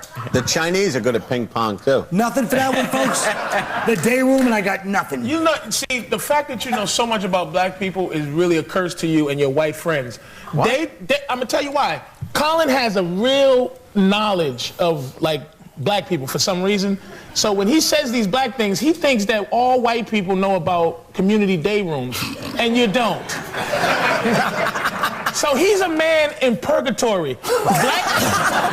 Black people don't like him, and white people don't understand him. He don't know where he's going. It's racist. Whoa, stop this good cop, bad cop. Jesus, what do you think? These are white tricks we don't know? Good cop, bad cop? You little raggedy mushroom face asshole. You think we didn't catch that? Whoa, that went over our head. Yeah, Norton, shut up, your ass. First of all, can this goofy country just give us the truth? I think we can handle it. Just have him say, I'm giving all the jobs to my friends. Yep. Why should there be some kind of explanation? That was what he was looking for. No. Save that for Voss at some point. He's going to need it.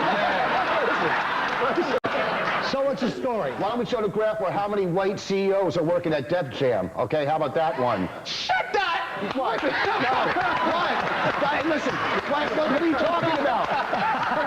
Is it so wrong for black people to run all the national security? Is it so wrong for us to do that? I don't have white guilt. I'm going to treat these people poorly and tell them that I'm going to treat them poorly. I'm not going to pretend in different words. I'm going to say, we got to watch you. That's why. Enjoy your class. I think the basketball team stinks. I want to drop a bomb on them. I want to dunk it. I want to do it. Well, Shaq, if that's what you want to do, I want to do it. That Shaq ate his balls. He called me with that Shaq. You think this Shaq is going to be good? Yeah, Cal. How are you trying to make my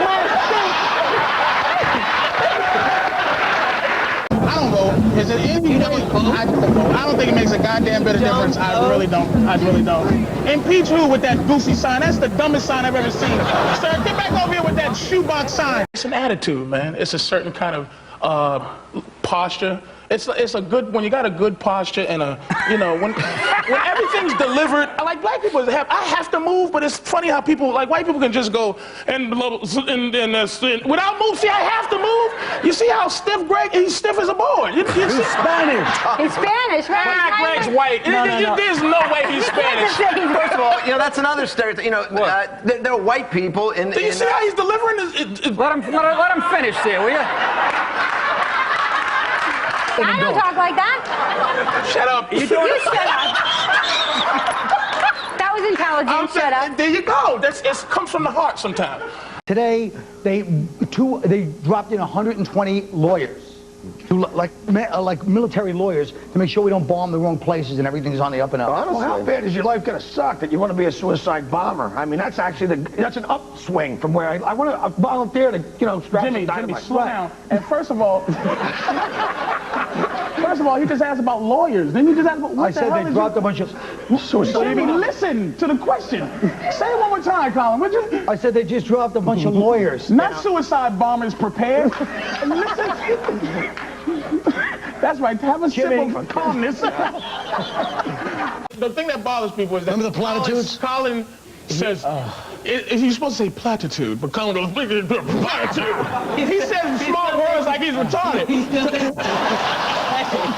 It depends on the kid's background. It depends on what their parents are about. If their parents are like, if they're white or black, you mean like? I can't say that. I got a black. No, that's what we do on the show. We do our race a lot. No, it depends. I think it depends on what they're. No, it's not a white or black thing. Jesus, cram me up, Paulie. Heroin addict, can you look it up? I think it depends. Maybe you should stay off the streets, you drug addict. Jesus Christ.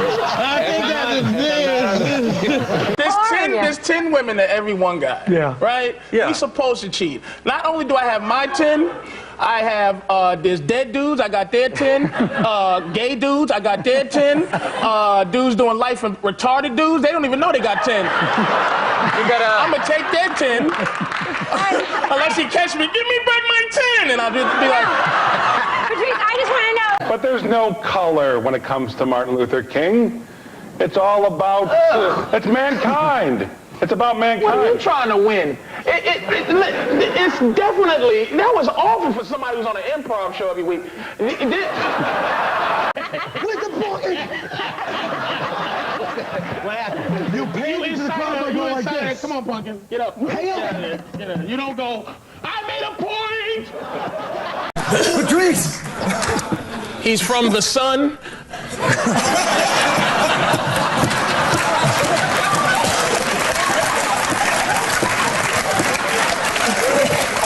Patrice O'Neal. Oh, boy, it's a great reality show starring Ralphie called Having Trouble Standing, starring Ralphie May and his co-star, that thing in the front of his sweatpants. Comes on Tuesdays before I eat my dinner. All right, wait. There's nothing worse than a black nerd. Except for a white shellless turtle.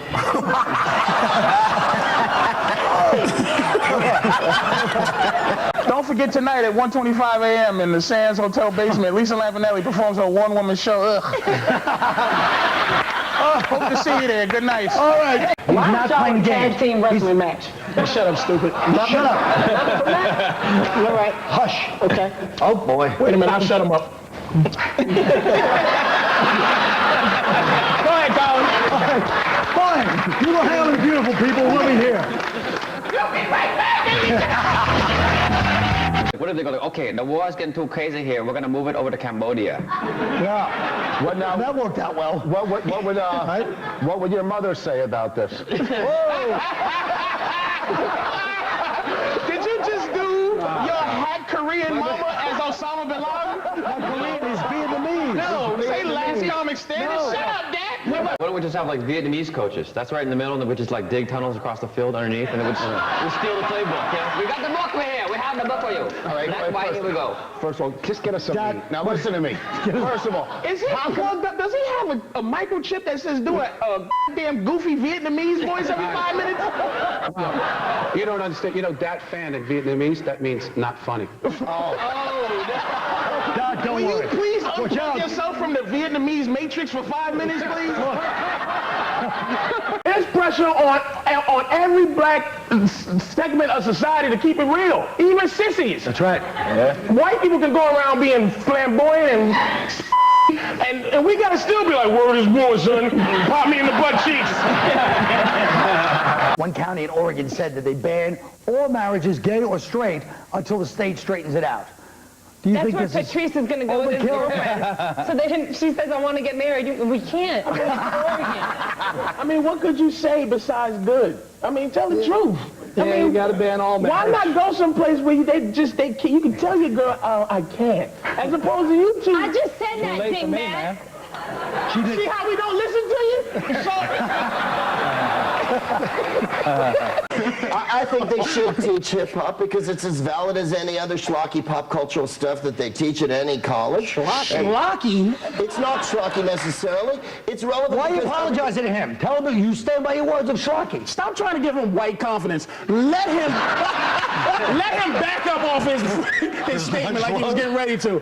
Hip-hop is not schlocky. A new study shows that 1 in 5 girls under 15 years old has had sex, and 1 in 7 has been pregnant. Wow. That's pretty sick. They all saw blogs.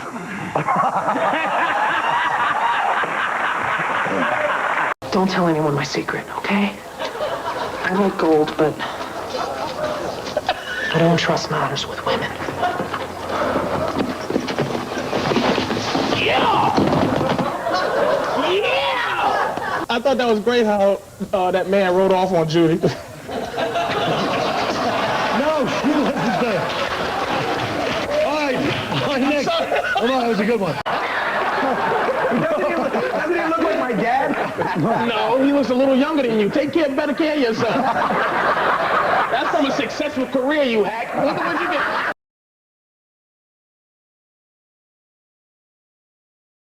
I think he's just smooth by trying to move a war around. He's like, okay, we're just going to move it over to Iraq now. I mean, that doesn't do anything. I mean, it's like in Vietnam. It's like, what if they go like, okay, the war is getting too crazy here. We're going to move it over to Cambodia. Yeah. What now? That worked out well. What would your mother say about this? Did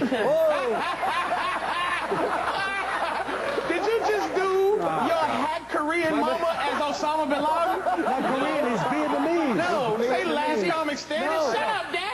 He was doing, wait, I'll explain. He was doing Pol Pot's, moving the war, right? Pol Pot as your mama from last comic standing. Can he do the rest of the show hiding behind a tree, please? No, that's racist. In the tunnel. Please. Now, that fan, who was complaining about this? Was it Asians or other people? I have no idea. This is the deal. The people that paid him.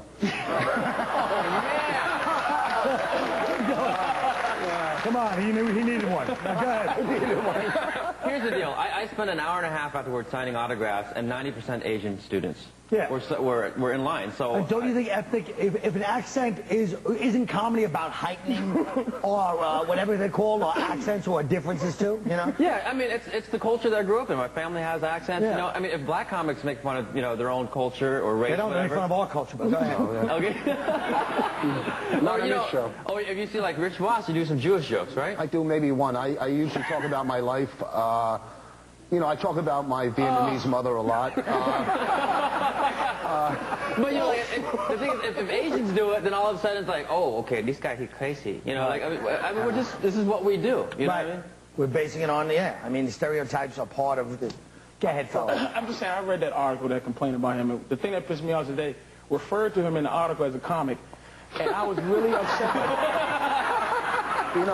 Now, all I'm saying is that it's 5:14 and that fan got 1 more minute left on his fame. So I think that he should...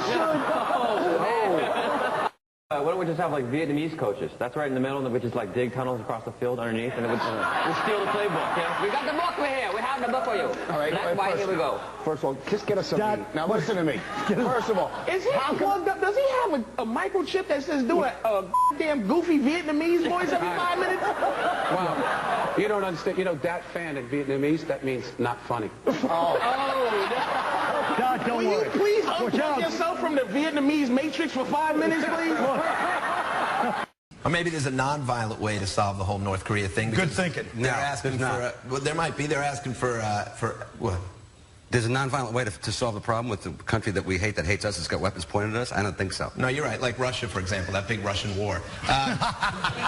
There are things that with guys like Greg, if you showed up not prepared, you get your head handed to you. This guy writes so many jokes before the show, it's not even funny. It's unbelievable. He's got a pocket full of them. That's kind of what we do here, Dennis. A little comedy writing.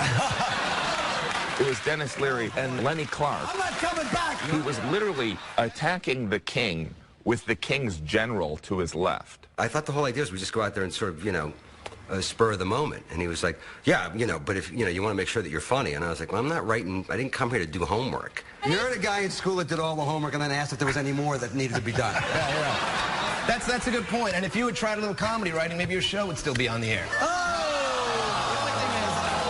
That worked with me, with Dennis Leary, when I mentioned Adam's name. Whew. Yeah. Blew me off. Am I drinking your fucking water? Yeah. Fuck him. Is this your water? Fucking Leary. Is this your water? Fucking talentless cunt. Hate him. Wow, you're not a big Dennis Leary fan? Wait, what's this about? We can make a headline today. Never mind. I might want to be in Rescue Me. Let's make a little Google alert today. I don't know where that came from. Let's go for a Google alert. It's our new bit. Let's go for the Google alert. Why do you hate Dennis Leary? You guys ever fight? What? Do you ever have an argument? No, it's just funny because last time I saw him, we had a nice conversation. I'm always nice to him in public. Stole a bit from me years ago. Oh, did he? Yeah, that's all. That's a biggie, though, Louis. What bit? Because I used to listen to the early Dennis Leary stuff, and I thought he was a genius. And now I have to think you're the genius. Well, what bit was it? Oh, jeez. Was it off his first album? I don't know. I never heard his album. We can't let Louis off the hook here. Let me tell you what happened. I'll tell you. I have to tell you everything for it to be fair. Uh-oh. Because when I was a young fella starting in Boston, I guess I was like 19 or 20, 19, and I was doing my signature bit. The bit I closed with was a bit about if you were an asshole and you knew it, and how cool it would be to just say I'm an asshole and just let yourself have that life. That your life would be better. Like you're driving, you go, hey, should I cut that guy off? Yeah, I'm an asshole. Why not? Park in a handicap space. Only an asshole would do that. Fuck it. I'll do it. I'm an asshole. That's me. And he said they should have like a picture of an asshole instead of a wheelchair and just make those the asshole spaces and the whole bit. Anyway, so one night doing a show at a place called Play It Against Sam's in Boston. And Dennis is the host of the show. He was a huge star in Boston at the time and on the comedy circuit. And he went on after me. He was always nice to me, by the way. Put me on the shows when I wasn't on them. Should be. Gave me guest spots. And then that night he went on after me after I'd done the asshole bit and went, that's really funny, and remarked on it. And expounded on it, I'll do this because I'm an asshole, and I'll do that because I'm an asshole. He just started. He actually started riffing on my bit, but acknowledging that he just watched me do it.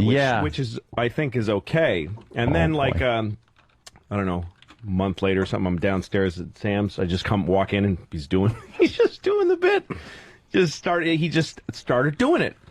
And I was young and just started out, and I was like, well, he's huge. Wow, I'm flattered. What do I do? Well, and I remember thinking to myself, well, that's weird that he would steal. It's too bad that he has to. I'm tired of the bit myself. I felt like I'd outgrown it, and so I just thought, I think I just let it go, and I did. And the other thing, the pieces that are important to tell, is that years later I'm living in New York City. I run into Dennis on the set of a movie he's doing, and he says, God, you're always so funny. What are you doing with yourself? And at the time I was trying to finance an independent feature I was making, and he gave me several $1,000s and helped me find it. He just basically gave me money. That was guilt money. Yeah, which I never really even thought of that, but I guess that's true. And I mean, he gave, and so he invested in it. And when I run into Dennis, we say hi to each other. And was he counting out the money going,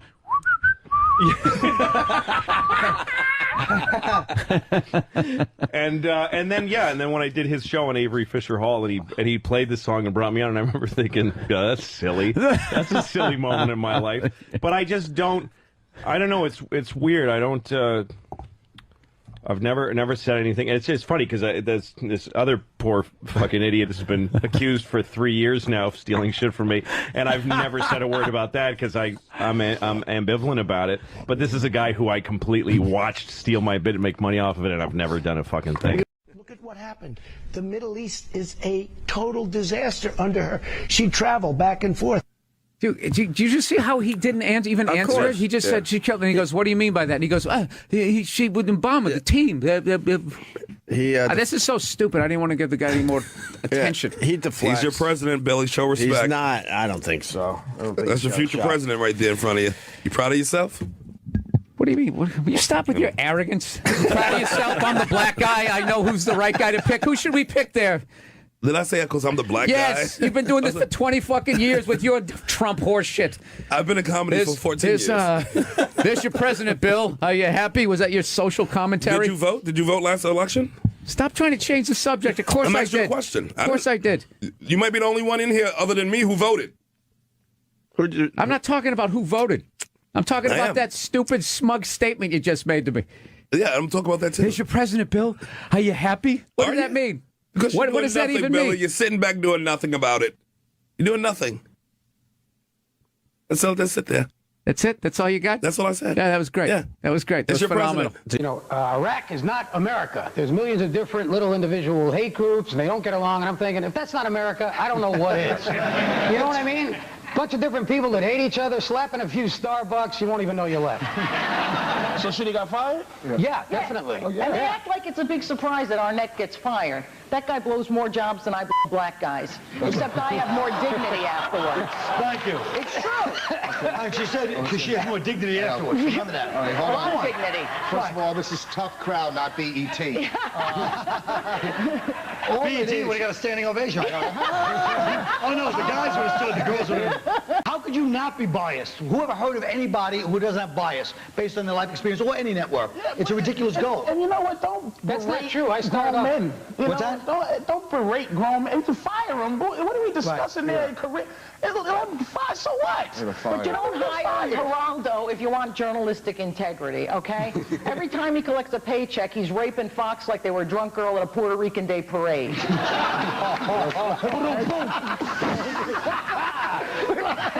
Good evening, friends. Listen. I'm sorry, Gorilla in the mix.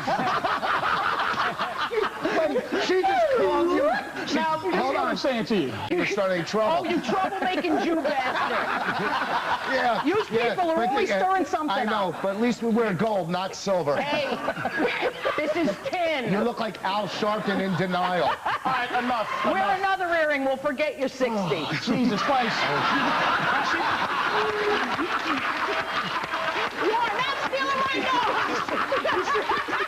Get away from me, fat black man! Patrice is jealous because I can Gorillas in the mist. That's done. He is fat with tits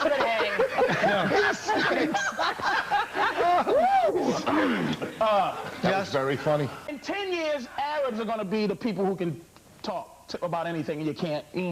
Where's that going to be? I already got in trouble. One of you boys over. You got in trouble? Yeah, I did. I went on a radio show, right? I did this joke. I said, how do you like flying since September 11th? So I go, truthfully, I don't like it. If the two things that make me nervous is the disgraceful practice of racial profiling and guys wearing turbans on my aircraft. And which I thought was funny, right? Yeah. And I got Indian people like wrote in on my email, you little punk, you're dead. We heard you on that show, you're dead, you little punk.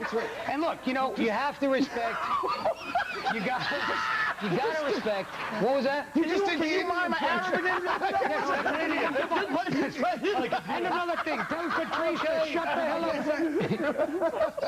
Well, I finish guess this? Go ahead, finish. Make it snappy. This Yeah, was all right. over 5 minutes. I felt bad because, you know, you have to respect people who have strong religious beliefs. 'Cause Sure. if you don't, they'll kill you a lot of the time. But my point was, why do you have to show your religious beliefs every second? Like, you know what I mean? I'm Christian. I don't come bouncing onto the plane spiked to a cross because it's rude. It's rude. They're going to tell you to check the cross. Think about that. What's your problem with me? Why is he keep I'm the host, you son of a bitch. I'm like a I'll be right back. This is great. That is Listen, yo, I think it's a shame. I think it is a shame that this is the only word that people use when there are so many more perfectly acceptable racial slurs that are being used. Coon, spade, say yardage. Jigaboo. When have you seen an athletic director say, if you pickaninnies would get it together on the field? John didn't even believe a word he said. He just wrote it, and he was stuck by it. God damn it. The point is Why this. do white people want the rights back for niggas? Why can't we have? Why can't they? Because they can't be. They can't be one word. Why you want nigger rights? Can we Shut have your mouth. You can have the N-word. We get Tommy Hilfiger back. No one wears it anymore. Do you know the last time black people wore Tommy Hilfiger? That's how unconscious it is. The last time I had Tommy Hilfiger, nobody wears Tommy Hilfiger anymore. We want it back. You know what? You're the only one. He's the only one that wants Tommy Hilfiger back. Hey, settle down. He's staring at you again. Oh, John. John was shaking. I think because John talks out the side of his mouth. John, say something funny. Okay. Thank God John's going to do a joke. Get us I back. think that they should be teaching abstinence to kids. All right. Because you've got to learn what abstinence is like to prepare yourself for marriage later in life. Thank you. Yes. Give me some of that, baby. All right. Settle down. Settle down. Yes. He's not coming back. That was funny. That was a nice joke. Well thought out. A clean, well-lighted place, baby. John is insane. Do you see his eyes? He's insane because it's his first time on a show, and look at the maniacs I put him with. Well, why does John have crazy more skates with? They're like sneaker skates. They just don't have wheels. John, wait a minute. Shush. Go ahead. You cut me off. You should have just let me buy them, dummy. That's true. You should just let me buy them. Let knee-high Joe. I have a show. It's an all-new show, Rich, called Sleepwalk with me this fall. I hope you'll come Well, as my guest. I'm sure that'll be great because your audiences are going to be halfway there. It's called, what are you going to perform at a narcoleptic convention? Sleepwalk. Shut up. That's the audience. What are you going to do? Yeah, no, that's the third time you said that. I know. I just want to get the point across. Okay? Yeah, no, we got it the first time. That's how the English language When works. are you coming out with your A CD? I have a show. It's called Breakfast with Mike. We don't care. Shut up. You know the name of it. I didn't even know that he had a show called Breakfast with Mike. Did he? No, but that's probably his sounds name. like something. Well, anyway, Mike would have. thanks, Rich. But what songs are you going to be singing at the there's theater? no songs. What's wrong with It's singing? all There's stories. nothing wrong with singing Why do you if guys you go always see go for Brother the- Joe's band. Okay? After every one of his jokes, you should just go da-da. All right? There's nothing wrong with singing. And I swear to you guys that these guys made up during the break. What happened? I'm not taking What happened? shots anymore. I know. You did when you said I could do any crappy gig. Yeah, but I just said how great a comic you are, how nice well, a then guy that was you a are. passive-aggressive He gave you the compliment. Shut And up. that's all you're And looking then I for. said Then I said a lighthearted jab that you'd say at like a These country are- club party. Right. These are lighthearted for me. I'm just saying. Sit down.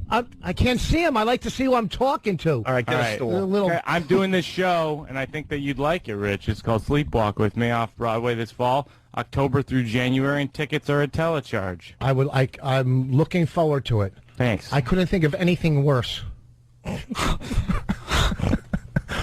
No, where is it at now? Is it at the what It's theater? at the Bleecker Street Theater. It's a big. I thought you said it was on Broadway. Off Broadway. It's Off Broadway. Where in Bleecker Newark? Street Theater. Bleecker Street Theater is downtown. That's really off Broadway. It is. It's like well, really. it's a technical term they use for certain theaters in the city, and certain ones qualify and certain ones don't. And that's one This of is them. a big deal for Mike. So can you It's show a actually little pretty like exciting. appreciation for Mike and what he's attempting to do with his one-man show, Rich? I'm looking forward to it. Maybe it'll turn into another failed pilot.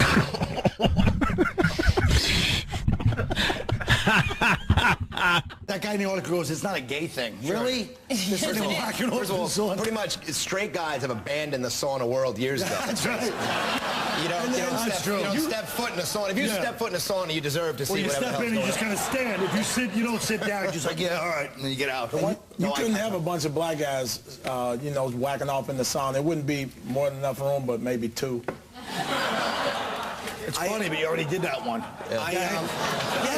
Wait, it'd be like I like those boomerang back and got Jim. It'd be like an eclipse from the sauna. The people of the Middle East must be assured that that we will investigate fully, that we will find out the truth. He goes to that free well a lot, doesn't he? But what do you guys think? Quinn, the man's out of touch. We have a 7... He's cutting taxes. We have a... Would you shut up? You're just so eager. I'm eager. Dub, you're trying to score. We don't like it. Yeah, I'm not trying to score. Shut up and go ahead. I can't wait till the exciting speech. Listen to me. It's not a speech. I'm saying he's cutting taxes. We have a $7 trillion national debt. I don't even think he believes it's a real number. Is it a real number, trillion? No, I think somebody must have said something. Somebody said, Mr. President, you know we have a $7 trillion debt. He was like 7 trillion, billion, bazillion. Get out of my office, boy. You know what, though? Look. Now left. Now, I hate to defend this guy that I hate, Michael Moore, but are you trying to tell me, you just said, we don't want to do a politically oriented film in an election year. Yeah, you don't want anything with any kind of content. That's a bad idea. Just keep making the usual stupid, awful stuff you make. Eisner and the rest of these dumb Hollywood idiots. It's all part of the right-wing Jewish conspiracy. Holy Jesus. Holy mother. You really are an independent film waiting to happen. He really is. He really is trying to make a stand. What the hell? The Jewish right. And cut. We'll do that again. You think, Doug, you think you're kidding, but guess what? All the people on the left would go, yeah, there is a right-wing Jewish, right-wing conspiracy, and they'll say Rumsfeld and Paul. What's that? They would say that there's a left-wing Jewish conspiracy. No, but a lot of people say it's a right-wing one, too. Wolfowitz, Pearl, Wolfowitz, Pearl, and what's the other? Right. The Jews do run a lot of shit. Could you stop eating and pay attention? What are you, homeless? Listen, answer the question. Black man makes a bad swimmer. However, the black man. However, we can swim. Shut up. However, we all can know swim. Shut up. However, let him finish. We all know they have the upper hand in the 100-yard dash. Now, listen to me. Don't look, just tell him. That's exactly. No, get it out there now. That was it, Colin. Now let's sit in it. No. Now it wasn't it. Now he's going to try to add anybody. How about this? Has anybody ever been mugged here and then had the guy make his escape via waterway? There. Now shut up. You idiot. Wow, you saved that. You're really good. You want to play games with me? Dub, as much as I love you, you saved your ass with that one. Because I'll tell you, I wasn't even going to not put you on again. I was going to boot you off this episode. Why can't Tony Kameen ever say anything? I said a good one earlier. I know. You're fine with that, Tony? Yeah, I just don't want you. It's not that I give a damn about you. I don't want you bad-mouthing me to other comedians. I want you to say that Kyle's a great guy. They already know. They know you can't talk right. But I don't know you. I saw you at the Comedy Awards. Did you say I can't talk right? Yeah. What does that mean, Tony? You have a problem with enunciation. No, Tony, I don't. Yes, you do. Yes, you do. Tony, let me explain something to you, Tony. We don't know each other that well at all. We don't know each other, okay? We don't know each other. You've heard, one of the reasons I have a problem with enunciation is because every day I have spontaneous new things to say. Unlike your friends that think they're so alternative, and yet they're doing the same old stuff every day. I like to work off the cuff for real. But they've been framing the debate so that if you disagree with this, then you're un-American. You know, that's not true. It's the truth. No, but I criticized George Bush in my show, and somebody after the show said I was a commie liberal pinko faggot who deserved to die. Yeah, that was your manager. I thought, I don't deserve to die. Don't you think when you look at when you listen to them, don't you think Oh, shut up, job of a comic. We got to destroy something, right? Remember? listen, man. Remember? Okay, World War II. Wait a minute, there, sweetness. Say what you want. He's all excited to get out his ad-lib written jokes. Now I want to hear Club Soda Kenny's big intro. Good morning, ladies and gentlemen, and welcome to Pick a Bagel. Coming to the stage right now, your first comic. You're really going to love him. You've seen him on Last Comic Standing. Give a warm welcome to Mr. Rich Foss. Thank you. A big hand for Kenny, huh? Look, I'm working out some new stuff. I got a big audition today, so I need everybody's attention. Don't go anywhere, sir. I know you don't work. I'm a little depressed, folks. We just put my grandfather in a rest home. Well, not actually. We didn't have the money, so we drove down the turnpike and put him in a rest area. Thank you. Actually, he just passed away. He died of a heart attack. He would have made it, but he was dyslexic, and he dialed 119. 119. Oh, come on. These are good. Hey, Mom, turn your head, Mom. Look at these hotties right here. I got some stool softeners in my car. I love a lady in a walker. She's already bent over. Anyhow, Do the teeth come out? What's your name? Holy shit. Fred? Are you married? What was Lincoln like as a president? He's cute. Look at this guy. He's doing a threesome with these two. Oh, my God. His hair's white. Anyhow, I just got back into town. I landed yesterday. I'm at the airport. I hear over the loudspeaker, if you see anything suspicious or unusual, contact the authorities. And right then I saw a black guy leaving a tip. Loosen up. Loosen up, folks. This is all I got. You having a good time? Usually you're hiding behind a tree. Anyhow, she's a little Asian girl. Look at her. Hey, how you doing? Look at this. Smell his finger for gunpowder. Well, we don't know. We know you. You probably tunneled here. Anyhow, he's working the crowd. Is this a good set? Folks, bagels on me. You guys are a good crowd. That's not a bad set. Very good. Very Boom.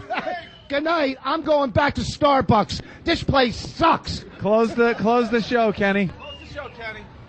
Thank you, ladies and gentlemen. Let's give him a hand. Rich Voss, people. Give him a hand. All right. Wow. That was some good crowd work there. That was some real good crowd work. Yeah, I think you had him with a few of your jokes. The improv on the Arab guy behind the counter saying smell his fingers for gunpowder was very funny. And the old people, that wasn't bad. Very good with the old people. The stool softener joke and the Walker bit, I think, was very funny. How does a Jew bomb in a bagel place? Look at this. Oh, my God. Holy mackerel. Look at those village feeders. And my God. Look at those high ladies. Did you see the show? What country are you from? Sweden. You know a guy named Frank? I love Sweden. Whenever I played Risk, that was the first country I take. How old are you? 18. 2 years too old. Anyhow. Oh, Rich. Look at them. They're from Sweden. There's a good Swedish restaurant you might want to go to on 168th in Amsterdam. It's called Run Cracker Run. Are you the leader? Have you ever touched a crisp $20 bill? Nice talking to you. Please let someone hit him. Hot Swedish girls. They're lovely. Rich Voss, everyone. Let's hear it for Rich Voss. Everyone loves Rich. Wow. A smattering of applause. Very for good Rich. set, Rich.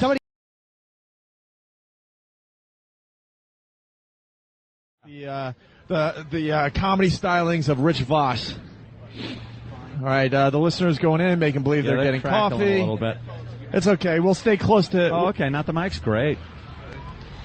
All right, everybody. Here goes Kenny with the intro. All right, let's get it. I got to hear this. Okay. Ladies and gentlemen, coming to the stage, your next comic performing in Allentown this weekend. Put your hands together for the comedy stylings of Mr. Rich Voss. Let him hear it. Rich Voss. Thank you. Thank you. It's good to be here. A big hand for Kenny for bringing me up.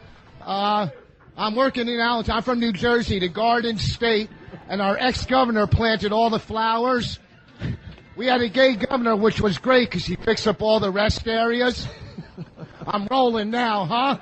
This is great. This is the best Starbucks I've ever done. Sir, turn around. I'm on stage. I'm sweating here. Look at these two guys. Now, what are you, a bottom or a top? Huh? What's your name, sir? Let these guys in. Come on, it's a free show. We got two brothers outside. You can get in free. I'm telling you. Listen, no, it's for everybody. Okay. A guy comes home from playing golf and he punches his wife in the face. She said, why'd you do that? He said, I've been hitting everything fat today. A little golf joke. A little golf one, folks. Hold on, here we got some more people coming in. Sir, how you doing with the tie? I like that haircut. Did it come with a pocketbook? Anyhow. Oh, look at that hottie with the necklace. Is that your girlfriend? How you doing, ma'am? Can I buy you a house? I'd love to chase you through the woods with a hammer. Look how hot she is. Hi. She got a Louis Vuitton bag but walks into Coach. Anyhow, that's the back of the plane. Hey, I got a car. Oh, my God, she is fine. Anyhow, I'm back. How you doing, ma'am? You might recognize me from TV. My career seems like it's plummeting, but I'd rather do a Starbucks than NBC any day. Now, let me tell you this before I get out of here. I got a way to solve the illegal immigration. We let all the Mexicans in. They have to go into the military. Then we invade Mexico, and we don't have an exit strategy. But I have one now. Thank you, and good day. Rich Voss! Give him a hand, ladies and gentlemen. Rich Voss, let him hear it. Thank you and good night. Rich killed. He killed in a Starbucks. I am beside myself.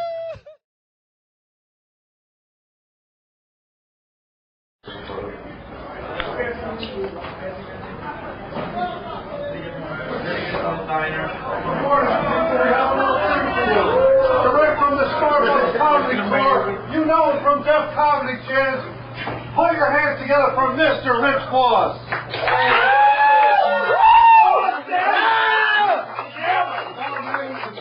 How we doing, folks? It's good to be here in Cleveland. I'm from Jersey, the Garden State, if you're growing asbestos. We expanded. I just flew in yesterday. I'm at the airport. I hear over the loudspeaker, if you see anything suspicious or unusual, contact the authorities. And right then I saw a black guy leaving a tip. Listen up. He's laughing, okay? How you doing, sir? What's your name? Are you filling out a job application? Wow. You just got out of bed 10 years late. Anyhow, look at the lady I did. How you doing, ma'am? Good to see you. What's your name?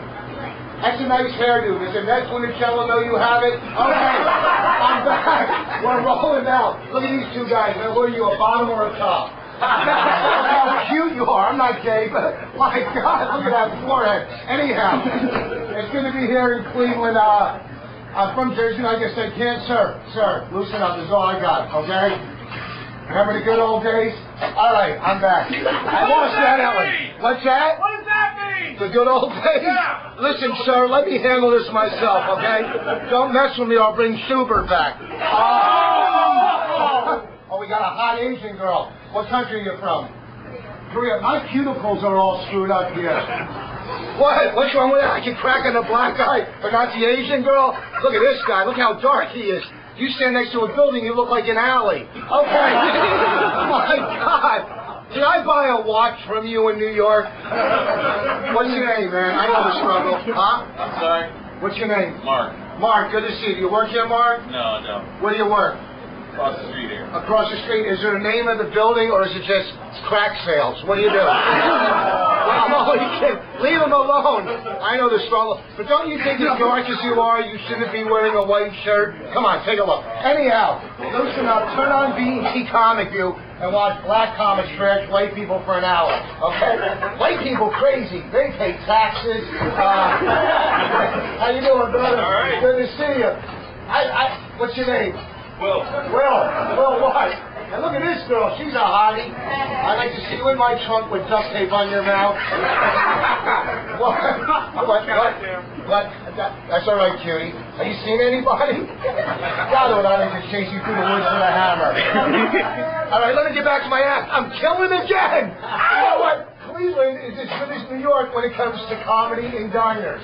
He might not laugh anymore, but there was a time. What's your name, sir, with the beard? Come on, Black Santa Claus. What's your name? You don't want to talk? I'll buy you breakfast right now. What do you eat? Want some eggs? All right. Should I wrap this up or keep going? Keep going! So, I just worked. We did a show in Camden, New Jersey. Camden is the murder capital of the country. Most murders per population is in Camden, yet there's a state-of-the-art aquarium in Camden, New Jersey. I would have loved to have been at that council meeting. Murders are out of control. Drugs are running rapid. Poverty, unemployment. What do we do? Turtles. Let me tell you how scared this place is. An octopus with a gold tooth pulled a knife on me. I think we're starting to teeter out. You know you're starting to have a tough set when you can hear the eggs being turned over. You know things are rough when you can hear the scrambling of the eggs. Folks, I'm telling you, I'm coming back here, okay? When I have no self-esteem, I'm going to come back here just to get a little self-esteem. This town, if you could describe it in one word, it would be hepatitis, okay? Oh, wait, hold on. As I was up here, 3 more stores closed. My God. This thing. Look out the window to say hi to the white population here in Cleveland. We have a white guy with a mullet. Where is he? We just started abusing the people out in the street. You see these people? None of them have jobs. or gym memberships, okay? Look at him. Look at this one black dude. You thought you were ashy? Look at him. I'm getting thirsty talking to this dry ass. Sir, you were the best. I'm telling you, okay? Love you in ragtime. Anyhow. Folks, listen to me. You got to come to the O&A Traveling Virus in Cleveland. You know what I'm saying? You got to get out of here. You can leave Cleveland. You're cute enough to make it in Toledo.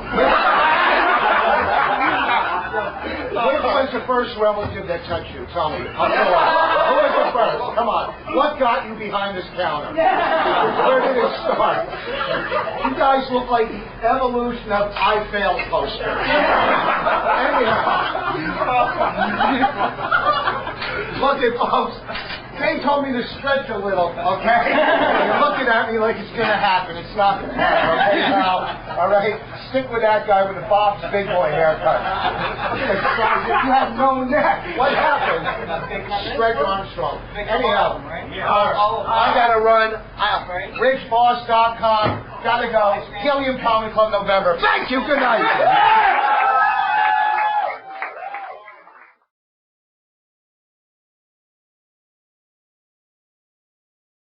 Comes running back in. We're like, holy shit! What did he get? What happened? To this day, we don't know. Yeah, we don't know what he was going for. I think something switch went off in his head. Like I'm going to get my gun, and then realized, wait, I can't carry a gun around anymore. Switch went off in his head. Like he's getting the gun. He's really got OCD bad, and he set up like CDs and things all in an order. And Opie took one and switched it with some piece of garbage one, but made like he broke it. Yeah. Opie just went wham, and he goes, "You motherfucker!" Yeah. And like ran out, motherfucker, I'm never coming back to this fucking show again. And he ran out to get something. We're like, here it comes. Boom, you don't look so bad. And he would have came and shot me. Oh yeah. Opie, don't you ever do that again. Right. Boom! Got a sharpened Now I'll shoot screwdriver. another nigga sitting here if you break my shit again. Got a sharpened screwdriver. I saw it. You know, looking at this room right now, I would have had 2 chances to get away.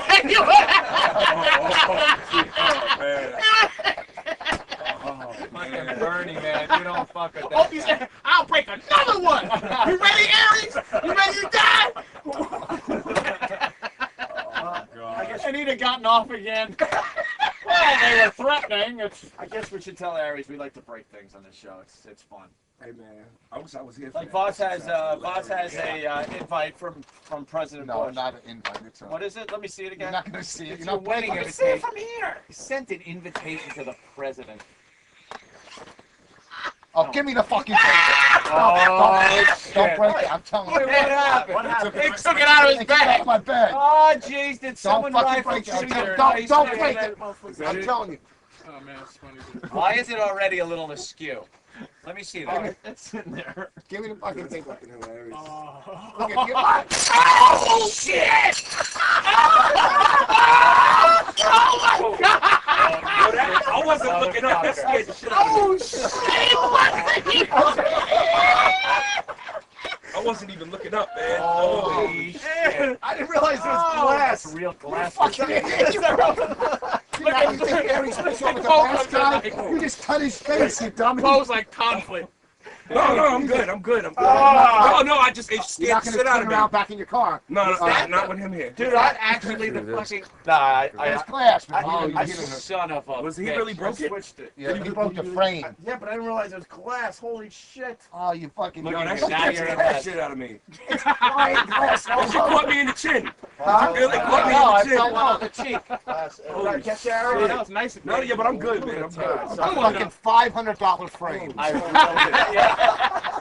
got a few cuts. You got some scrap. Oh, man. Man, I thought he really did it. That was I did break it. What are you talking about? Glass. That was really No, here it is. Oh. Break that one too.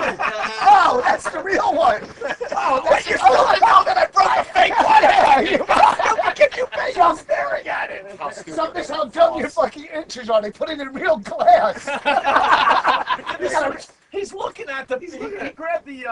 No, I was just because I was in shock. Oh, all right. No, we did the Oh. switcheroo. Oh, that's fucking. Genius. Wow, that was a genius pull-off. You should have just gave Voss that one. Holy. Switch. That was But a you good still thing. thought I really did it. I know.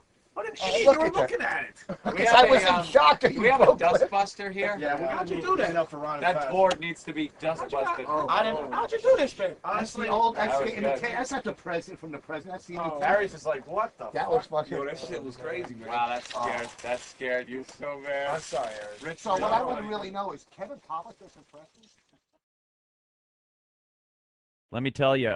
Let's open up our phone line. Actually, Steve from Yellowstone is here and wants to ask you a couple of questions, sir. Sure. Steve, you're on with Dale Schaefer. Hello. Hi.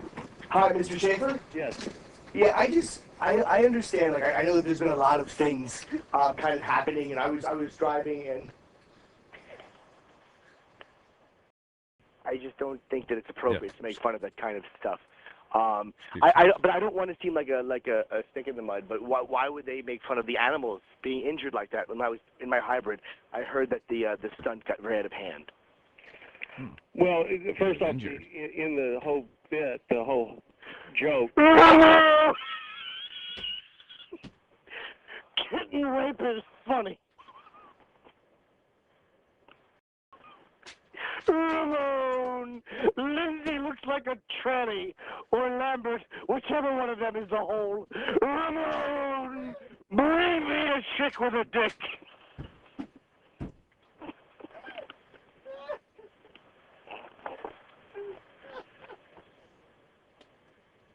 Ramon! Bring me an exclamation point.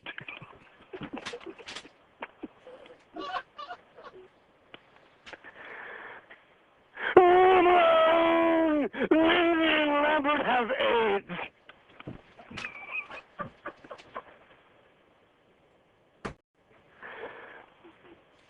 Dale? Yes. Comment?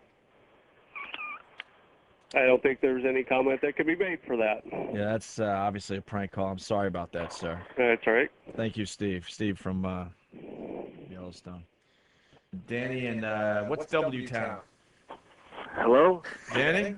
Yeah, why is everybody getting so bent out of shape? It's a joke. Like, I mean, are they really going to fire these guys over just like what's a joke? Like, everybody gets in trouble for just a joke. Yeah, it doesn't seem a little extreme. They're not going to be fired for this, no. But because Ramon! Lindsay puts milk on his cock and lets kittens lick it off.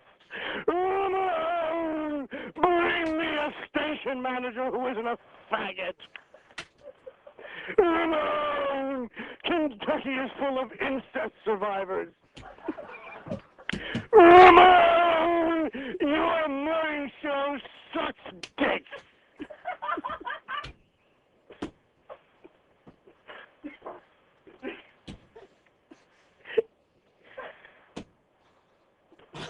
Ramon! This man should die in a car accident.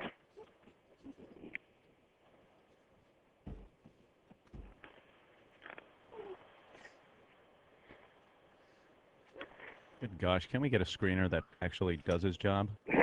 Jesus. All right. Thank you. Ramon! Dale Schaefer patiently asked. Could you please hang up on this gentleman? Ramon! I'm running out of shit to say.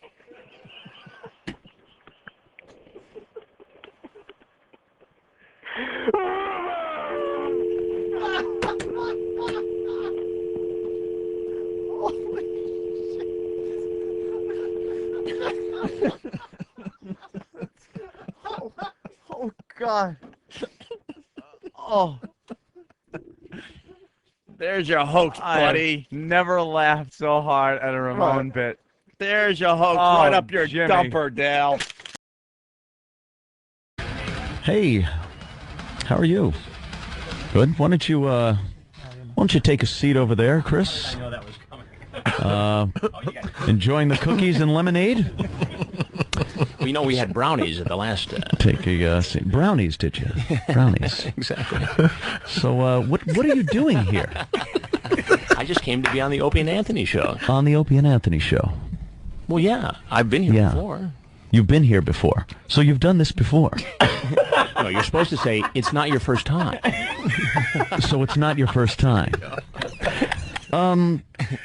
I have a few you have transcripts of things that, well, let's listen to them together and see if you recognize any of these. Is this you, Chris? I'm not going to avoid the subject. I would like to make love to you after we are done boot shopping. I have a serious fetish for boots. Do you have a fetish for boots? Is that what you were saying in this? This is like the being put on the spot here. It's well, you did say that, didn't you? I believe that's your voice. Do we have another clip for Chris? I can't control my horny level. I want to blank your brains out. I can't help it. You know, when I read that back to that particular potential predator, there was something in the back of my mind that said, you know, that could come back to haunt me. Oh, so you're saying you've read this back? Before. This was in reference to a 15-year-old girl. Well, it was. I think we have one more clip. Chris, is this you? Remember, sex is a little nasty. I don't want your dad to find stuff in his bed. Chris, you're a responsible journalist. And now you understand your life is ruined. I'd like to bring our camera crew out here. You do realize this is on video. You're supposed to say, there's something I've got to tell you. We're Opie and Anthony on 92.3 K-Rock. He invented this game. Yeah, but he's so damn good at it. Yeah, but he's sweating a little bit. This guy came in, and he had the conversation with the on-site decoy in this most recent investigation, and she was brilliant because she could really engage these guys. So not only did we see this online grooming and this contact, we saw this play out in real time, and these guys were saying, I'm going to do this, I'm going to do that. And so this happens, and it comes time for me to walk out, and he says, you're Chris Hansen. And I said, how did you know that? He goes, I'm a religious viewer. I never miss an episode. I pull them off the internet. And before I can formulate the next question, he says, oh, and I heard you on Opie and Anthony. You're pretty good. Well, Chris, you know now you're free to go. I think you know what's waiting for you outside.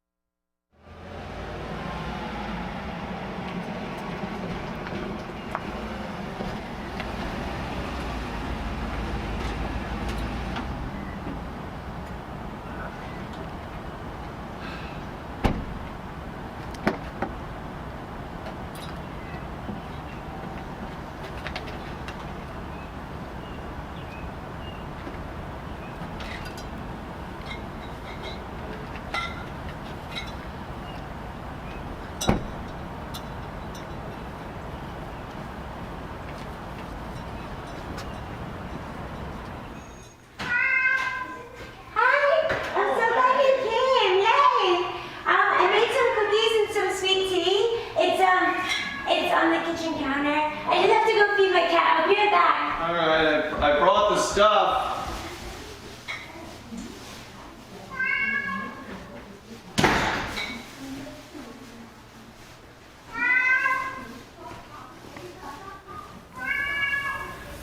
Oh, right. All right. I guess I'll be out here. I have everything. Cookies look great. Can I help you with something? I'm having cookies. You're having cookies? Yeah. What are you doing? I was online and I found a friend. A friend? Cookie? No, I'm good, thank you. And how old is this friend exactly? How old? 13. Why did you think it was appropriate to come into this house in a beautiful suburb in Long Island to try to have an inappropriate relationship with a girl you thought was 13? Well, who the hell are you? Well, who are you? What's in the bag? What's in the bag? It was a friend that What's in the bag? Well, I got some Seagram's Escapes. So you thought that was okay to bring to a 13-year-old girl? Seagram's Escapes with alcohol. What would you rather think? Scotch? Yeah, of course, Seagram's Escapes. Anthony. Yeah. I know about your background. What do you do for a living? Well, I was a shock jock, I guess, until now. Thanks. This kind of ruins the whole thing. How did that work out for you? Not too good. Not too good. I ended up getting fired. Not for what you think. Well, what am I supposed to make of this? All right, look, this is very embarrassing. Well, it should be, don't you think? Well, yeah, but look, I have a life, I have a family, please, is there any way we can just not do this anymore? Anthony, there's something you need to know. What's that? I'm Chris Hansen. What? And we're investigating grown men who try to have sex with young children. And you just walked into Hansen versus Predator. Damn it! Why don't you have a seat right over there? Oh, man, he just told me to have a seat. Go to have a seat. This is not good. I'm going to sit down right next to you. Chris, I got to tell you, that's frightening. That is frightening. Chris Hansen. Anthony, good to see you. Pleasure to have you, Cookie. Pleasure to have you as a guest on the show today. Oh my God. Take off your hat, Ant. I cannot wear a Nazi helmet First of all, the whole way. that has fucking Hitler's got the guy name in it and everything. Hitler's hair is in that motherfucker. Got me like 30. Wait, hold your mic's crapping this. out. Hold on. Sorry. I hope you get World War II lice. Oh no, Anthony! Oh my God! I'll do the walk with my Nazi helmet on. Is anyone in New York even noticing or caring that I'm wearing a That's Nazi the beauty of helmet? New York City. Not one look. No one really cares. One look as you wear the Nazi helmet to XM. How you doing? Anthony, you got to mow your lawn with that hat on. Should I mow my lawn in my neighborhood? Well, let me look at the reflection. This is really holy shit. Oh, is that awful? No shit. You can bring him up. Oh, is that horrible? How you doing? Guten Tag. Wow, they're all just bothered. Oh, this lady notices the Nazi hat. Uh-oh, she looks like Wiesenthal's daughter. Oh my God, that is not right. He's just walking across the street with the Nazi helmet on, with, yes, the logo on the side. That needs to be covered up with a WOW sticker or something, because that's not right. Good one. Happy. Hail a cab. Hail a cab? Hail a cab. Here, here's one coming. Here's one coming Here's right one. now. All right, watch. This is a photo op for everybody. Hey, the guy stopped. He kept going. Shit, I got to hail a cab. All right, get over there. Straight. Right over there. Oh, my God, no. This is not right. The cab is stopping. Get in. And you got to get in one of these. Where am I going? Just go the half a block and give the guy $5. All right, Anthony's going to hail a cab to the... I got to hail a cab. To XM. I need a cab. All right, we got cabs coming this way. Oh, here comes one. Oh, he's turning. Shit. All right, get your cameras out. There's going to be a photo op. Anthony hailing a cab. To XM. There's Anthony. That's not right.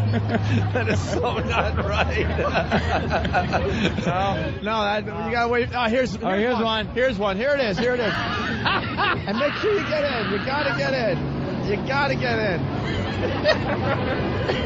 All right, get in, Ed. Get in. All right, we'll see Anthony at XM. He has hailed a cab with his Nazi helmet on, and there goes Anthony. Oh my God. Take me to Berlin. That's pretty fucking funny, man. That is fucking hilarious. Hail a cab was genius. If it was hot enough to melt the steel, how come they were still alive to be able to jump? Dude, they jumped, and then the building fell hours later, or an hour or so later. So it was hot enough for them to jump, and then as the fire kept burning... The official story said that it was thousands of degrees. Yeah, those people... Dude, those people that were on the thousands of degrees floors were dead instantly. The other people that were above it, as the fire kept burning, they got trapped and had to jump. Like, no one likes the official version. We don't like to think that we really lost 3,000 people. Got caught with our pants down. We completely, no one likes to think that. That version sucks. Believe me, that version stinks. I would love a different version. So the 9/11 thing, where do we start with this?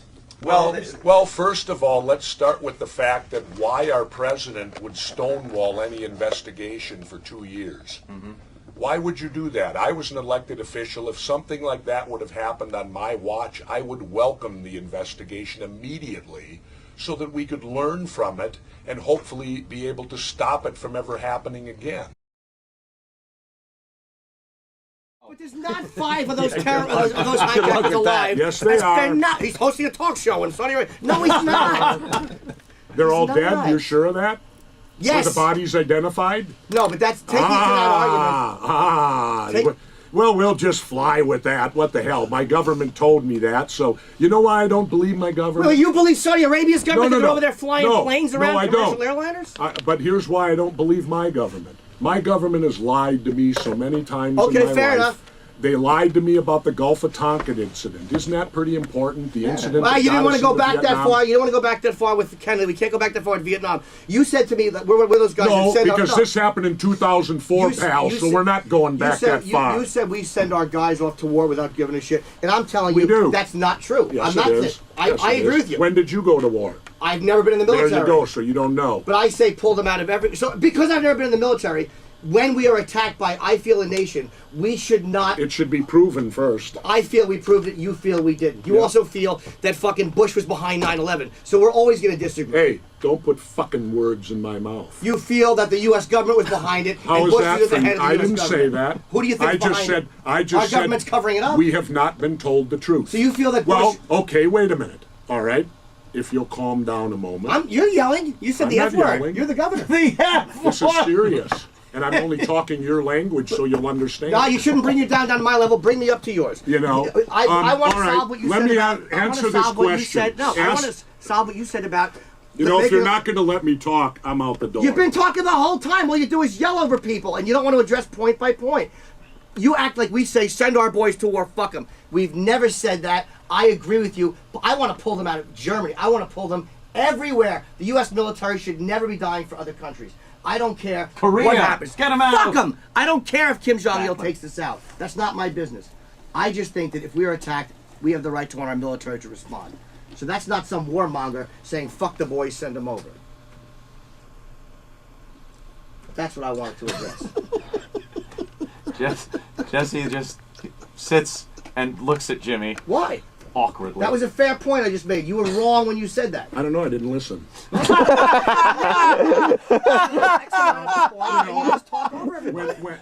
Holy, you're a big guy and you talk I loud. talked over you. Yes, You're just now yelling at me because I'm not talking. I'm not yelling at you. I'm just yelling about your point. You accused us of something, so it's not No, fair. I didn't accuse him. Sure you did. You guys are just full of shit. You're warmongers. It's like that's not the truth. Yeah. Yes. I stand corrected. Thank you. You're a great American. Well, I'm not saying I'm a great American, but I'm not a When warmonger. your country calls, you're there. Hey, I've never been in the military, so you're brave. I'm a coward. I have no right. We got it. Stop. Did I say that? Yes, you did through implication. We all speak this. We have the commonality of language, so you can't say, "Did I say that?" when you say something. To me. You did it to me. You said I don't believe in the Constitution. Bye, guys. Bye, Jess. Governor. You always just sulk and walk away. Why? No, you I'm put done. words in my Hey, mouth. there's a fucking guy here telling me I got a schedule, asshole. You're using dirty language, asshole. Yeah. Yeah. Oh. Bye, tough guy. Bye, tough guy. And thanks for your service to our country. You're welcome. Thanks for touching me with your fucking stupid riff-raff fucking Rocky Horror hairdo. You're bigger than me and stronger than me, so what? I don't give a shit. You want to beat me up, go ahead. I'm not going to fight a guy like you. That means nothing to me. I know. I argued with you. You put words in my mouth, and you didn't like when I did it to you. You put words in my mouth saying I didn't believe in the Constitution, and that's bullshit. It's not true. I don't agree with abusing it. Thank you for your service to Oh, you're welcome. You're a bigger patriot than me. Godspeed. Fuck out of here. Wow. Get the camera outside. Fucking baby. That ended on a Fucking baby. nice note. Who gives a shit? Big fucking guy who doesn't like the little guy yelling.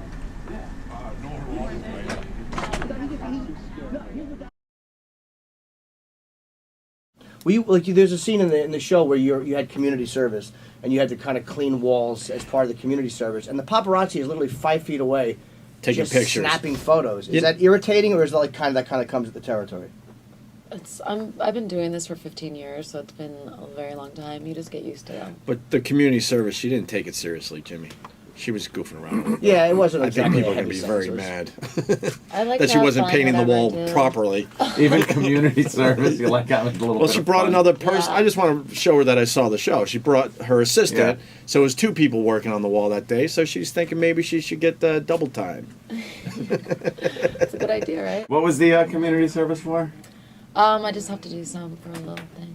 A little thing. Yeah. There's a little possible. Little mishap. Jesus, really? Your assistant, by the You're way. out of your mind. You're a little too wild, I think. No, not anymore. Not anymore? Have you? I'm so busy. I run a huge brand. I have 17 different product lines. I'm constantly traveling the world, working. So, yeah, I'm way too busy. No more time for like complete shenanigans, or. No. Do you see other celebrities like Lindsay and go like, oh boy, what she's going through? Like, want to smack her in the face or something? No, I wish her the best. You know. Yeah, but there's got to be something in you that goes like, okay, I've been there. I've seen where that leads. I just wish her the best. You know, she's going through a lot, and I thank God that I have such an incredible family behind me. A lot of times celebrities get away with more, and it almost like it kind of sets you up for when they fall. What's that about? Nothing. I just want to come here to talk about the show. I don't really want to talk about Lindsay and things like that. You know, Oh, that was just time. talking about like. I was actually. I'll tell you. Attributing it to you though. I was it's actually kinda- talking about you. I was saying. I saw the look. Yeah, but the question was, Get back on celebrities get track. away with more. Does it make it harder because without certain things stopping you along the way, when you finally do get in trouble, it's big. So that's kind of what I was getting at. All right, let's move on. Okay, tell us all about the show. I guess we'll just talk about the show. The World According to Paris is amazing, and it's on every Wednesday on Oxygen at 10 p.m. And Are you I'm annoyed? excited. You sound annoyed now. It's very early in the morning. I'm tired. She sounds Oh, annoyed. I know I've been on a press tour all week. You know, it's we been a lot of didn't. work. We didn't want to annoy you. I'm a little annoyed. Are you annoyed, Jimmy? Yeah, because Jimmy gets very annoyed. Only because I'm not cranky, too. asking a jerk question, and I'm not being a Yeah, dick. yeah. I watched the show. I liked the show more than I thought I would like it. I thought it was ballsy the way they started off, but it's a legit question. It's Yeah, not. yeah. It's not a hey, what about? I'm not trying to get a soundbite. I mean, it's a real question, and the show is a reality show. Yeah. So, kind of asking about your reality, I think, is fair game. It's not asking in some tabloid way. She doesn't want to talk about that. Oh, let's talk about the show. That's why I'm here. What what other hijinks you get into in the show? You know, every episode, you never know what's going to happen. My life is very unpredictable. Your assistant writes porn, and there's a conflict about that. I don't know if I'm allowed to go there, but it's in the show, so I figured I'd ask about it. Did she stay away from writing it? Because I know that she had to make a decision. So what did she finally do? You have to stay tuned and watch the show and find out. But I wasn't happy. Fair enough. All right. Okay. Yeah. I lost. Wow. Oh, you're a tough one, Paris. You're a little tough. Yeah, we have a lot of people in and out of here, and some are easy, some a little tough. You threw us a little with that the little spin around and the want to talk about the show thing. But the show, if the show's about your life, you know, we were just kind of leading up to getting to know you a little more about your life and stuff. So Huge. I think you kind of took that in a Well, weird because way. I think a lot of people followed her lead. I mean, you've moved on to other things, but you know, the partying and the oopsie shots going in Yeah, and out you of limos. kind of were, you know, at the forefront of that whole thing that was going on. You introduced the world to Kim Kardashian. Where are you at with her? We're great. We're fine. You guys are still friends and all? Yeah, I wish her the best. She wishes everyone the best. I know, I'm happy for her. That's great. But you don't She's hang getting out. married, and I'm really happy for her. You don't hang out anymore with her though. I'm so busy. I'm traveling the world all the time, so I don't really have time to hang out with them. Jimmy? I'll check it out next time. I'm trying to think of something from the show. There is a scene where she's driving a pink Rolls Royce, I think, which is a nice car. Is that yours? It's a Bentley. But Is it a Bentley? Thank you. Yes. What's it like to just be so completely rich? I've worked for everything that I've achieved on my Stop. own. Stop. So Stop. I feel very blessed. You- I thank God every day. Now, worked in what way? Well, I run 17 different product lines. I have created my whole Well, now. entire business out of it. Now. I've been working since I'm 15 years old. So Yeah? this What has was been your a long first time in job? the making. A model. A model. Yes. Well, that makes sense. I would never. I'm not going to diss models. Did you have a preconceived notion about, because a lot of people come in here and they think that we're going to be a certain way, or they think that we're going to be aggressive with them, or they think that we're going to try to do something awful. So they kind of come in defensive because they're expecting something that we're not going to. Honestly, Yeah, I've seen that before. I've seen it happen. And I've walked into radio stations or whatever where I think that they're going to be a certain way and it's okay. Did you have a preconceived notion about us? Honestly. No. No. She doesn't even know us. She's just on No, the but radio she's being tour. very defensive about like I could see the way you're sitting like you're on guard and you don't need to be. Like I don't know what we're not trying to screw you over. We're trying to help you promote the show. But it's a reality show and we're asking you about life and you're getting like a little Right, the world according to Paris. Yeah. It's on Wednesdays at 10 on the Oxygen. Huge. So we thought we could talk about the world. Yeah. Yeah, that world according that you to live you. in. Which is very different than the average person. That's why it makes for a good show. Yeah. Right. Yeah. Exactly. What There is a good fight scene in the first one. From Yeah. camera in the car. I won't give it away. You have to stay tuned. There is a good argument, which I did enjoy watching. Yeah. Jimmy's really annoyed. Yeah, I am, but whatever. I mean, I did enjoy the show. I'm not going to tell you I didn't like the show. I didn't expect to like the show, but I did. And it's not. I'm not your target demo. Well, thank you. Thank you very much for stopping by. What Thank Jimmy? you, boys. No, I just was going to wonder if it was because for people to watch a reality show, they want to know that they're seeing your life for real, as it is. Yes. You cannot write the things that happen. It's nuts. I love it. I don't know if we sold the show today. Nuts. No. We didn't sell it at all. We did. Our listeners don't like her. What? Yeah, they don't really like you for some reason. I spoke highly about the She's show, probably- but I wasn't bullshitting when I spoke highly about the show. I really wasn't. I mean, if I didn't like it, believe me, right now I would tell you. But I did. Oh like yeah, it. yeah, yeah. Yeah, all right. Yeah, they're all getting up to Yeah. yeah. Roland's standing at the window, just peering out. But Paris, thank you very much Thank you. for stopping in, and good luck with the show. Thank you, guys. Take care. Have a fun Bye. evening. We're not going to get off the air. We're just going to keep talking. So Yeah. feel free to remove your headphones and Huge. whatever. We even took a photo Thank you, together a guys. while ago. I was going You to ask you to did? sign it, but I don't want to bother you. I don't mind. Are you sure? Because I hate to be more of a bother than I've been already, obviously. You're sweet. Oh, no. Thanks. This is a good shot of us, too. Look at that picture, Look at how right? unshaven I am. I have gray hair. Oh, that's cute. Thanks. That's a nice picture, right? Roland, where did it go wrong? Roland? Where did it go wrong, you think? Where did it go wrong? Ooh. Jimmy's almost swallowing his teeth. It's very. I'm not that bad. Fun to Thank you, Paris. to watch. Thank you. Thank you, Paris. Bye, guys. There she goes. All right. Paris Hilton, out the a good door. day. Remember to say goodbye to Roland. He's a very nice Thanks, gentleman. Roland. You're welcome. Take Bye, it guys. easy. You forgot your phone. Oh, damn. No, I wasn't going to say anything. That wow. That could have been huge. Huge. Could have gotten some pictures. Bye, guys. Bye. Bye bye. I got the quote direct from her mouth. What? She said, and I quote, "I am not going to sit and waste my time being berated." End quote. When, just now? Yes, walking out. But we didn't berate her. About what? I don't know. One of the ladies in her entourage was making excuses out there that she probably doesn't feel like playing because she's tired. We and weren't doesn't playing. feel- Playing. We weren't We were playing. doing it. It's was a reality called- show. Wait, it's called an interview. I When know. she comes in here, I understand they want to plug the show, but we can't just sit here for 10, 15 minutes saying the name of the show, the time it's on, and who's in it. We have to get, like, the people kind of, involved and listening to her story and maybe something that hasn't been heard. What a spoiled human being. And I'm going to tell you, I bit my tongue Oh, I know for the you better did. of the show. Yes, and for you, Roland, by the way, we fucking If we hear were nice one for word you. of shit from a publicist about that, we were Oh, not my rude to God. her. No, nobody said anything. I have Oh, never. you'll hear some. so. We got a big star in the studio, Jeffrey Tambor. Hey, man, there's so much more activity. You were here. Yeah. Yeah. How are you? Good to I'm see good. you. Good to see you. You've had work. Oh, yeah. I'm here every day. Your work? Oh, for my face. Yes, I your have. lift, that's nice. You've had work done? I did, yeah. Wow. Have you guys seen the show? No, That's what I want to do. Is Who that did bad? it? No, no, but no. Joan Anyway, Rivers, let's talk. Surgeon? Yeah, let's in a realistic way. Do you So look it was good as a really- woman? You know, I'm going to take issue with that. I'm going to tell you why.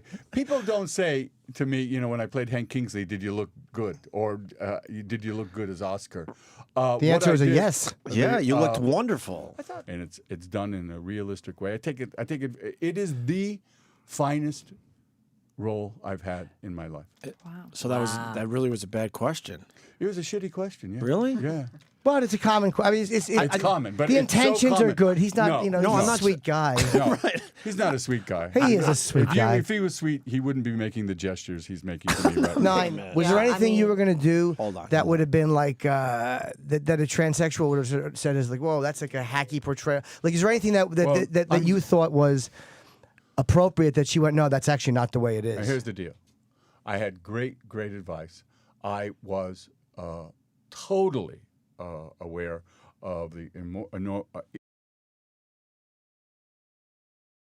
Let's play this. First on Fox, a woman in the East Valley fired from her job after sending out a controversial tweet. When people saw it, they contacted her employer about it, and they took action. Now, this is the tweet, and it is offensive stuff. We know. It uses the N-word along with some pictures and also her friends picking cotton.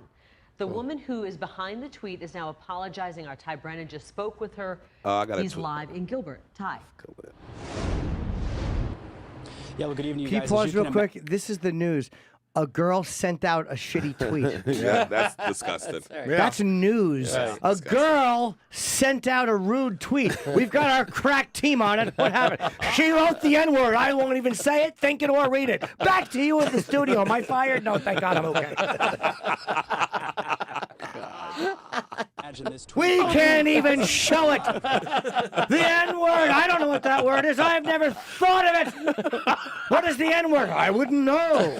I saw it in a movie once. I walked out. What movie? I can't remember. I erased it from my memory. Thank God. Back to you in the studio.